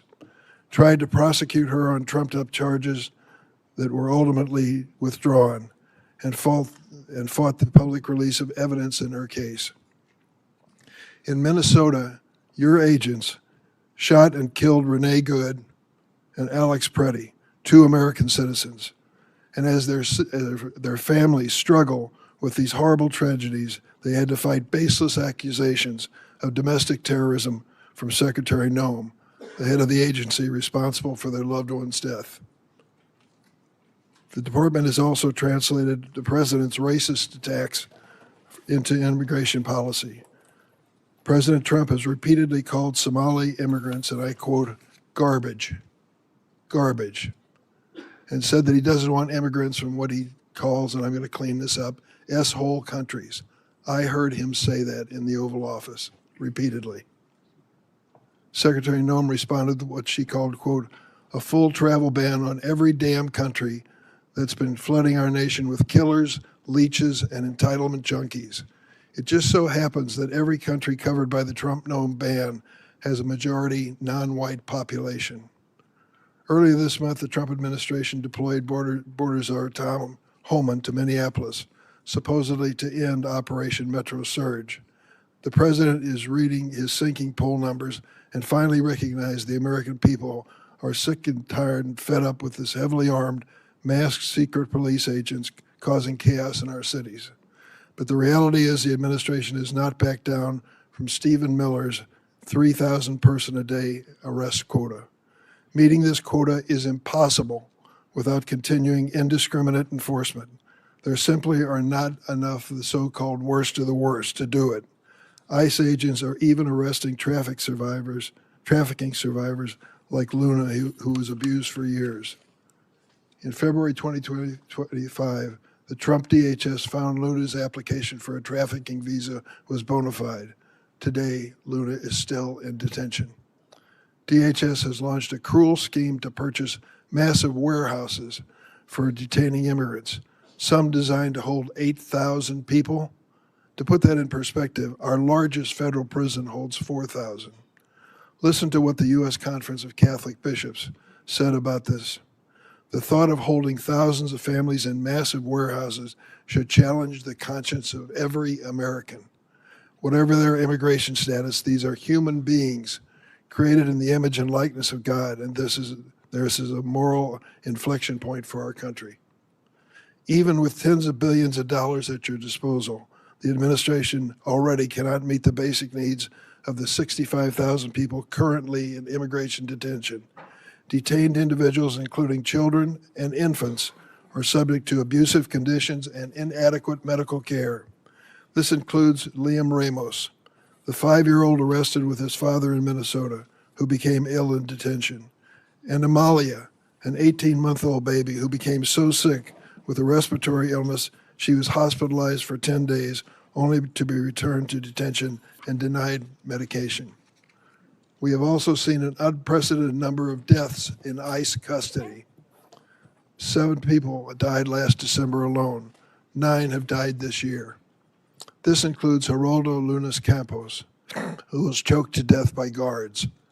This avoidable tragedy was classified as a homicide by the county medical examiner. The Department of Homeland Security's response? Try and deport the witnesses as quickly as possible. Secretary Noem and her rogue immigration agents seem to believe they are above the law and accountable only to the president and Stephen Miller's evil vision of a hateful America. Chief Judge Patrick Schultz of Minnesota, a Republican appointee, found that ICE violated at least 96 court orders in Minnesota in January, the month of January alone, which he said was, quote, likely more than some federal agencies have violated in their entire existence. And hundreds of federal judges have ruled more than 4,440 times that ICE is detaining immigrants illegally. That is an extraordinary rebuke from the federal bench. It hasn't stopped there. This department has trampled on the Fourth Amendment, forcibly entering private homes and businesses without judicial warrant. The Trump administration has also punished individuals for exercising their rights to free speech and peaceful protest under the First Amendment. They revoked a student's visa for writing an op-ed in America. in America.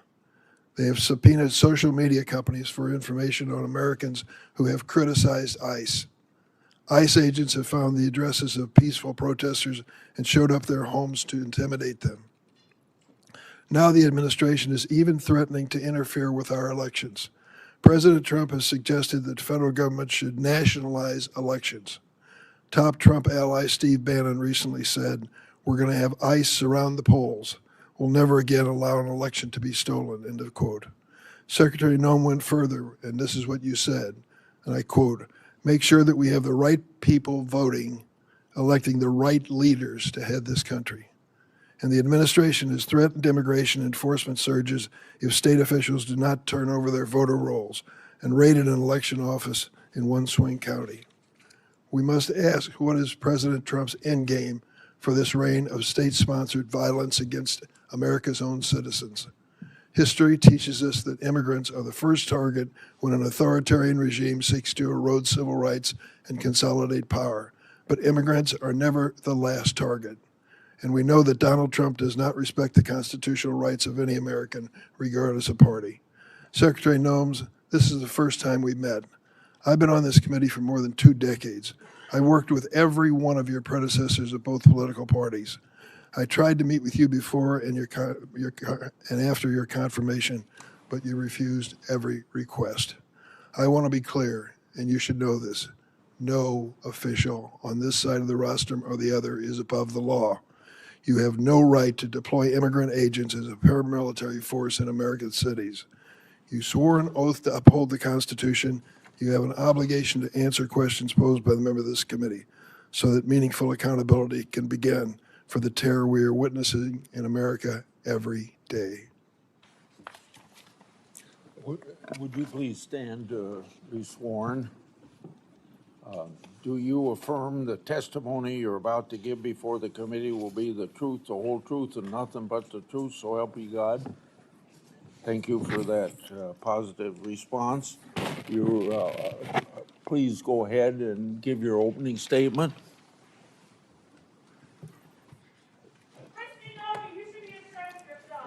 No. Okay.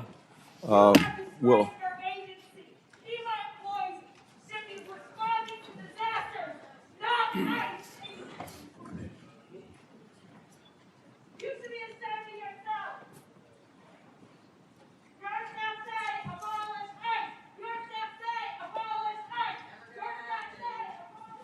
You may proceed.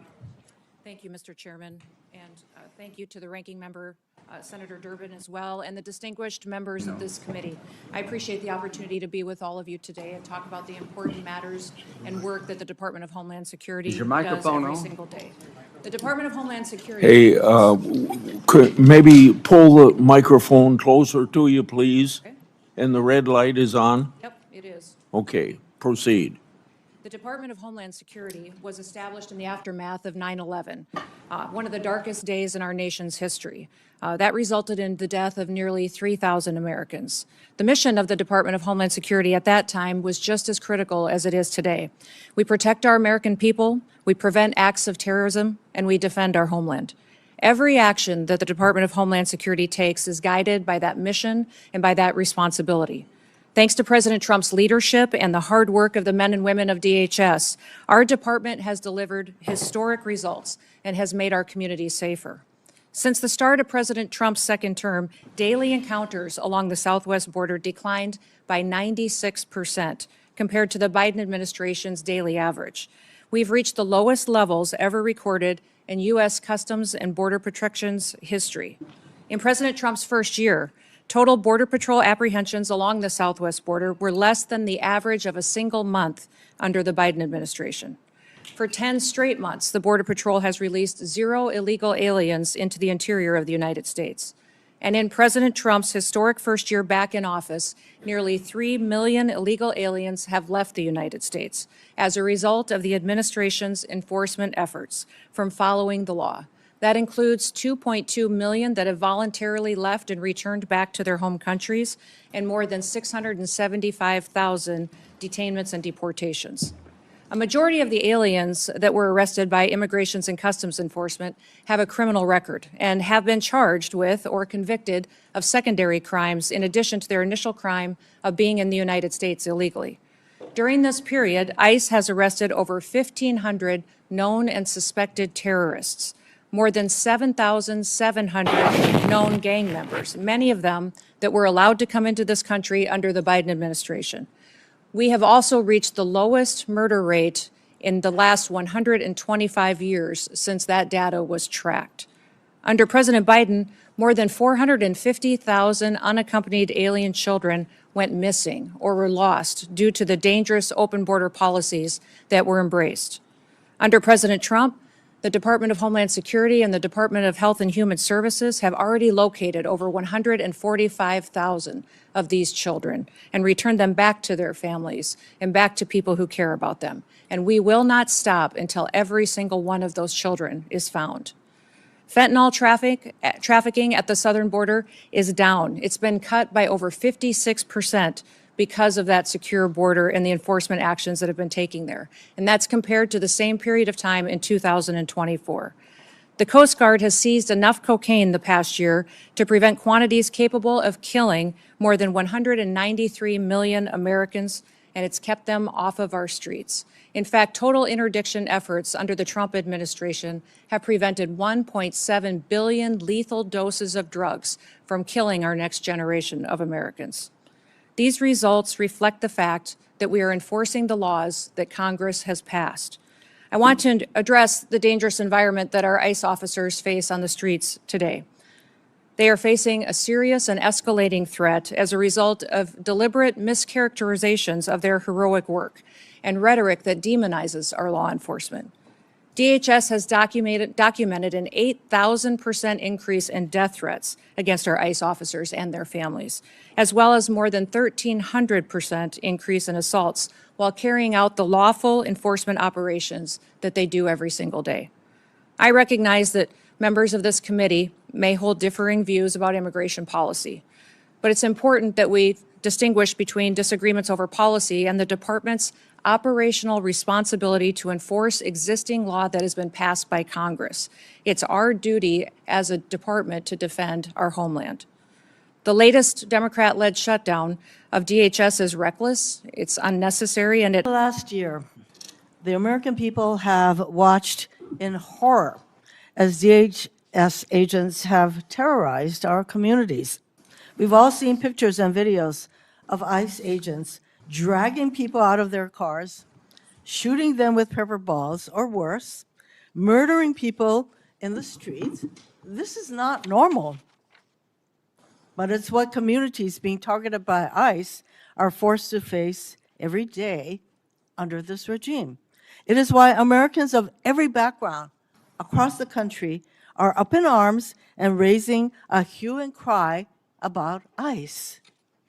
My first question, Ms. Noem. Last August, DHS attempted to deport 600 children to Guatemala in the middle of the night. When challenged in court, the lawyer representing DHS said a request had been made by either their parent or legal guardian to justify deporting these children. A federal judge found that statement had no support. In other words, no evidence that the parents have been asked. That statement by the lawyer representing DHS was false. That was a lie, yes or no? Ma'am, in that situation and in many others, we're working to return children back to their parents so they can be with their families. And specifically in Guatemala, we were stopped by an activist judge from returning those children to some of their family members. And we'll continue to work to reunite them so that we can keep people together. You lied. These poor Your Angel families attorney behind me will lied. never have their children again. And Reclaiming that's my one of my time. motivations every day. After DHS agents shot Marimar Martinez 5 times, your department was quick to label her a domestic terrorist and claim that she ambushed and rammed federal agents with her car. She was even criminally charged, only for those charges to be completely dropped when body camera footage showed the truth that during the incident, the DHS agents announced that it's time to get aggressive and then rammed her car.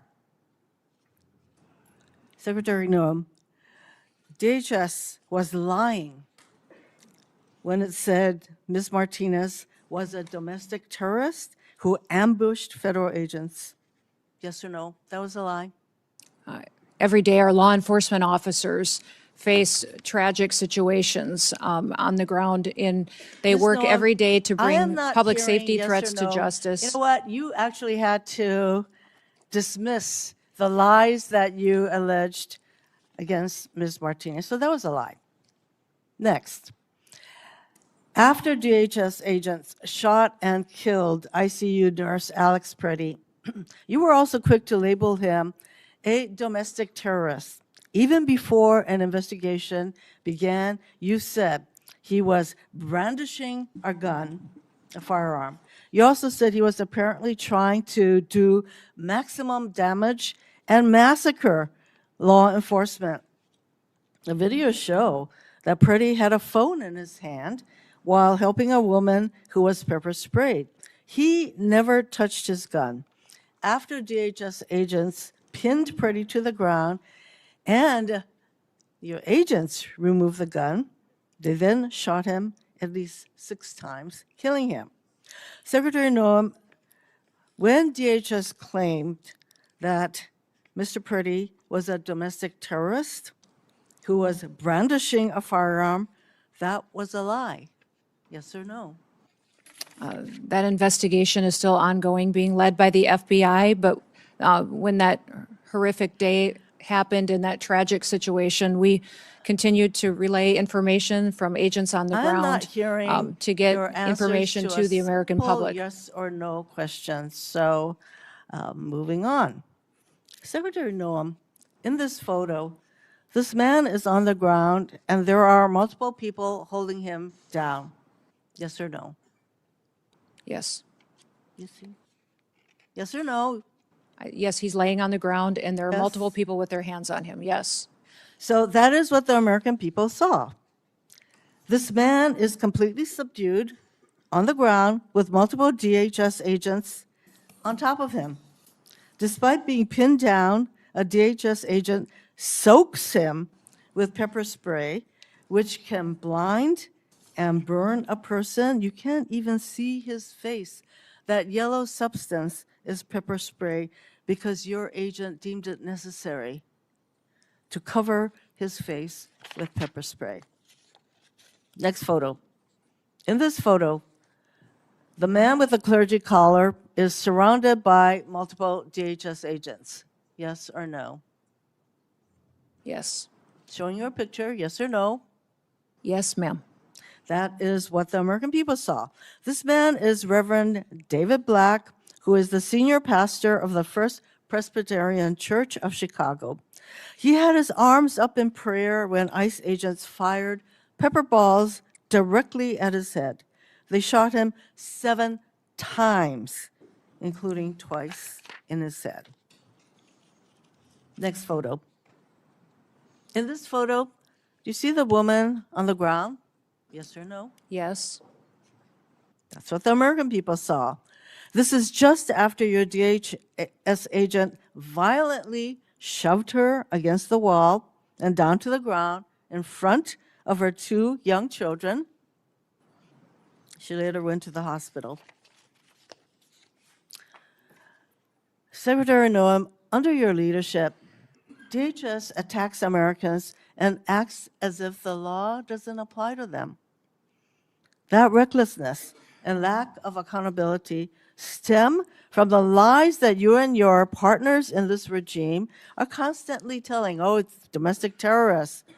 They were aggressive, whatever. Meanwhile, Stephen Miller, a top White House official, declared to an ICE officer, you have federal immunity in the conduct of your duties. To all ICE officers.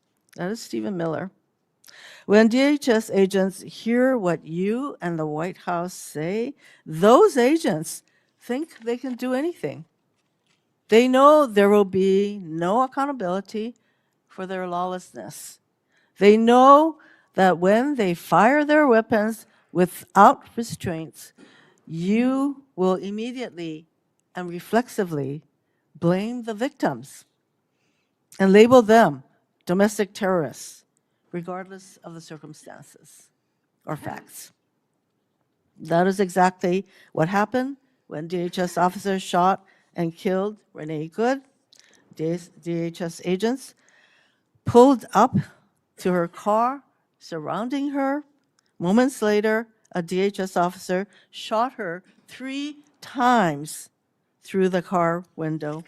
She died.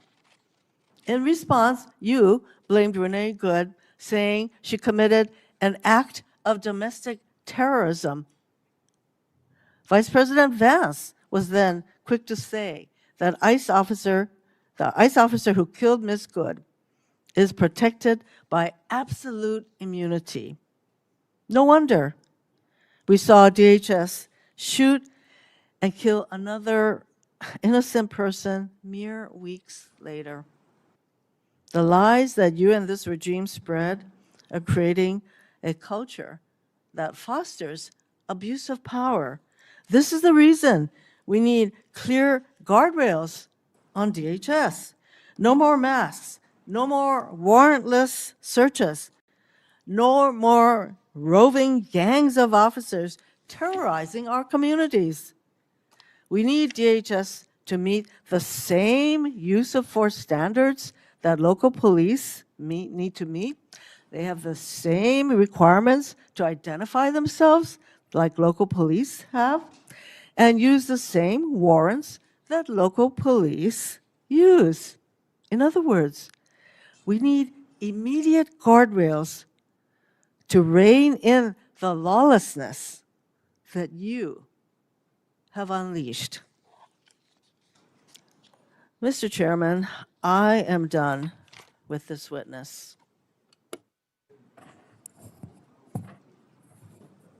Thank you, Mr. Chairman. Secretary Noem, thank you for being here. I'm really glad that a lot of my Republican colleagues talked about the disaster that Biden and Mayorkas, your predecessor, created.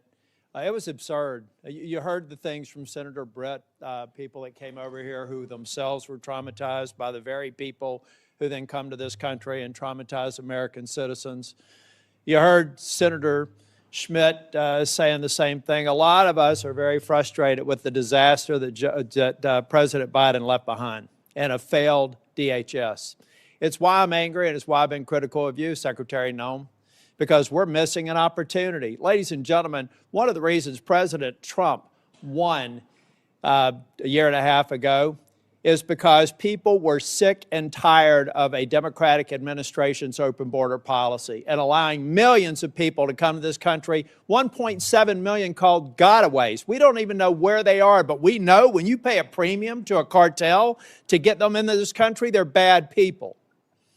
Now, why have I been critical of Secretary Noem? Because I don't think we're focusing on, we have limited resources. ICE can't be everywhere at once. There's very few people in Capitol Hill that support law enforcement more than me, including the sworn ICE officers. In fact, I've just been told, fortunately, in about a week and a half, we're going to get a plaque on the wall over the Capitol, thanking the Capitol police officers and all the agencies that responded on January 6th. All those thugs have actually been pardoned, and yet we haven't thanked the Capitol police officers for their work here. So when I say I'm unapologetically pro-law enforcement, you can count in every single sworn officer in Homeland Security. So why am I disappointed with Secretary Noem?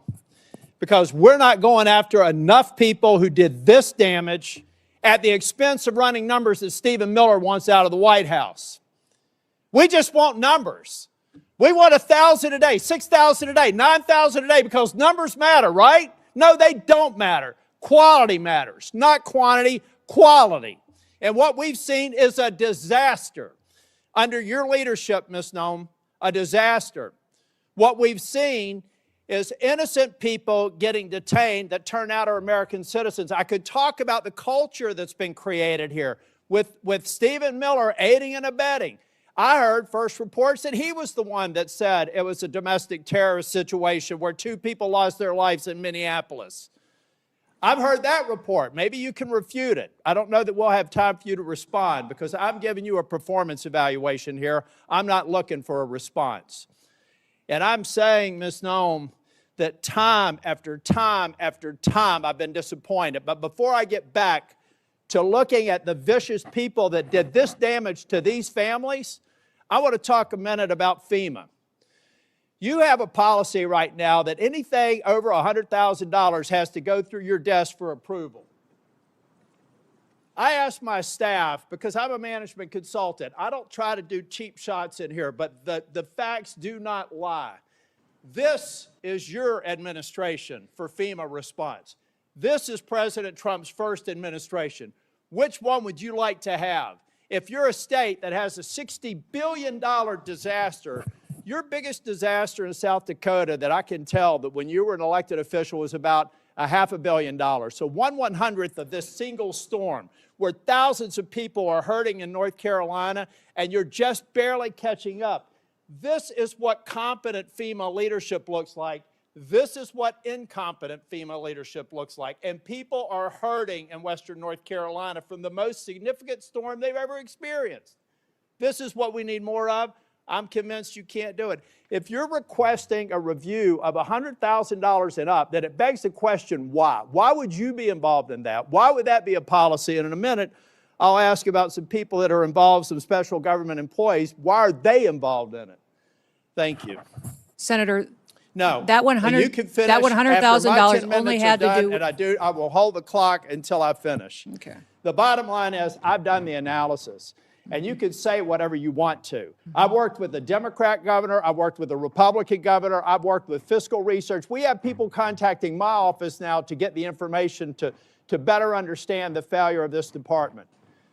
You failed at FEMA. And in fact, if I get to it, actually, why don't I cover this right now? The Homeland Security Act of 2002 expressly prohibits the Secretary of Homeland Security from restricting or diverting FEMA resources from the agency's mission. Based on your disaster response, the chart that I just showed you, I have reason to believe that you're violating the law, either knowingly or unknowingly. So I'll be asking and getting a submission to the record, submitting a question for the record, what the total amount of FEMA reimbursements are currently being held by DHS, awaiting for final approval. Held by DHS, awaiting for final approval for an agency that you should not be obstructing the disbursement on. I'm going to give you time to answer to it under penalty of perjury so that we can get it right. Now, going back to Minneapolis, why can't we just say we made a mistake? I will ask you one question, if you can just give me a quick response. Who does Tom Homan work for? You or the president? The president. Okay. Why is that? Because I believe the president recognized that you weren't getting it done in Minneapolis, and you're putting us further away from pointing to this. We're beginning to get the American people to think that deporting people is wrong. It's the exact opposite. The way you're going about deporting them is wrong. The fact that you can't admit to a mistake, which looks like under investigation, is going to prove that Ms. Good and Mr. Petty probably should not have been shot in the face and in the back.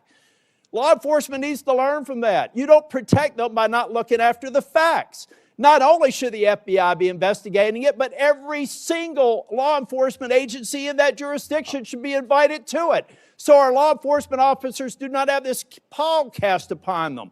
One of the reasons why ICE officers are having threats, and damn the people that threaten ICE officers because so many of them are doing a good job, is because you've cast a pall on them by acting like we should investigate things differently. Officer-involved shootings have a formula that we should go through every time.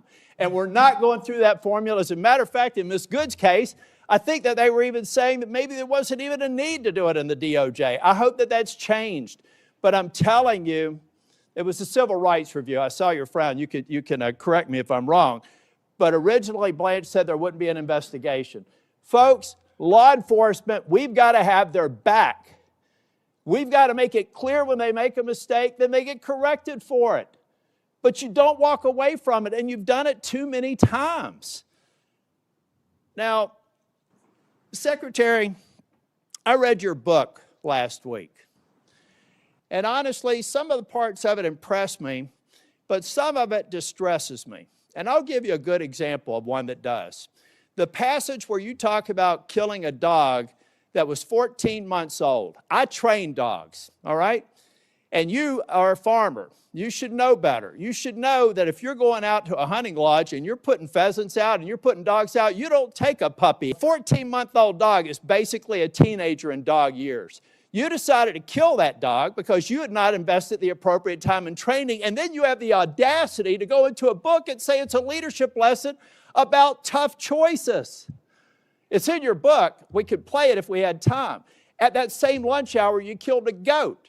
And you killed the goat because you said it was behaving badly. You are a farmer. You don't castrate a goat. They behave badly. You should have probably done that before. But my point is, those are bad decisions made in the heat of the moment, not unlike what happened up in Minneapolis. I expect we're an exceptional nation.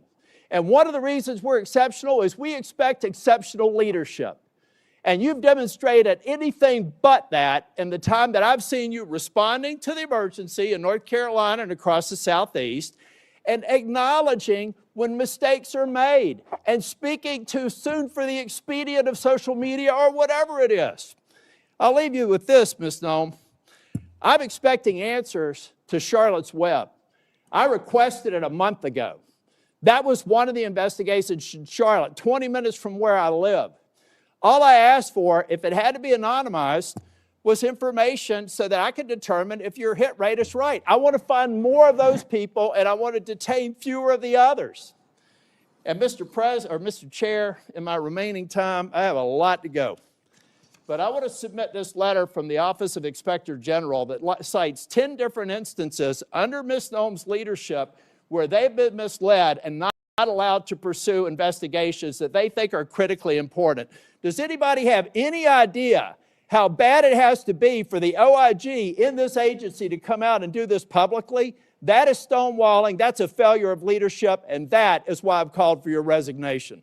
And if I don't get an answer to these questions, I don't want an applause. Please don't do that for me. If I don't get an answer to these questions, if I don't get an answer that you've had a month to respond to, and the remaining ones, as of today, I'll be informing leadership that I'm putting a hold on any en bloc nominations until I get a response. And in 2 weeks, if I don't get a response, I'm going to deny quorum and markup in as many committees as I can until I get a response. Thank you, Mr. Chair. Okay. Now it's Senator Booker's turn. Thank you, Mr. Chairman. Secretary Noem, you're in charge of your agency. The buck stops with you, correct? I'm in charge of my agency, what? The buck stops with you, Yes, correct. And you had to swear an oath to the Constitution before you took this job, right? Correct. So one of the most sacrosanct ideals of our nation, enshrined in our Constitution, is freedom, is liberty. Mm-hmm. It is an idea that the government has a very high standard should they take away liberty and freedom from an American citizen. How many U.S. citizens has DHS detained as of last October? Senator, if you're talking about detained and arrested, is that those that have been violating and obstructing our law enforcement operations? Is that what you're referencing? Because it could be hundreds and hundreds. We have faced violent riots across the country, you are specifically in Portland and in the only Minneapolis. people you've detained are committing crimes, but you and I both know No, that's I haven't not true. said that. I didn't so say then that. I how asked many which ones you were people referencing. have you detained? I can't give you an accurate number because we've literally detained and arrested many for those obstruction of law enforcement operations, and So also public others records, that had probable let me tell you cause, what my staff researched. and then released May, once may I, they- may I yes. continue? Public records are showing that over 170 incidents of your agency unlawfully taking away the liberties and freedoms of American citizens. This includes 20 children, 20 American kids that your agency detained. How long can your agency detain an American citizen? We don't detain children and separate them from their parents. Those parents have But you're chosen telling me to under keep their oath right child now. with Hold on, I them. just want to be clear. You're telling me under oath right now that your agency has not detained American children. Those parents have chosen to keep their children with them. We don't separate families like the So, Biden hold on, administration let me did. continue. We keep them Let me- together, and parents please have the let me option continue. on if they want their child How with long them do or not with them. detentions last when you detain an American citizen? How long do they last? We don't detain American citizens, and if there's well, probable cause. Let me give you, because you are not speaking truthfully under oath. Isaiah Pena Salcedo, a U.S. citizen living in California, was detained more than 70 hours, almost 3 days, even after he showed ICE agents his passport. My colleague, Senator Blumenthal, gave you example after example. He brought people here who had something else we Americans consider sacrosanct, our home, our property. Your masked agents jumping out of unmarked cars have broken into, considerable property damage occurring, into American citizens' homes. Case after case of this, and you sit here before me and claim the buck stops with you, but you don't even know the names of these individuals. I ran New Jersey's largest municipal police department. When my officers engaged in misconduct, you can be damn well sure I knew about it and I investigated it. And yet you have situations where your officers are violating the sanctity of people's homes, arresting and detaining them and holding their children, and you're acting as if you don't know about it and saying that under oath. Miramar Martinez, who is here right now, on her way to church, an American citizen going to church, not just to worship, but to donate clothing. Your officers shot her multiple times. The case was thrown out of court, and you represent here that you don't know about it. In New Jersey, are you aware of your officers' activities in places like schools? Are you aware of your officers' activities at our public schools? Sir, we don't go into schools and do targeted law enforcement operations. We do targeted law enforcement operations like other agencies So you're and law telling me that enforcement ICE do. officers entered the grounds of a high school in Minneapolis? That's a fact. Elementary school children in New Jersey are terrified of your agents. When they came upon a school bus stop, they fled. Another school, a higher education, Columbia University, your agents reportedly lied to students, told them they were searching for a missing person to gain access to private spaces, to non-public areas of campus. Secretary Noem, these are kids. They're terrified in our communities. How do you think that affects them when children in my state go running, fleeing, and often you all pursue children, throwing them to the ground, getting on their backs, putting them in handcuffs? I want to talk to you about this incredible empire of for-profit companies that are profiting at rates we've never seen, and the way you're using money. Let's drill down on the warehouses that DHS has been buying over the last several months, totaling hundreds of millions of dollars. Are you familiar with the acquisition of a warehouse DHS recently bought in Roxbury Township, New Jersey? Yes. You are familiar with that? Mm-hmm. I'm Do you familiar know that how it's- much you spent for it? No, sir, I do not. $129.3 million. Do you know how much it was assessed for in New Jersey? Sir, we're purchasing centers across the country to build efficiency into our detention system. Efficiency to so that me, we as can, a person who's run tight budgets before and had taxpayer dollars, you paid $129.3 million for a facility in my state that was assessed at less than half of that, at $62 million. To work for a president that says he's a great deal maker, I can't believe he thinks that you're a great deal maker. But what's worse than that is that the Roxbury Township Council, comprised entirely of Republicans, voted unanimously earlier this year to oppose that facility. My office tried to facilitate a meeting between DHS and local officials so that ICE could hear their concerns, yet DHS did not even respond. That is unacceptable, that you all would enter a town. You wouldn't even follow environmental reviews or have conversations with local officials about the resources, from emergency resources to fire resources and more, that you're going to pull down. You didn't even have a conversation. Secretary Noem, do you comply with court orders? Yes, we do Your comply with agency court complies orders. with court orders. Yes, we comply with federal court You were orders. saying under oath that you do, and yet we know in January the chief judge, Republican appointed for the Federal District of Minnesota, found that ICE had violated nearly 100 court orders since January 1st alone. In my state of New Jersey, last month, the Chief of Staff to Deputy Attorney General admitted in my state that in the New Jersey District Court that the government had violated 52 separate court orders, all involving cases where immigrants successfully challenged the legality of their detention. So this again is a constitution that you swore an oath to, and one of the most important ideals is that no one is above the law.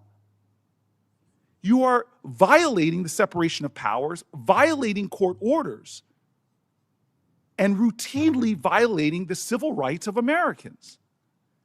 This is a reckless and out-of-control agency that you are responsible for. You seem to have no situational awareness whatsoever of some of the most egregious examples of Americans being completely attacked, violated, undermined in accordance with our laws by their own government. And this is what is phenomenal to me, is immigration was your president's #1 issue, overwhelmingly popular with the American people. But now it's overwhelmingly unpopular. And it's not because you are deporting dangerous people that everybody here wants out of our country. No, it's because you're going into our schools. You're terrorizing our children. You're detaining children. You're arresting Americans. You're breaking into our homes. You're terrorizing our streets. You're violating our rights to peacefully protest again and again and again. None of and then that when a is true. court tells you None to of stop, that is true. and then when a court You are tells you trying to stop, to impede you us violate from judges' enforcing the law orders, not in and a getting partisan dangerous way, criminals off of our Republican streets appointed and so we don't have Democratic more appointed. families like the ones that are sitting Sit behind there me. and tell me that Lost you are their children, are responsible gone forever. for the running of your agency when you're not even aware. Either you are utterly incompetent or you are violating laws with impunity. You should step down from your position. If you don't, you should be removed by this president. And if not, Congress should impeach you. I appreciate the encouragement.